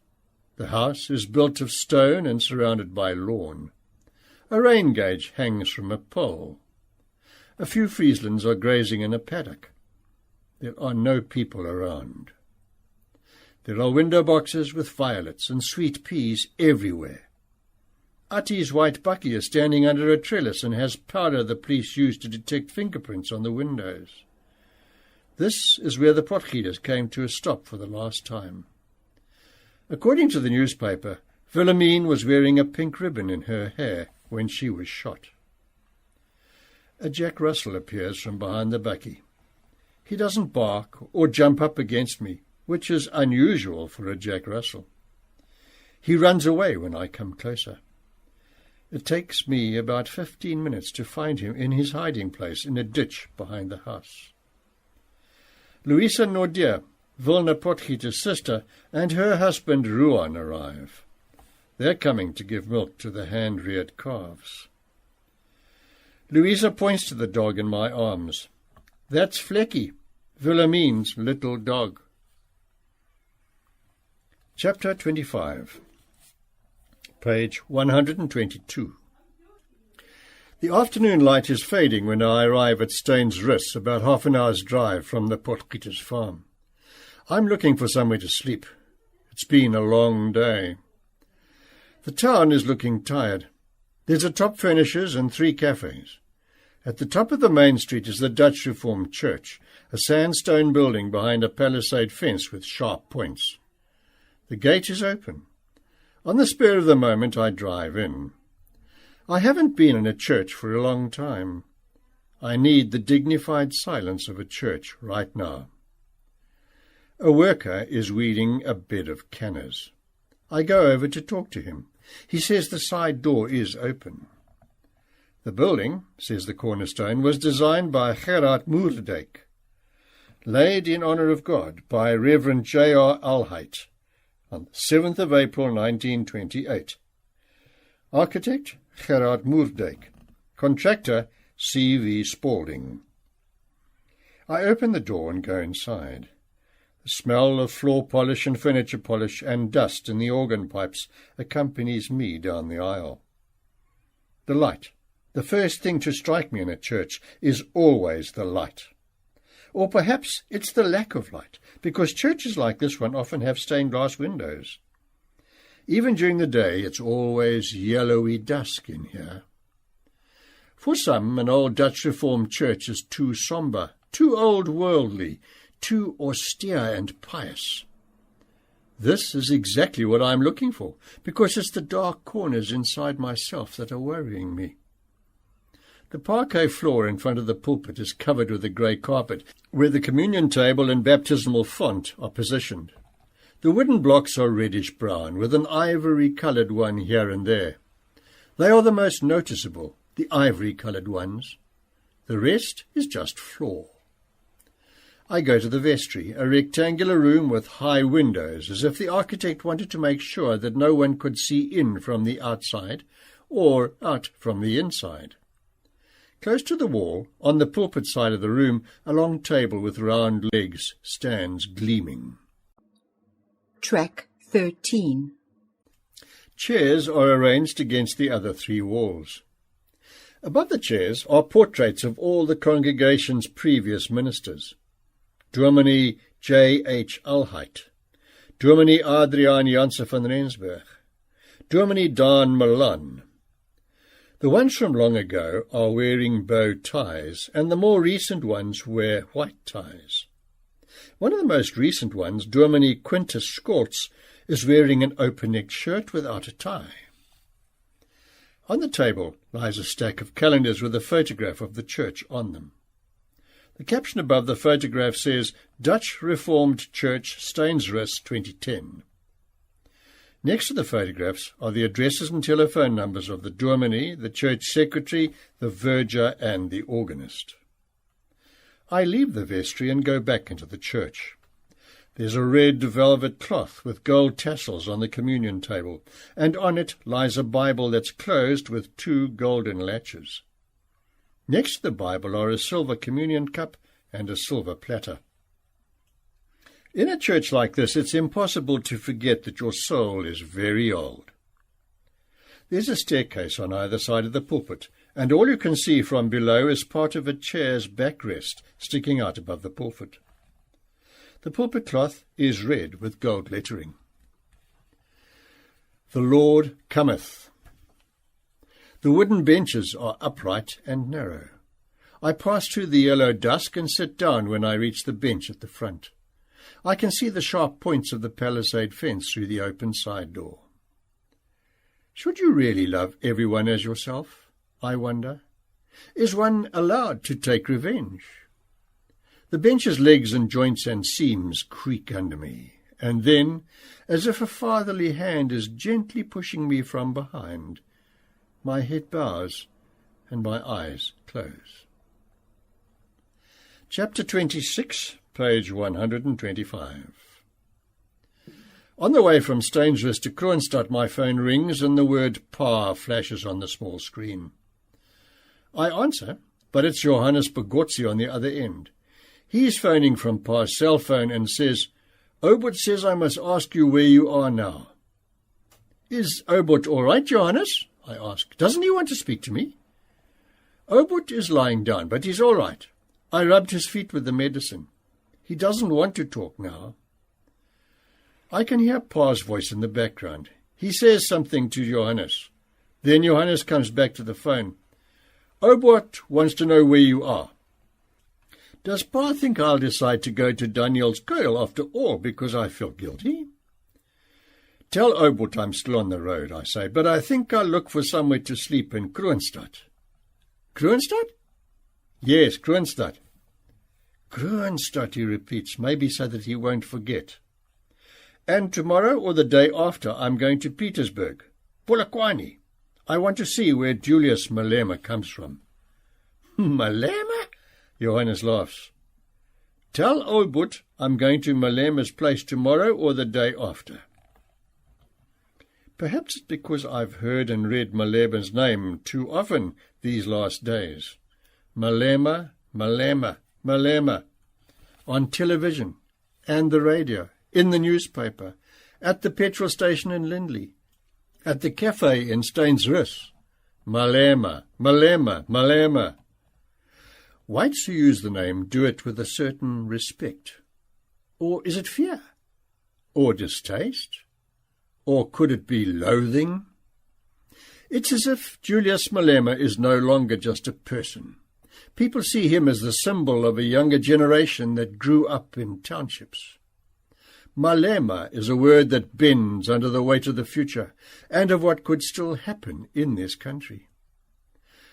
I read somewhere that he grew up in Masakeng, a township near Polokwane. That's where I want to go. If it's possible to record and document nostalgia, why can't you do the same with your fears too? The longer I'm on the road, the more it feels as if that might be a cure for the strange feeling the country sometimes gives me. Chapter 27, page 127. After spending the night in one of the guest rooms behind the Ultra City outside Kroonstad, I continue driving north in the morning. I take a back road because I first want to see Kitty Honeyball in Vanderbijl Park. In a sense, Kitty and those like Kitty are the exact opposite of Malema and those like him. Malema and those like him have expectations of wealth and economic freedom. Kitty and those like him have more or less made peace with poverty and hardship and displacement. Not far from Kroonstad I encounter the first serious potholes since leaving Cape Town. Deep ones. Lots of them. Here and there I have to leave the road and drive on the gravel shoulder to avoid the really deep ones. Since yesterday I've been wondering what exactly it is that I'm seeing around me. It's as if the country becomes more and more sullen and impenetrable the further north I go. Pavements in Free State dorps are dirtier than those in the northern and western Cape. There are fences with sharp teeth around the churches. There are bullet holes in the road signs. In Heilbronn, I want to put some diesel in the bakkie. There are a few of us waiting in line at the Celtic's filling station. A minibus comes past, the driver's arm clamped tightly over the door. It squeezes in between a guy in a Peugeot and me. "The Bold and the Beautiful" is written on its rear window. The guy in the Peugeot gestures but doesn't get out. The taxi driver's arm remains clamped over the door. A woman is standing next to her car, talking loudly. Across the roofs of cars driving past, she's having a conversation with a man on the other side of the street. A child is sitting on a step, chewing on a cooked chicken leg. What do they call it again? A runaway. In a shop window I see a notice informing the people of Heilbronn that an aerobics class will be held every weekday from 07:30 until 08:30 and from 1700 until 1800 in the Old Stone Church. The old Yuxke Club building has been taken over by the Heilbronn Gymnasium. A Nissan Sentra pulls up in front of the cafe. A small dog wearing a Blue Bulls jacket lies in the back window. The potholes in the main street have been filled with earth, but no one has come to flatten it with a roller. In some places there are rocks in the middle of the road. Down the road, a sign on a garden gate warns, "Rottweiler aan diens, pas op. Rottweiler on duty, beware." Throughout the country, the good old garden gate is disappearing and changing. Most new homes don't even have a garden gate. Often there's just one big electric gate that slides open to let you drive into the yard, where you can get out of your car, protected by a wall or a fence. At some security complexes, the homes have a front or side gate, but can you really call that low little thing that barely comes up to your knees a garden gate? Once upon a time, 20, 30 years ago, the garden gate was the gateway to most homes in an ordinary neighbourhood. Usually it was painted silver and waited for you at the start of a cement footpath that took you straight to the front door. In those days, fences and gates had only two sorts of signs. One indicating that the yard had its own borehole, and the other the familiar "Pas op vir die hond." Sometimes repeated in English, "Beware of the dog." Even when there were 2 or 3 dangerous dogs in the yard, the sign still said, "Beware of the dog," singular. In time, it's as if a simple "Pas op vir die hond, beware of the dog" on the gate wasn't enough anymore. Beware of the dog signs took on a completely different meaning. A homeowner used to put it up on the gate because he was afraid his dog may bite someone, but now the notice has taken on the role of deterrent. It's as though many homeowners don't want prospective trespassers to think for a second that their dog could be an overweight Labrador or a temperamental mutt in a blue bull's jacket.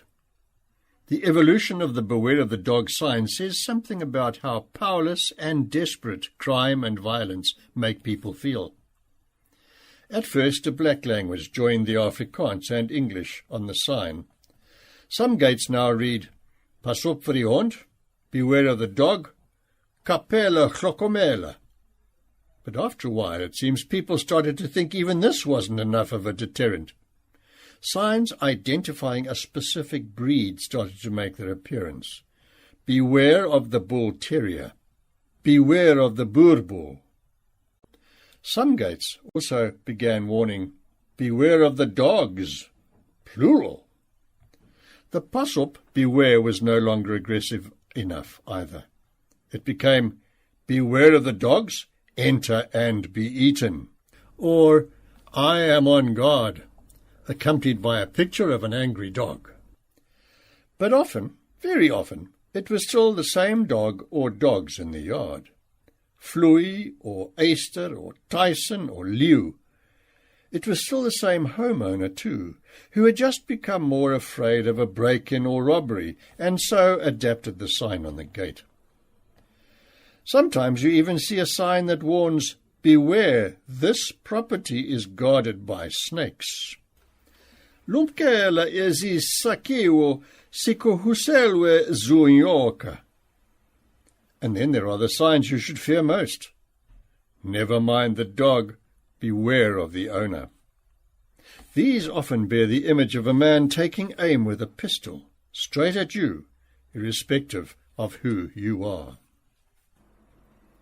Chapter 28, page 130. There's something wrong with Kitter's cell phone because I can't get hold of him. And we did agree, 11 o'clock. Almost an hour has passed since I began looking for him on the small holdings. Plots, Kitter calls them, here on the outskirts of Vanderbijl Park. Every time I call, I get his voicemail. It's not a very smooth message. It sounds as if he got someone to help him when he recorded it, because I can hear a man's voice in the background. You must speak now, Kitter. Say you're not available. Then Kitter's voice. Oh. Only then does his voicemail message come on. Hello, this is Kitter. I'm not available right now. Please call again. At the moment, he's living with someone called Sevis on a plot somewhere between the Golden Highway and the old Potchefstroom Road, between Vanderbijl Park and Sebokeng. Just before I get to Olga Kirsch Street, he said, I should turn left and continue until I get to Fred Drodsky. At the third plot, I should turn right and carry on a little. Sevis' plot has a hell of a big syringa tree next to the gate. You can't miss it, pal. There's no such tree anywhere. Eventually, I'm back in Olga Kirsch. Who would have decided to name a street here among the plots after Olga Kirsch, the poet who wrote finely wrought Afrikaans poems about womanhood and religion? It's not as if the other streets around here are named after poets. There's a Mashweshwe Street, a Houtkop Street, and a Skippy Botha Street. I can tell that many of the homes must have been grand in the 70s. The stoops are slate and the roofs are tiled. But the original owners no longer live here, maybe because Sebokeng sprang up nearby. I stop outside one of the houses. The gutter at the front is sagged and hangs in front of a window. The garage door is stuck at an angle in the doorframe. The sitting room window has a crack that somebody tried to fix with sticking plaster. On the patchy lawn, a child's bicycle and a punctured plastic ball lie amid a minefield of dog turds. Somewhere inside the house, a dog is barking like mad. A man opens the front door, sidles out, and closes it behind him. His jeans are hanging halfway down his bum. The dog carries on barking. The man turns around. "Fuck off, Tyson!" he shouts at the house. "Fuck off!" The dog is quiet for a few seconds, then starts barking again. "Ma, tell that fucking dog to shut up!" Almost instantly, the barking stops. The man comes to stand in front of me. He has a few days' stubble on his cheeks and a lifetime of despair in his eyes. Tiny Fouché. "No, oh hell, mate chum," he replied when I asked about Kitta. "I'm sorry. There are 16 of us living here, but he's not here." Chapter 29, page 132. Over 50,000 poor whites live in squatter camps, shelters, and other hovels in Gauteng. Chapter 30, page 133. Maybe more streets here were named after poets, but the signs have just disappeared. I head back in the direction of Olga Kirsch, along streets where ditches run like the lines of a poem on a blank page. In the distance, the grey of Johannesburg hangs in the air, the grey land. My phone rings and Pa's name appears on the screen. But who will it be this time? Him or Johannes? It's Pa. His voice is faltering and weak. "Morning, son. Where are you?" I tell him. "Johannes says you're on your way to Petersburg, to Malema." "That's right, Pa. I want to see where he grew up." "Why, son?" "I just want to see it, Pa. He has to come from somewhere, too. I want to try and understand why he's the way he is." "He's a little troublemaker, son. He's still going to cause big problems." A dog barks in the background. It sounds like Brakenjan, Pa's Jack Russell. Pa's quiet for quite a while, and then he says, "So, you're not going to Daniel's Curl anymore?" "No, Pa." I say it slowly and as calmly as possible. "But you're going to Malema?" "Yes, Pa." "What do you have against Daniel's Curl?" "Nothing, Pa." "So why don't you want to go there any more? You said you wanted to." "I don't want to go any more, Pa. Daniel's Curl is finished. It's in the past." "Wasn't it good enough? Didn't you like living there?" "I did like living there, Pa. I just don't want to go there and take photos and get nostalgic over something that's no longer the way I thought it was." "What are you talking about, son?" "The past wasn't better than today, Pa. I'm fed up with people, myself included, who can't stop yearning for the past. That's what's making us feel out of place in our own country." "But didn't we have good things in the past too? Were we bad through and through?" "We weren't all bad, Pa. But our longing for the past is so strong it's making us believe we're innocent." "Why are you so serious lately, son?" "That's not how Pa knows you. Pa is worried about you." "Stop bloody worrying about me, Pa. I'm just as worried about you." Pa says nothing, not immediately. When he speaks again, all he says is, "I didn't know that's how you felt, son. Do as you think fit. You always know better." "And bloody well stop saying I always know better, Pa." I return to the old Potch Road and then turn off onto a gravel road leading back to the plots. Strange. At many of the houses, life is clearly a struggle, yet things are simply scattered around the bare lawn. Toys, car parts, broken furniture. Somehow I end up in Skippy Botha Street again. It feels like a kind of Bermuda Triangle that swallows up people's dignity. A man is walking next to the road, pulling a cart with a car battery on it. Someone is running towards me across a piece of open land. I'll be damned. It's Kitta. He must have recognized my bakkie. I stop next to the road. He stops in front of me with clothes that hang on him like a scarecrow's. He hasn't shaved in days, and his eyes are red with the smoke of many nights next to a fire in the open. "Sorry, chum, my phone's giving trouble. I dropped it in the toilet." Another guy comes over. "This is my chum, Johan Bieneke." We drive to Sievers's house, and there it's the same story. The place was grand once upon a time, but now it's all sagging gutters and cracked windows. There's a tent behind the house, and Kitta and Johan have been living in it for over a month. A smallish cart is parked in front of the tent. Nearby lies one of those surfboard-type things that has sails. Kitta has built the cart himself and now uses it to travel all over the country. He used to pull it behind a Honda 90cc motorbike, but he swapped the Honda for a Kawasaki 650cc in Turnison in the Free State, and the Kawa never really wanted to go. Track 14.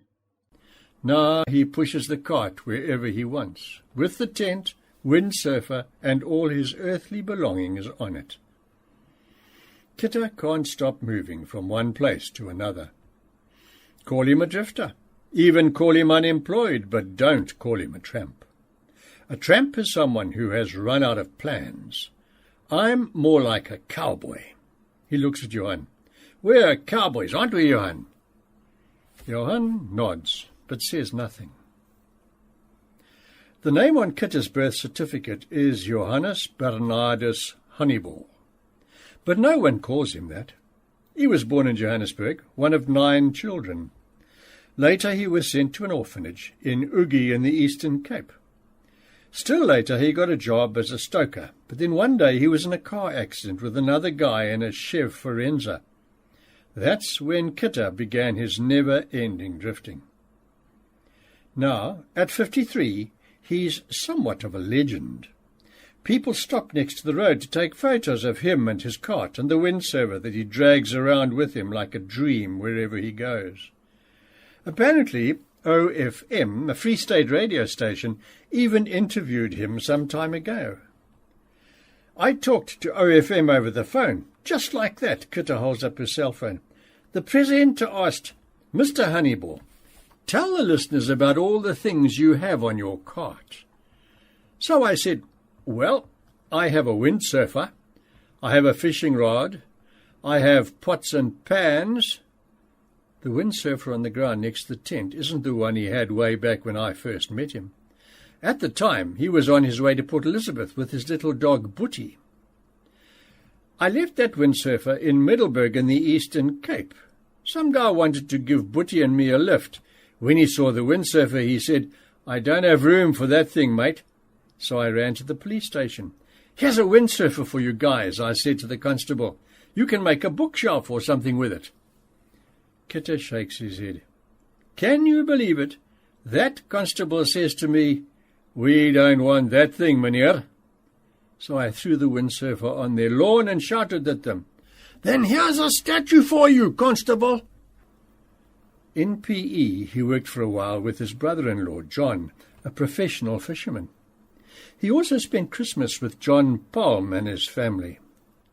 I don't really drink, but I drank a little something because it was Christmas.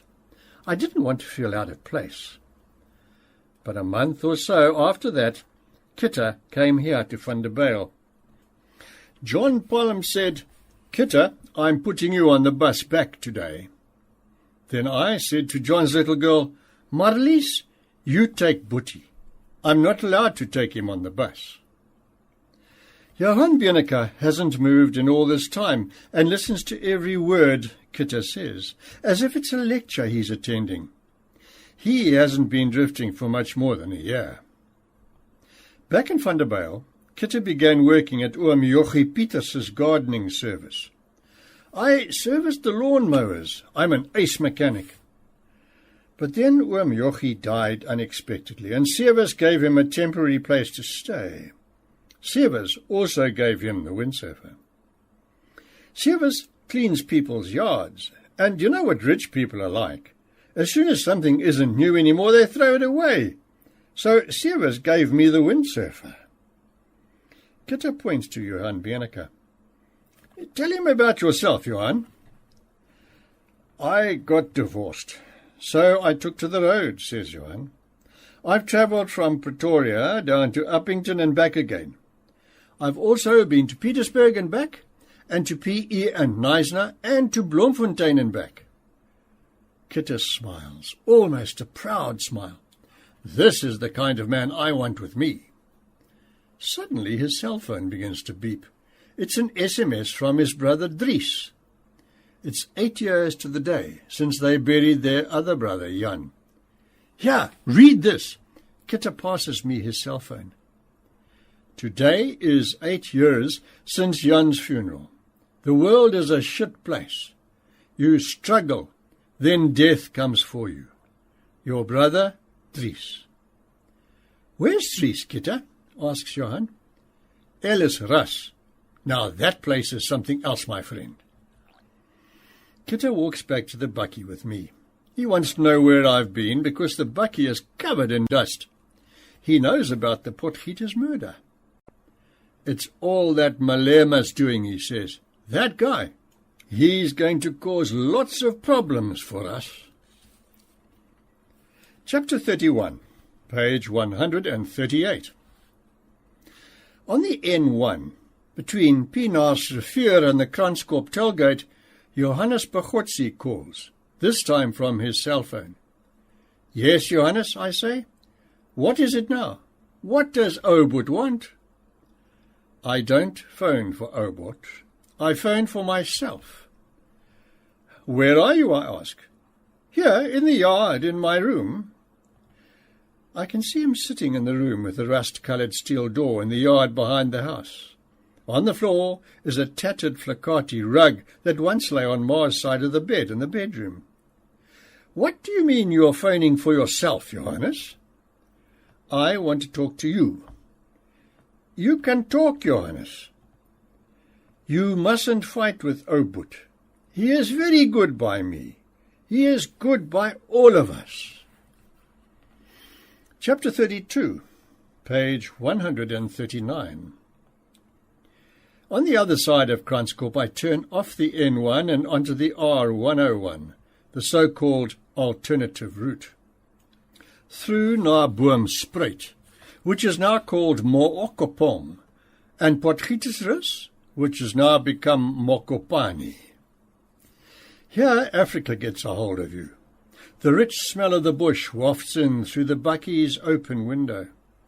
In the dorps, wild bananas grow in the gardens, and frangipanis and bougainvilleas. At a crossroad, a boy is selling bags of dried mopani worms. A Nissan Laurel is lumbering along at 60 kilometres an hour. The painted letters on the back say, Defensive Driving School. God is Great Spaza Shop. I read on a small flat-roofed building next to the road. Thugs on horseback shoot and rape villagers, announces a Daily Sun poster hanging from a lamppost. It's as if a different way of thinking is on the verge of establishing itself here. At a filling station on the other side of Mokopane, far too many cars are waiting at its 4 petrol pumps. 2 petrol attendants are shouting in confusion at each other, while a third calmly sits on a cold drink crate and watches. I get out, the sweat making my shirt stick to my back between my shoulder blades. In the fridge inside the cafe, just a few lukewarm cans of Coke and a solitary can of Mirinda are to be found. Outside on the pavement, music is blaring from a loudspeaker. Music filled with guitars and rhythms trying to entice you to a place you're too scared to go to. We don't take petrol card, says the petrol attendant. Our machine is broken. It has something to do with Africa, this uneasy feeling that's growing in me as I drive north. This feeling that there's something going on in the streets and in people's minds and among people that could be dangerous. Or is Africa just the name we give to things we struggle to understand? Chapter 33, page 141. Bongani Ramasala glowers at me. He isn't Julius, he corrects me. Julius is white people's name. He points to the small ramshackle houses round us. Here, everyone calls him Sello. Bongani is sitting on an empty beer crate in front of the Forget-Me-Not Spaza shop in Masakeng, a township outside Polokwane. I stopped here just now because I'm lost. I'm looking for Masakeng Zone 1, the place where the newspapers say Malema grew up. Bongani's eyes are bloodshot. A Hansa court waits at his feet. What do you want to do to Malema? I've come in peace, I explain. I don't want to do anything to Malema. I just want to see what it looks like here, where he was born and where I've heard his family still lives. Sello's place is at the flats. He points to a side street. Go up there. You will see the flats. Just ask for the flats. Apparently that's where Ma Malema, as Julius's grandmother is known around here, lives. It's just after 9:30 in the morning. Bongani picks up the Hansa and takes a big swig. I drive up the side street, through more potholes and over speed bumps, deeper and deeper into Masakeng, but can't see a block of flats anywhere. On a corner I see a shop with flaky paint and flaky lettering. Corner store. 2 young guys are sitting on the front steps. They are wearing the same pointy shoes I've seen Malema wear in photographs. Rampashanya is the shoe's township name. Suddenly, I feel as if my eyes are deceiving me. Diagonally opposite the corner store is a house that looks as if it doesn't belong here. A double story behind a high wall and an electric gate. It stands there like a huge promise. One of the young guys comes over, suspicious. You look for something? I'm looking for the flats. There, he points to the double-story house. But it's a house. We call it the flats because it's big like the flats. At the gate, a guard in a black uniform peers out of a guardhouse. He flatly refuses. No one is allowed to see Ma Malema. At the small house next door on the right, a tired Nissan bakkie is resting under an avo tree. The 2 youngsters in their Rampashani follow me. Both are brimming with angry questions. Why are you here? You're a white man. How can we trust you? You don't like Malema because he don't keep quiet. The front door of the small house, the one with the bakkie, swings open and an old grey-haired man appears. Thomas Baloyi. He scolds the 2 guys and beckons me to come inside. Have a seat. At first we speak English, but then he says, I speak Afrikaans. He also knows Julius as Sello. Thomas's wife, Irene, joins us. She's wearing a brown dress made from shweshwe. They have been the Malema's neighbours for years. They watched Sello grow up, says Thomas. It feels as though this isn't how things should be. That Malema shouldn't have a neighbour who can speak Afrikaans and who has a print of Da Vinci's Last Supper hanging in his sitting room. There's also a wall unit with a TV and a picture of a young Queen Elizabeth on it. And among it all, there it is, the empty Grunberger Stein bottle, displayed like an ornament. Thomas points through the window to the big house next door. Sello built these flats for his mother, Flora. He doesn't have brothers or sisters. He's the only one. As soon as the house was finished, he wanted to show Flora and say, Look here, my ma, I've built a house for you. Here's your room. But then she lost her life. Then she died. Irene says something to him in Soto. It was the falling sickness, Thomas said. Flora died from the falling sickness. Apparently, Malema's mother suffered from severe epilepsy. Flora often came to visit. She just sat there. We'd talk nicely and laugh, and then I'd see her start to make like this. Thomas begins to twitch from head to toe. Then her body would start to shake. Then we helped her to lie down, and we held her. Other times, Selo would come and say, "Wim, my mother is twitching again. She's sick. Come and help." Malema lived here until about 6 years ago. Thomas points to the TV on the wall unit. "Selo is a big man now. We see him on the TV and say, 'That man comes from among us.' He didn't become naughty like the other young ones. He doesn't walk around at night and grab your money like them. He takes care of his grandmother." Not that Malema was always a good child. "He made his mother angry," says Thomas. "He told her he was going to school, but then he didn't go to school. He hid until school was finished, and then came back. His mother came to me and said, 'Talk to Selo.'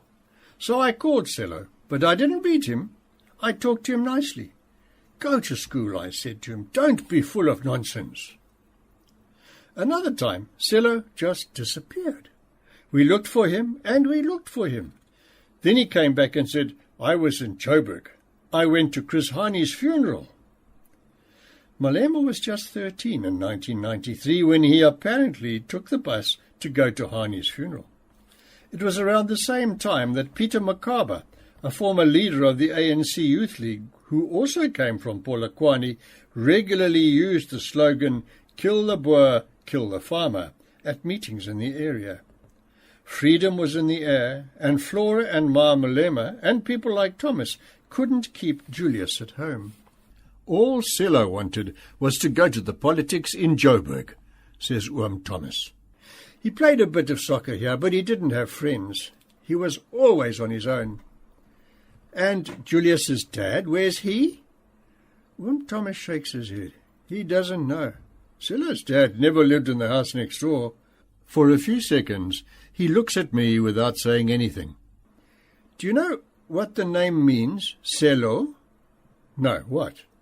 "It means to cry."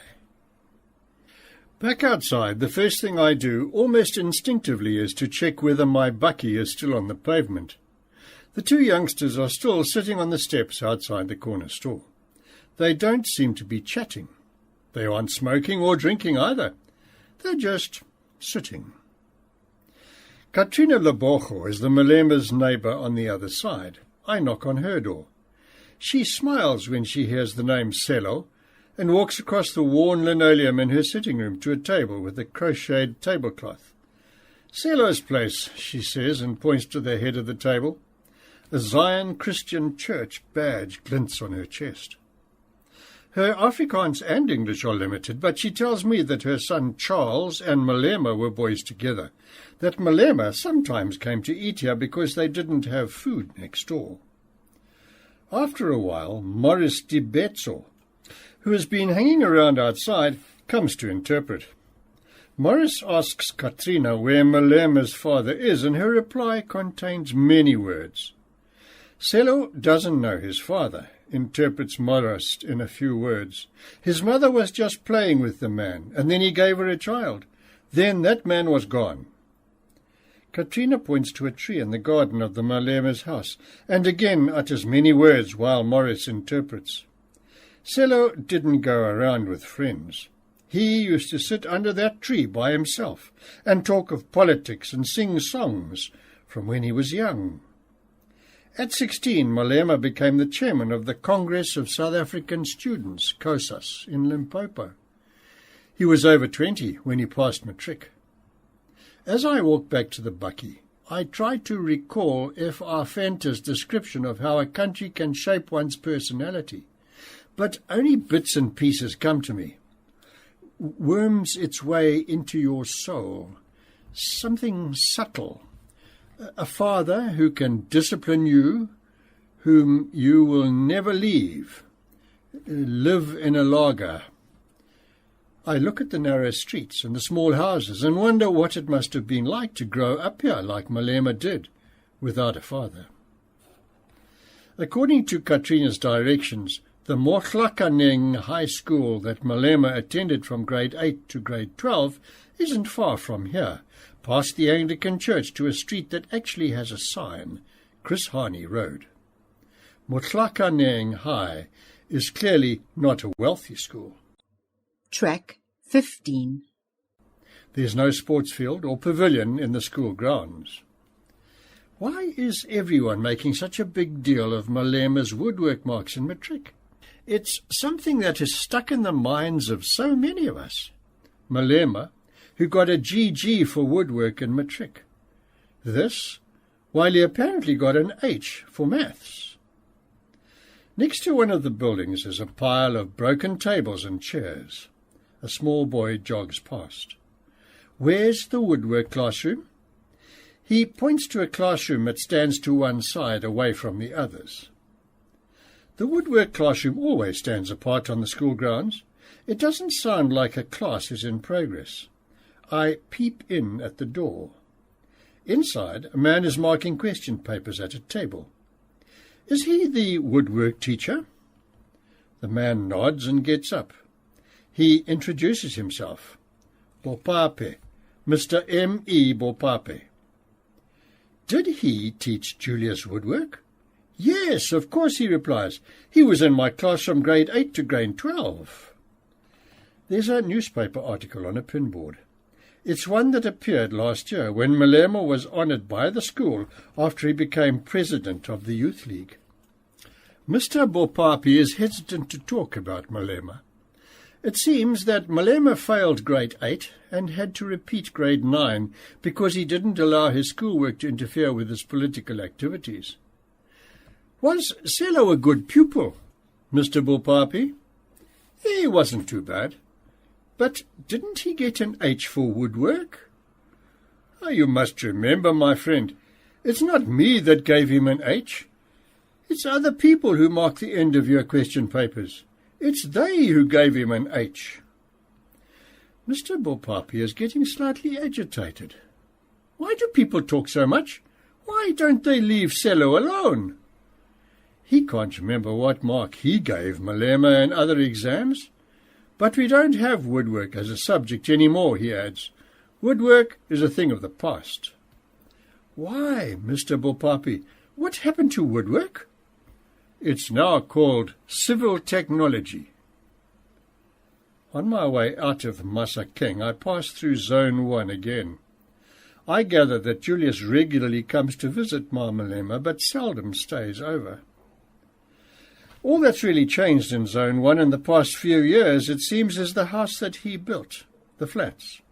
The streets are still riddled with potholes, the pavements are still unkempt and barren, and once a month, Thomas and Tanny Irene, the neighbours, go to stand in the pension queue and wait for mercy. Katrina Lebogo, who helped babysit little Sello, has been without a job for a long, long time. Wherever I go, I see people sitting and waiting, not just here in Polokwane. I begin my journey back to my pa, back into the interior, and everywhere people are waiting next to the road, in Mokopane and Bela Bela and Brits and Rustenburg. They sit on plastic chairs outside mean little houses. They sit on steps and on cool drink crates outside shops and spazas. They sit on rocks at big intersections and on the ground next to a broken-down bus by the roadside. They sit on pavements. They sit in funeral parlours, holding dog-eared funeral books. They sit in cash loans places. They sit in clinics and hospitals and police stations and on upright benches in government buildings. They are waiting. Chapter 34, page 148. At the crossroads outside Masakeng, I hesitate for a few moments. If I turned left, I'd be going further north to Louis Tricard, even deeper into the bushveld. If I turn right, south, I'm hungry. I want to buy something to eat in Polokwane. A little later, as I'm looking for a spur or a wimpy on the streets of Polokwane, my phone rings and I pull over into an empty parking bay. Johannes's name flashes on the screen. He mustn't start annoying me too now. Yes, Johannes? I say, what is it? It's not Johannes's voice on the other end. It's Pa's. Hello, son. Why are you phoning from Johannes's phone, Pa? I was afraid you were angry with me, son. I was afraid you wouldn't answer if you saw it was me. Brackenjan is barking in the background. Pa must be sitting at the kitchen table. I can see the crossword on the table, the radio with its coat-hanger aerial, the bowl with the oranges. On the wall next to the fridge hangs the church calendar. "What are you doing?" I asked. "Are you all right?" "I'm making macaroni cheese for us this evening." Pa always uses the same oval glass dish to make macaroni cheese. He puts tomato slices on top and a lot of grated cheese that melts and always comes out of the oven slightly burnt. And the table will be set with Ma's plates with the hairline cracks and the small red flowers. "I'm going to set a place for you too, son," I hear Pa say after a while. "Come home. You belong here." Part 3. Nkandla. Chapter 1, page 151. Then Pa was gone. We buried him 5 days ago. There were things I still wanted to tell him, but when I arrived in Ventersdorp, rather worn out from the long trip, and walked past the cement pond in the front garden, the smell of macaroni cheese wasn't in the air. The table wasn't set either. Pa was in his room on the bed, propped up against a stack of pillows, a bag of bones in Mr. Price pyjamas. His breathing was shallow and rushed, like someone who is running up a hill. He could barely speak. I was the bearer at the front right-hand side of the coffin, and Johannes Bochotzi was at the back left. The Lord gave and the Lord took away, and now I'm sitting large as life in the study that Pa built for himself in the yard in Ventersdorp, and have to decide the fate of a few hundred small books with red spines, where he wrote every Sunday's sermon, and years' worth of accumulated books and documents, brochures and leaflets, manuals, diplomas, certificates, souvenirs, LPs, tapes, a stuffed blue wildebeest head, a spring walk medal, and a humongous crocheted Our Father in a plastic frame. Among the books is F.R. Venter's Werfjournaal. Another has also caught my eye. Hier zie je Steen's Die Verlore Vader. Like an index to Pa's life, everything is spread before me on the carpet, the desk, the shelves, and on the walls. There's a faded election manifesto of the National Party, the New National Party, the Conservative Party, as well as a new one from the Democratic Alliance. There's the menu of the Radportrye dinner that Prime Minister John Vorster signed on the evening in 1973 when he was guest speaker. There are slim booklets from the 70s that warn of the dangers of pop music, and wearing patches that look like apples with a bite taken from them on the back of your jeans. Against the Roman Catholic gevaar, the black gevaar, the yellow gevaar. There's a burgundy AVB beret, a whip that's been plaited by hand, an enlarged photograph of an ox wagon at Blood River that was hewn from granite by the sculptor Kurt Steinberg. And all of this is a reflection of myself. This is how I grew up. It is something subtle, invisible, and intangible, a silent shaping of the heart and senses, like the spirit of a child in its parents' home. I pick up the burgundy AVB beret and call, "Johannes!" He's unpacking a cupboard in the small room next to this one. He comes in. "Here's something for you." I hold out the beret. He takes it and shoves it into the back of his trousers. He disappears back into the other room and returns with more stuff on the lid of a shoebox, a teaspoon, a pudding bowl, a funeral program. "What must I do with this?" he asks. The teaspoon's handle is decorated with the coat of arms of Allowell North. Ma bought it that time we went to the hot springs in Allowell. The pudding bowl Omar bought for the inauguration of the Voortrekker monument. On the funeral program, Opa Dani, Pa's dad, and the Opa I was named after, frowns from a faded photograph. Daniel Petrus Boshoff Snyman. The Lord of heaven and earth has seen fit to take from us. Put it down here so long, I motioned to Johannes. Before long he's back with a small Zulu shield and a pitch-black doll with Zulu beads around her neck. And this? He laughs. Write it down, I hear Oom Avi Smit from Forsberg, whom I'd seen 2 months ago, saying, write everything down. Bring my notebook from the room, Johannes. The list gets very long. I write down even those things I throw away. A way less booklet, a manual for a Hitachi tape recorder, a stack of SA Panorama magazines that were published by the government's Department of Information before 1994. Johannes leaves the things that were on Pa's bedside table till last. A yellow Eveready torch, a bottle of Old Spice aftershave, the glass he used when he sometimes soaked his false teeth overnight, a pocket knife whose blade has been worn thin by all the sharpening. There's an article torn from a newspaper, and a few loose sheets of paper with shopping lists and telephone numbers. One of them reads, Museum in Pietermaritzburg, with a phone number. I put the piece of paper in my pocket. Whether Pa phoned the museum to ask whether they really have Great-Grandpa Conrad's trousers, I don't know. I look at the newspaper article. Pa didn't simply rip it out. He used a ruler or a book to press down on the page and carefully and neatly tore it from the page.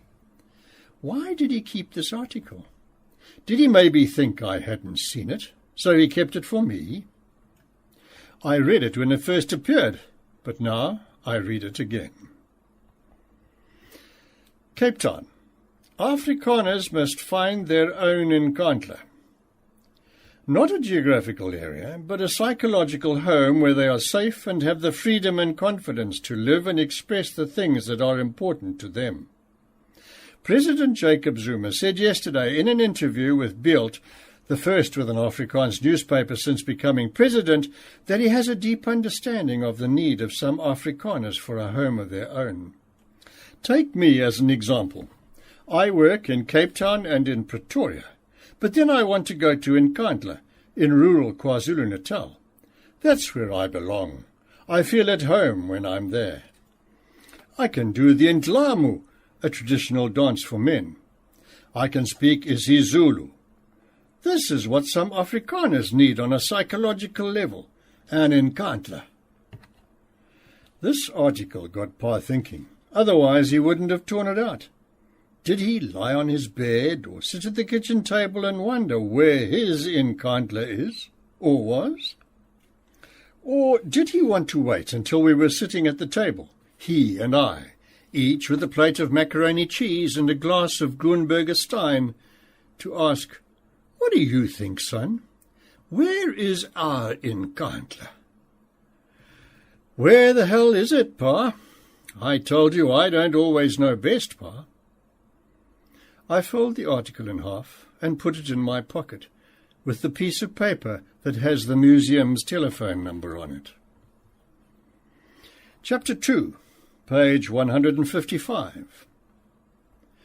Once again I see the day break somewhere on the open road. On the other side of Heidelberg, the horizon is brightening, like a light bulb dimly shining behind a blue curtain. At Villiers I leave the N3 and head for Cornelia and Freda and Meermel. At the house in Ventersdorp, everything is more or less wrapped up. But there's one thing left for me to do before I head back to my own home in Jacobsbaai on the west coast. Pa had wanted to visit Blood River and Pietermaritzburg. Why exactly he wanted to go there I never discussed with him. Did he want to try and confirm who he was one last time, and that the battle he and his people had fought here did have meaning? Now I am going there for Pa, Or rather, I'm going for both of us, for Pa and for me. I'd travelled north from the Cape to try and discover why I sometimes feel like a stranger in my own country. It has something to do with a farewell to the old things. I know that now. A farewell to the old and an uncertainty about the new in the country. But it was a journey I had to make, I know, despite the sadness of leaving and the fear of the future. I see Pa in the bakkie next to me, his walking stick between his knees, and his grey grasshoppers with the worn soles on his feet. Like the time 2 years ago, just before Christmas, when I took him to Meermal so that he could retrace his steps with his walking stick and his grasshoppers, resting every few paces. Does our Nkandla lie even deeper into the interior, hey, Pa? Must we go looking for it? Pa grew up in Meermal. Oupa had a workshop there, and Pa wrote matric there. About 5 kilometres outside Vrede, on the way to Meermal, I recognised the concrete picnic table where we'd sat that morning, 2 years ago, on our way there, and eaten the sandwiches and over-boiled bluish eggs and sausages that he'd packed for us. The table is in an even greater state of disrepair, and rubbish is spilling from the round concrete rubbish bin. Meermal 40, it says on a road sign a little further along. Here the world is full of hills and mountains. In winter the frost kills the grass and the land is bleak. But now it's green and there are streams of water flowing between the hills. Meermal 30. Perhaps Meermal was Pa's Nkandla. Meermal was Pa's putupap and poor boy flower bag underpants, and stories about going barefoot in the frost on a winter's morning. Stories that had a happy ending when he stood with his cold feet in a heap of warm cow dung. During Pa's last days, Johannes had to make him putupap on the stove almost every morning. Meermal hasn't changed much since our visit. The Mayhem guest house where we stayed is still here. So too is the building that housed Oupa's workshop, where the sign now reads Nguni Impupu. Their old house in De Jager Street is still the colour of peanut butter, but I don't stop there.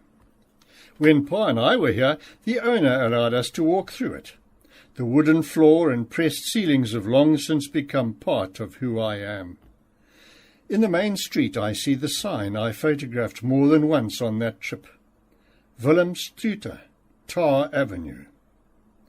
There is something comical about it, because it's actually a very short stretch of tarred road, from the Co-op to the Dutch Reformed Church, that was given such a grand name.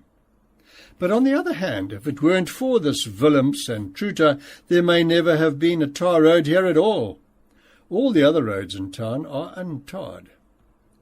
Throughout the country there are signs like this, where people's names, usually men's, appear along roads, on bridges, outside church halls and town halls, in front of old age homes and libraries and hospitals and clinics, at dams and factories. Willemsstrute, Tar Avenue, Bertie van Zyl Clinic, Boet van Drimmelen Bridge, Berdina Conradi Home for the Aged, Flippy Puchenpoel Dam. Many of the people whose names appear on these signs belong to Pa's generation. All of them are old or dead now. They weren't without blame. They voted for laws that brought pain and suffering to others. Many of them helped to enforce those laws.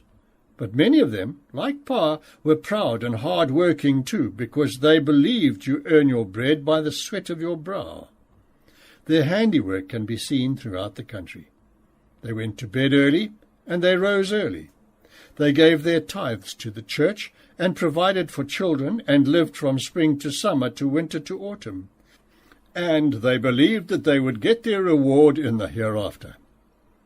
Against the wall of the high school hall, near Meermal's town centre, there's a large picture of the school badge, a hand plough with the sun rising behind it. The motto is, "Watch and Work." Pa was a child when the new school was built here, and each of the children was asked to design a badge for the school. Pa's design, the one against that wall, is the design that won. Track 16. Chapter 3, page 158. About 30 kilometres before Dundee, a road sign points to the left, Blood River. Next to me, Pa raises his arm and points. I turn off onto a bumpy dirt road that rattles and rolls into the open veld, through a small drift up an incline. A little further along, another road sign announces it's 19 kilometres to the battlefield. All along the road, the fences are anchored with corner posts cut from sandstone. Then I see a few buildings, and in the distance something that could be an ox wagon laager. Blood River. To the south lies a mountain with a sandstone plateau. It's from here where the Amabuto, the Zulu warriors who formed the left horn of the Zulu army's attack formation, approached on the morning of 16 December 1838. The Voortrekkers' wagons formed a laager on the western bank of the Nkomo River. Inside the laager were 464 men armed with muzzle-loaders, under Commander Andries Pretorius. When the battle was over, only 3 of the men were wounded: Gerrit Rath, Philip Fourie, and Pretorius, who'd been stabbed in the arm with an assegai. At least 3,000 died in the battle. It's as if all this information has suddenly popped up from somewhere deep in my memory. How many school projects haven't I done on the Battle of Blood River? How many exam questions have I answered? How many Day of the Covenant celebrations have I had to attend in my life? Is there a name, a word, an event in the history of the Afrikaner that's more pregnant with meaning than Blood River? The Oxwagon Laager is quite a distance away from a rectangular flat-roofed building. In front of this building is the Kurt Steenberg granite wagon, the one Pa had a photograph of on his study wall for who knows how long. Then there's another sign pointing to another turnoff, Nkomo Monument. Since 1998, there's been a second museum and place of remembrance at Blood River, one that was erected by President Nelson Mandela's government. Which museum should you visit first? The old one or the new one?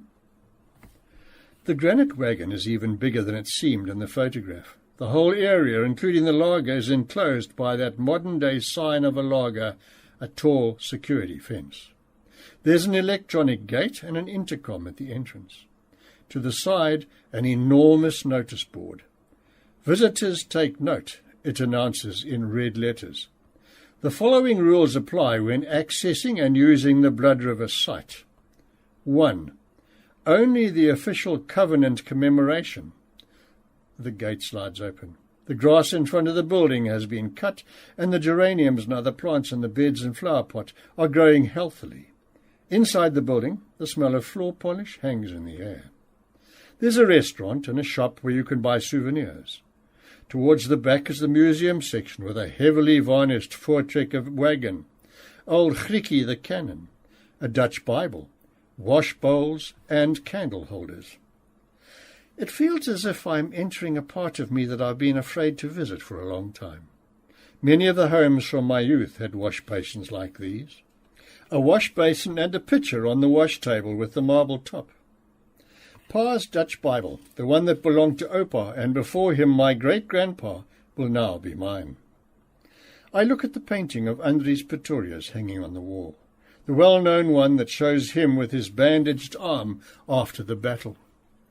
For a long time I didn't think of the Voortrekkers as human beings. To me, they were the gods of my own Afrikaner realm, Pretorius, Piet Retief, Sarel Cilliers, and great-great-great-grandpa Koenraad Frederick Wilhelmus Snyman, who was here at Blood River with Pretorius and Cilliers, was for me a sort of personal representative with Pretorius, Cilliers and the others. Fearless, God-fearing ooms who had piercing looks and were crack shots with a muzzle-loader. I was aware of the Voortrekker women too, but they didn't have names. They were maternal, with quiet, sombre expressions. Just one had a name, Deborah Retief, Piet Retief's daughter. Somewhere along the Voortrekker's route, so we were taught, Deborah wrote her father's name on a rock near Harrismith, with green paint. I know the paint was green because every Zoom ice cream sold just about anywhere in the 70s contained a card with a painting or sketch of a Voortrekker figure.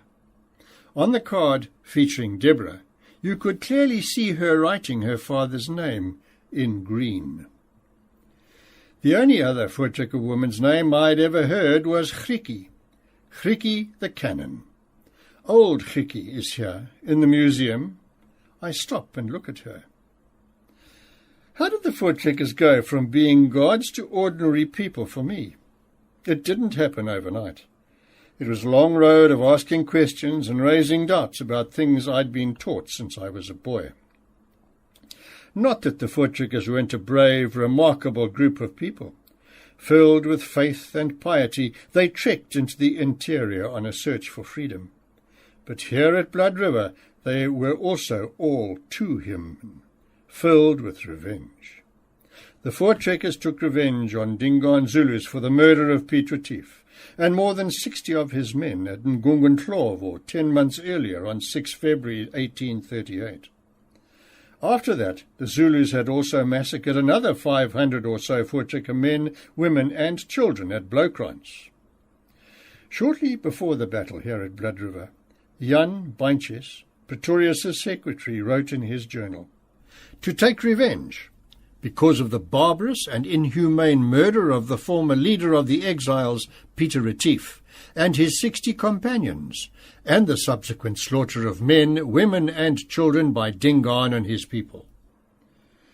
It's about 1 kilometre from the museum to the lager on the bank of the Nkome. The campsite is empty. I'm the only visitor here. In my mind, a Day of the Covenant celebration is taking place. In the Platteland, these celebrations were often held in a special hall built in honour of the Day of the Covenant that was only used on 16 December each year. It wasn't really a hall. It was an enormous shed with a cement floor and a kitchen at the back. You had to bring your own chair, and when you arrived you were given a roneoed copy of the programme where the proceedings were set out. Welcome, scripture and prayer, flag hoisting, sermon, oration. Pa often took care of the scripture reading and prayer in a black suit and a white shirt that was drenched with sweat and clung to his shoulders when everything was over. No one ever made a speech at the Day of the Covenant celebration. There was an oration, often by a deputy minister with a carnation in his buttonhole. He read from small squares of paper, and the oration contained phrases like, "Our godly responsibility here at the southern tip of Africa. Tame the country. Persevere in God's name. Not bow one's neck under the same yoke with a heathen." I drive to the lager and stop when I get close. The silence. I notice the silence immediately. The same silence you often hear on a battlefield. A silence for which there's no explanation in the history books or in political speeches. Was it the right thing to throw out the stack of essay panoramas in Pa's study? It was in a panorama that I first saw this lager, 64 wagons cast in copper. That was the era when a mother usually had her firstborn's first pair of shoes cast in bronze.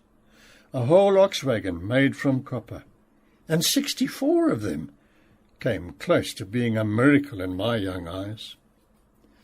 Outside the lager I linger a while. It's a clear, cloudless morning, much like the morning of 16 December 1838, after the mist of the night had cleared. Sunday, the 16th of December, wrote Jan Baintjes in his diary. The day is born before us. The sky is cloudless, the weather clear and bright. If you consider what the Day of the Covenant has come to mean through the years, it's ironic. Probably the only reliable report of what happened here on that day is that of Jan Baintjes, and Jan was a coloured man who accompanied the voortrekkers as a teacher and labourer. Jan Baantjes was a direct descendant of Hilleke Agneta Jacobs van der Kaap, a female slave. Konrad Frederick Wilhelmus Snyman, who was here with Jan, was a direct descendant of Groot Katrijn van der Kaap, another female slave. Christoffel Snyman, the coloured forefather of the Snymans, was this Opa Konrad's great-great-grandpa. Opa Konrad's skin was the same shade of brown as Jan's. What has happened? What caused the separation between white and coloured? The story is a long, complicated one of pride and shame and cruelty and stubbornness.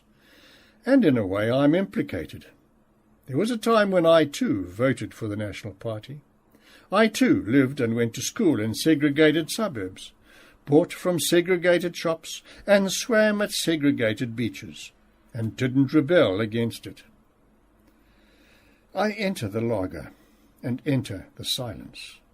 My great-great-great-grandpa must have stood somewhere around here on that morning, his eyes trained on the horizon. He was in danger, but how did his uncertainty about the future of the country differ from mine? People died here. For the most part, the battle was over by 11 that morning, writes Baantjes. Pretorius later ordered his men to try and count the Zulu bodies. People prayed here and made promises to God.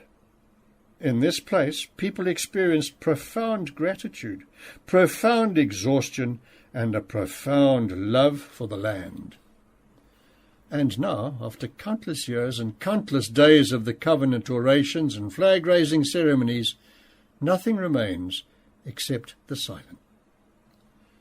The gate at the museum opens automatically. Then the notice board outside hits my eye again. Only the official Covenant commemoration program is allowed on the site annually over the period of 16 December.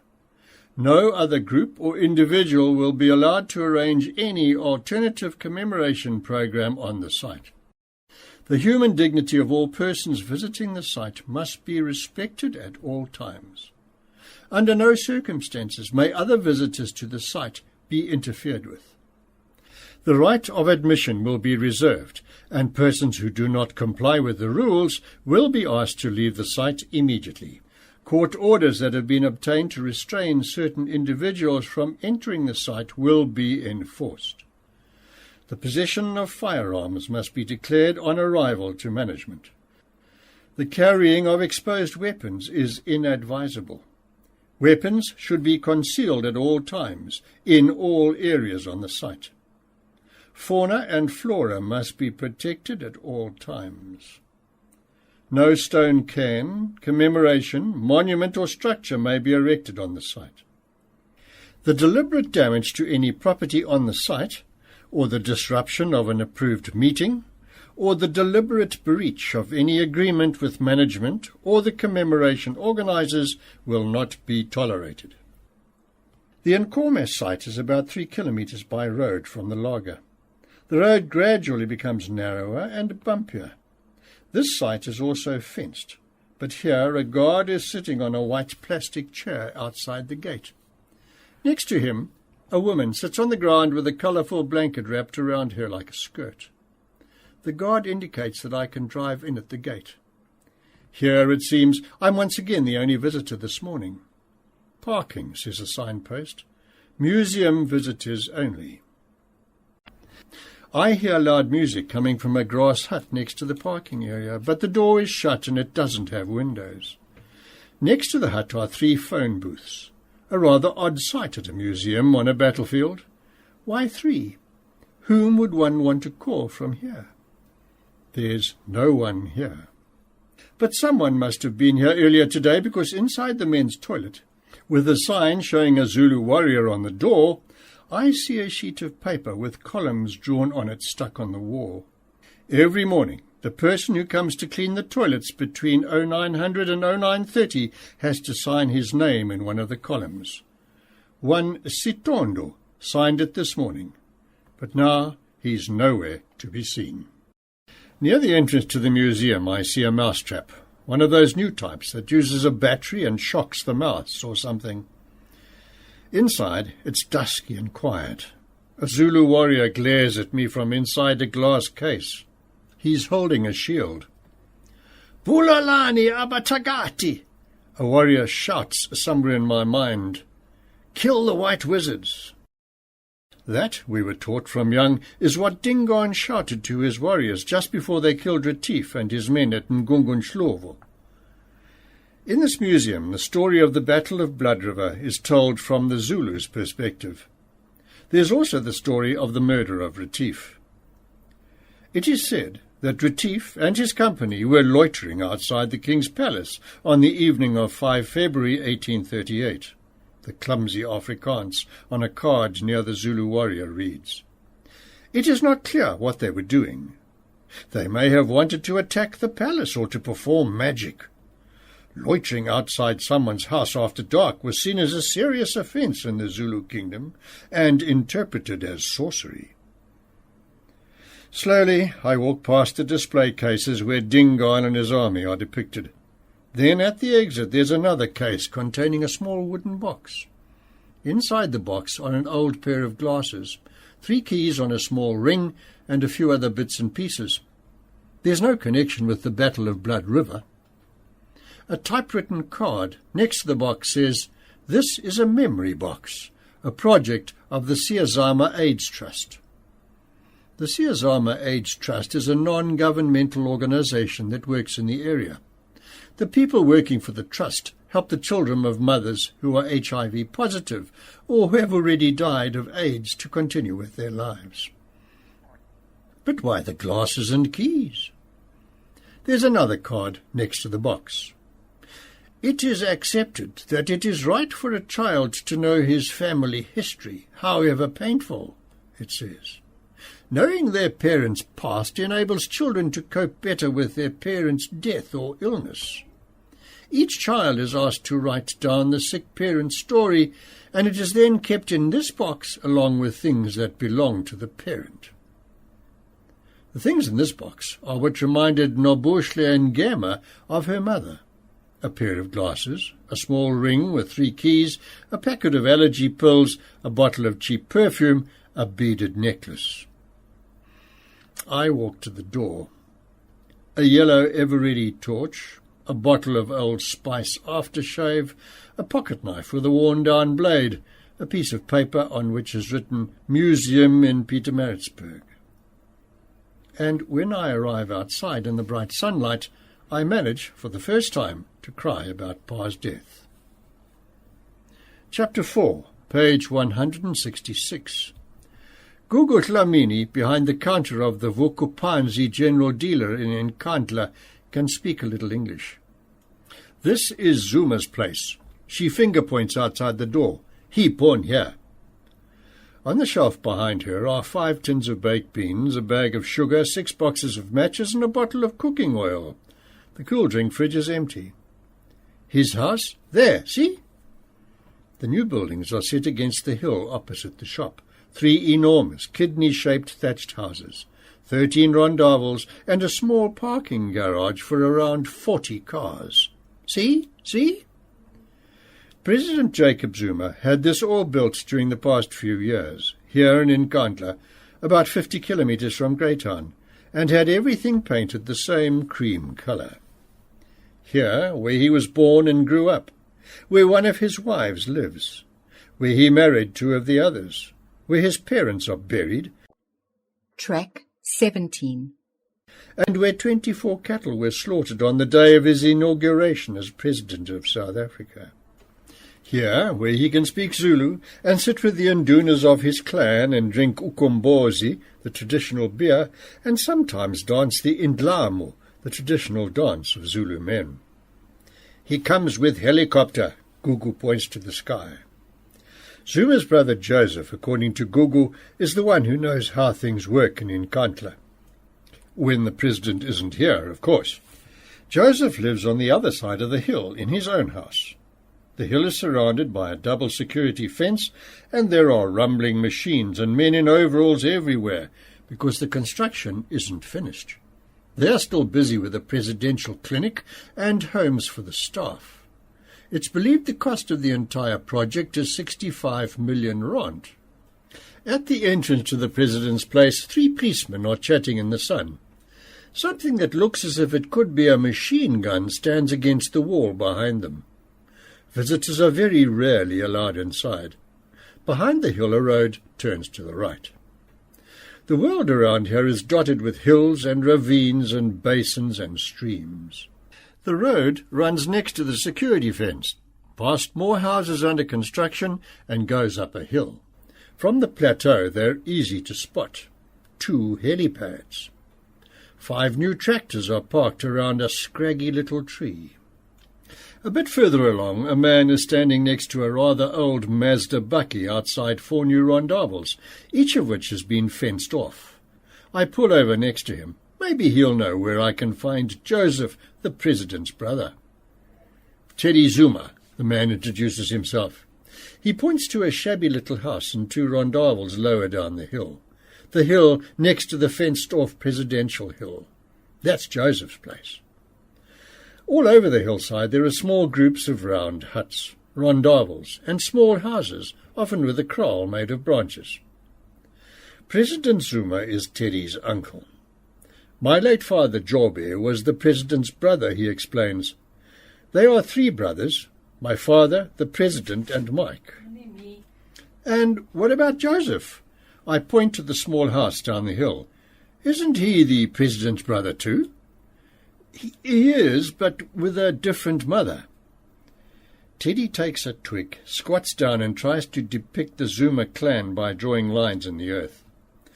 The president's father was Nobekisisa Zuma, and he had 2 wives. The president's mother, Gaina Mazwi, was Nobekisisa's second wife. Joseph is the son of Nobekisisa's first wife. Teddy tries to calculate how many children Nobekisisa had with the 2 women, but before he can reach a total, he gets up and looks at his watch. I'm late. We're actually on our way to a funeral. A man comes out of one of the rondavels. He's holding a Zulu shield and a stick that he puts on the bakkie. Teddy points to another circle of rondavels. I have to fetch my brother. He laughs. He can't say off the top of his head how many brothers and sisters he has. There are too many because my dad cheated. He never married, but he got children from certain people. At the moment, he starts to count his brothers and sisters on his fingers. There are 6 with 6 different women. Teddy has only 1 wife. These days it's too expensive to have so many wives, but you have to understand, some men do things differently. It's part of Zulu culture. They call it isitembu. If you have only 1 wife, it means you're not a man. Like other clan members, Teddy also sometimes goes to visit inside the security fence when the president is here. Sizakela Kumalo, the president's first wife, who he married in 1973, lives there more or less permanently. Ma Kumalo, the people here call her. The president's other 2 wives, Nompumelelo Ntuli and Tubeka Mabija, whom he married in 2 separate ceremonies here in Nkandla, come to visit regularly, as do some of his 18 children. Teddy walks over to his bakkie. It's 11 in the morning, and the funeral started at 10 o'clock. More people begin to appear and clamber in under the canopy. It's only when I drive through the gate on my way out that I notice the sticker on the back of his bakkie of the WWE wrestler The Undertaker. Joseph Zuma's house is about 500 metres from that of his brother, the president, with a double security fence between them. Nothing in Joseph's yard is new. The wire fence is sagging, and weeds grow between the branches that form the kraal walls. 2 empty cool drink crates are stacked on top of each other. The walls of the house are crying out for a coat of paint, and 5 flip-flops and an empty Smirnoff vodka bottle are lying near the front door. Manji, Joseph's daughter, appears in the door of the small house. Her English is shaky. She too speaks only Zulu, like almost everyone in these parts. Her dad isn't home, but she gives me his cell phone number. I call him while her mother, Tombi, the president's sister-in-law, fills the doorway behind her. She's wearing a T-shirt with the president's face on it, as well as the words, Zuma, my president. I explained to Joseph that I've come here because the president said everyone in the country should have his own Nkandla. Now I want to learn more about his Nkandla. Just wait there, says Joseph on the phone. Wait, I will come. I go off and wait at the bakkie, and wait. An hour or so later, Manji reappears from the house, this time holding a bottle of pink brutal fruit. She gives it to me and indicates that I should go with her. Pulalani abatagati. The voice is inside me. It just is. Manji leads me through the front door. Inside there's an old kitchen chair, a wooden bench, a fridge and a TV set. Nothing else. There's linoleum on the floor, just like there used to be in my Omar's kitchen. And over everything hangs the smell of putu pap from a pot on the two-plate stove in the corner. Manji motions for me to sit on the kitchen chair. Tombi is sitting on the linoleum with her legs stretched out in front of her, the president's face on her chest. Manji goes to sit next to her. Sawubona. Although Pa could speak Zulu fluently, this is just about the only Zulu word I know. Nikikona, they laugh. Unjani. In a corner, a shield leans against a wall, as well as an isikwili kiri, which is used in traditional stick fights. Not far from it is a pair of shiny new men's shoes. Diagonally above it hangs a calendar of the Nazareth Baptist Church, with a small photograph of the president on it. Through the window I can see a Toyota Prado on the presidential side of the fence. A child, a little girl, comes crawling across the floor from one of the rooms. There are 3 fresh cuts on her face, one on the forehead and one on each cheek. The one on her forehead is still a little bloody. It is her sister's child, Manji explains. She points to the cuts on the child's face. It shows she's Zuma. My mother, she cut her. Manji rubs her own cheek and forehead where faint scars are visible, scars that, it appears from the photograph, are on the president's face too, if you look closely. Nobeki Sisa, the president's father, died when he was 4. The president never went to school in Nkandla because there wasn't a school here. He tended the family's cattle, and together with his friends he hunted birds in the hills and killed snakes with his knobkerrie. The president's mother later went to work in Durban as a domestic worker, and from time to time he went to visit her. At 17 he joined the ANC, and since then he has always come back to Nkandla to try to be again what he was brought up to be. A bakkie arrives in the yard. Joseph, the president's brother. He enters the room quietly, but doesn't take a seat. He's neither friendly nor unfriendly. "Who are you, my friend?" His eyes are piercing. I explain, I write things down. I'm driving around the country. I come in peace. "What, Nkandla?" "This is Nkandla." He hasn't read the newspaper article. "You have your own Nkandla?" Joseph checks his watch. "I must go to church." He crosses his yard, passes the kraal here in his Nkandla, and walks to his bakkie, as I walk to my bakkie, and think of the Nkandlas where I'd grown up. The people in the houses may not always have had a lot of money, but their homes were clean and the garden gates were painted silver. Proud little castles, with a church calendar against the kitchen wall, where children learnt to work hard for what they wanted, and to respect their elders, and to be seen and not heard. All my Nkandlas always had a church, but in my Nkandlas we also honoured and even worshipped our forefathers. Kruger, De La Rey, De Wet. In my Nkandlas we, too, were a tribe from Africa, a tribe among the other tribes in this country. Joseph Zuma, one of the Zulus, gets into his bakkie, and I, an Afrikaner, get into my bakkie, and at the crossroads he turns left towards Eshawi.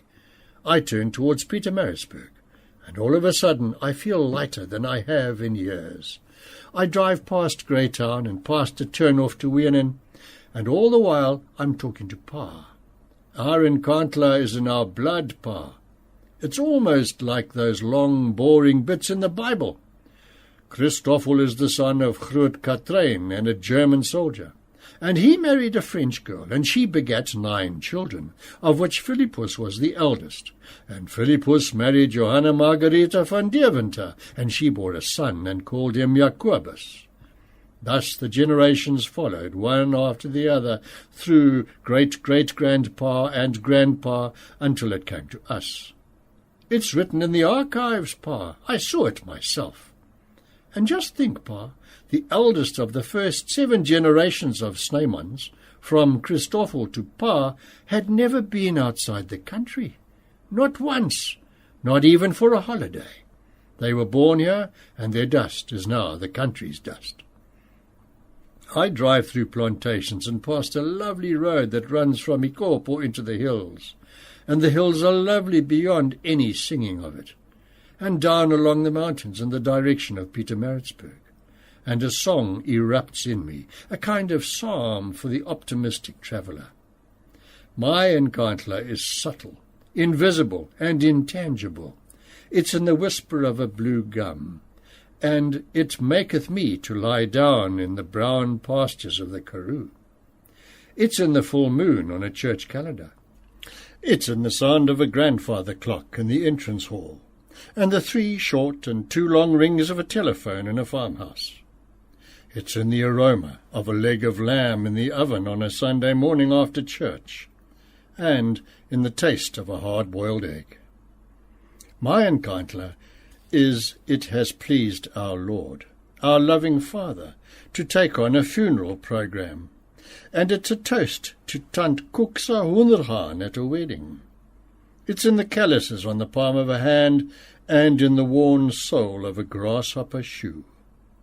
It's in the blanket covering a mirror during a thunderstorm, and in the long unbroken peel of an orange peeled with a pocket knife.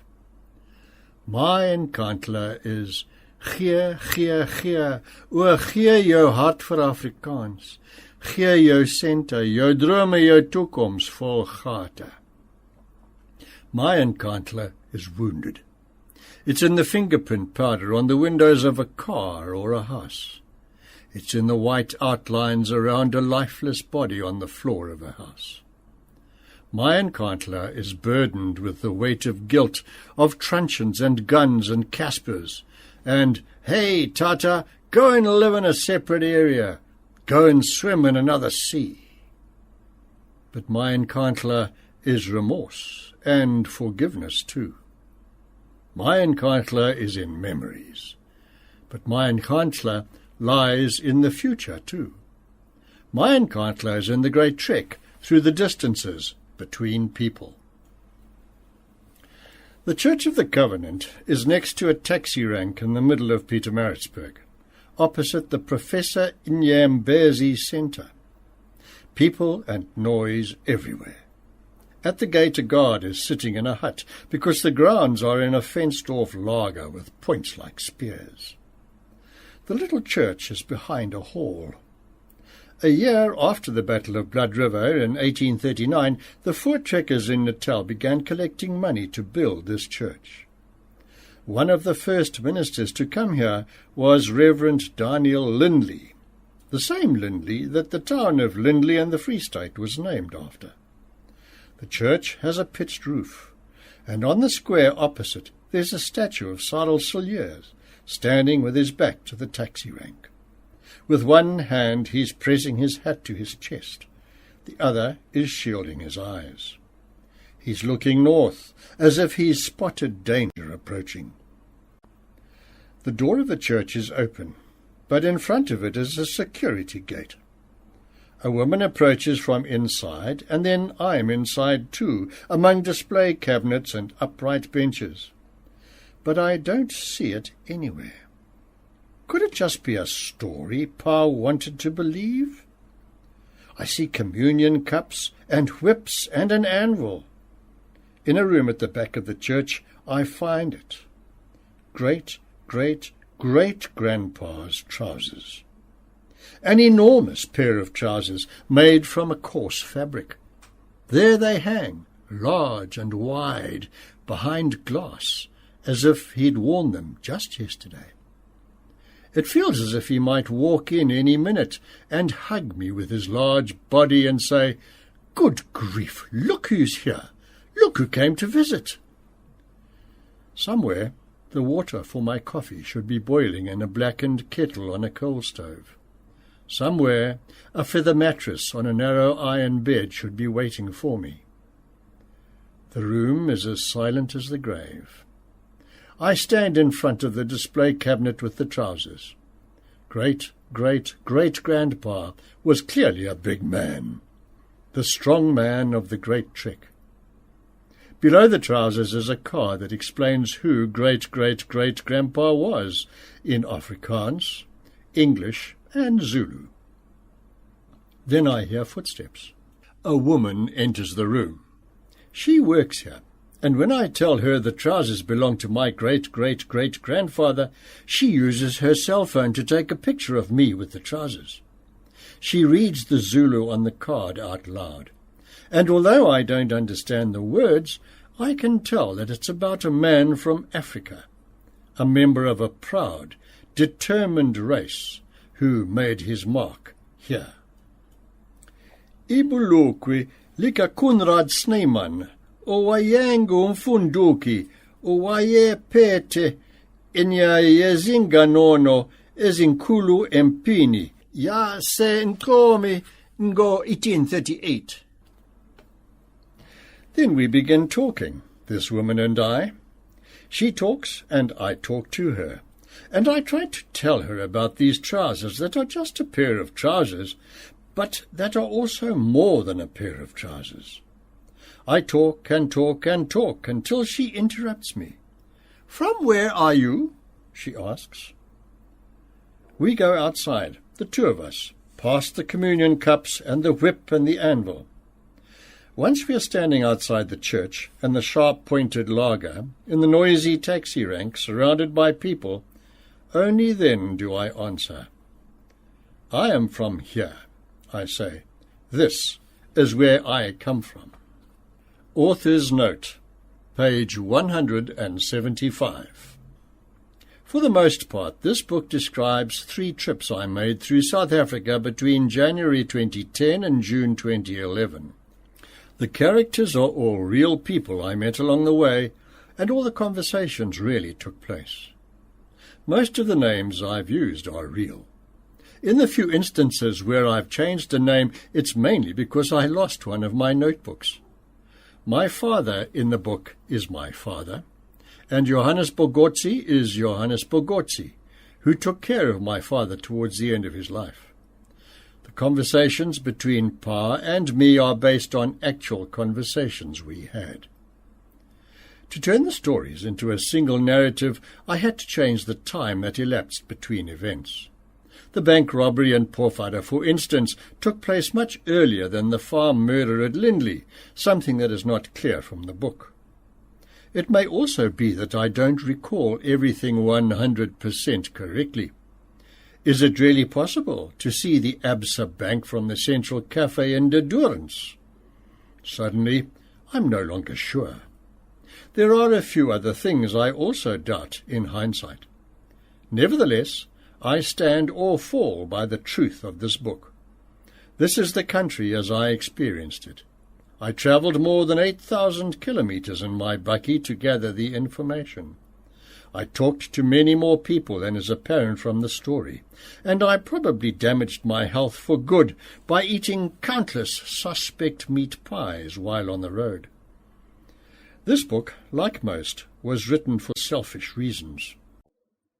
Track 18. I wanted to explain the country and my place in it to myself. It was my journey, and when I speak for myself and no one else. In the front of one of my notebooks, one I didn't lose, I copied a quotation from David Shields' book, Reality Hunger, a Manifesto. What is a fact? What's a lie, for that matter?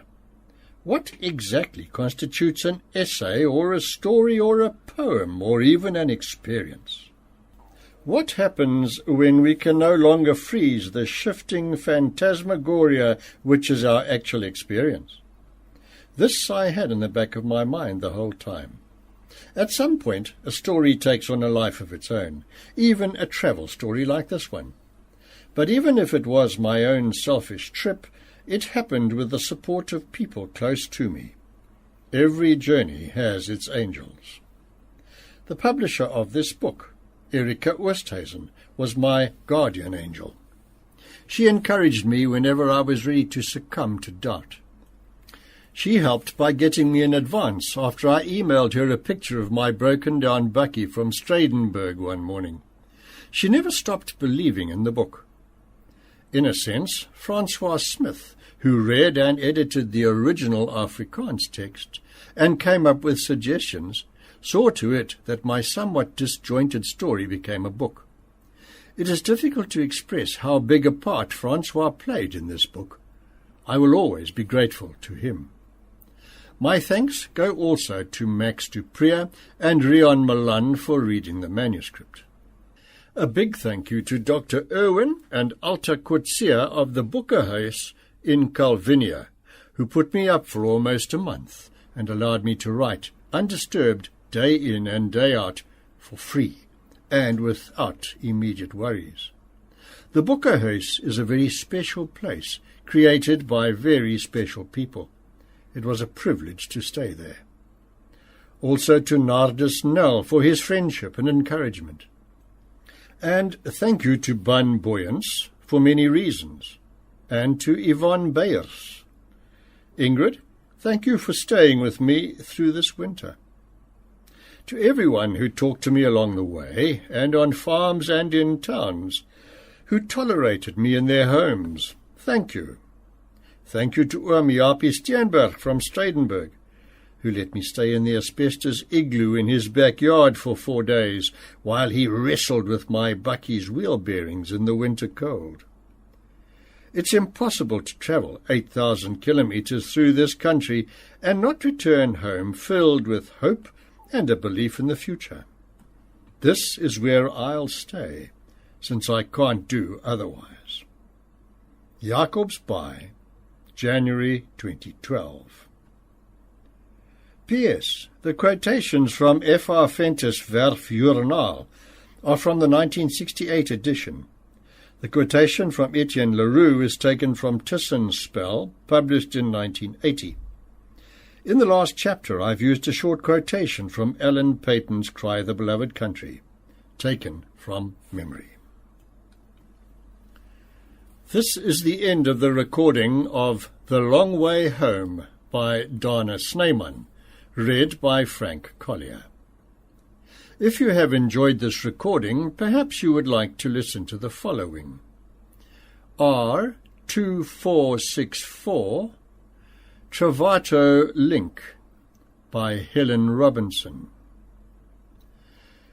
M4403 Housemaid's Daughter by Barbara Much.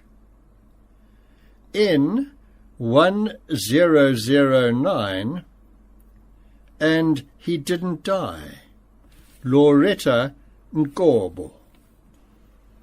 In consideration for other library members, please ensure that all cassettes or CD discs belonging to this book are replaced in the container and returned to the main circulation library in Durban.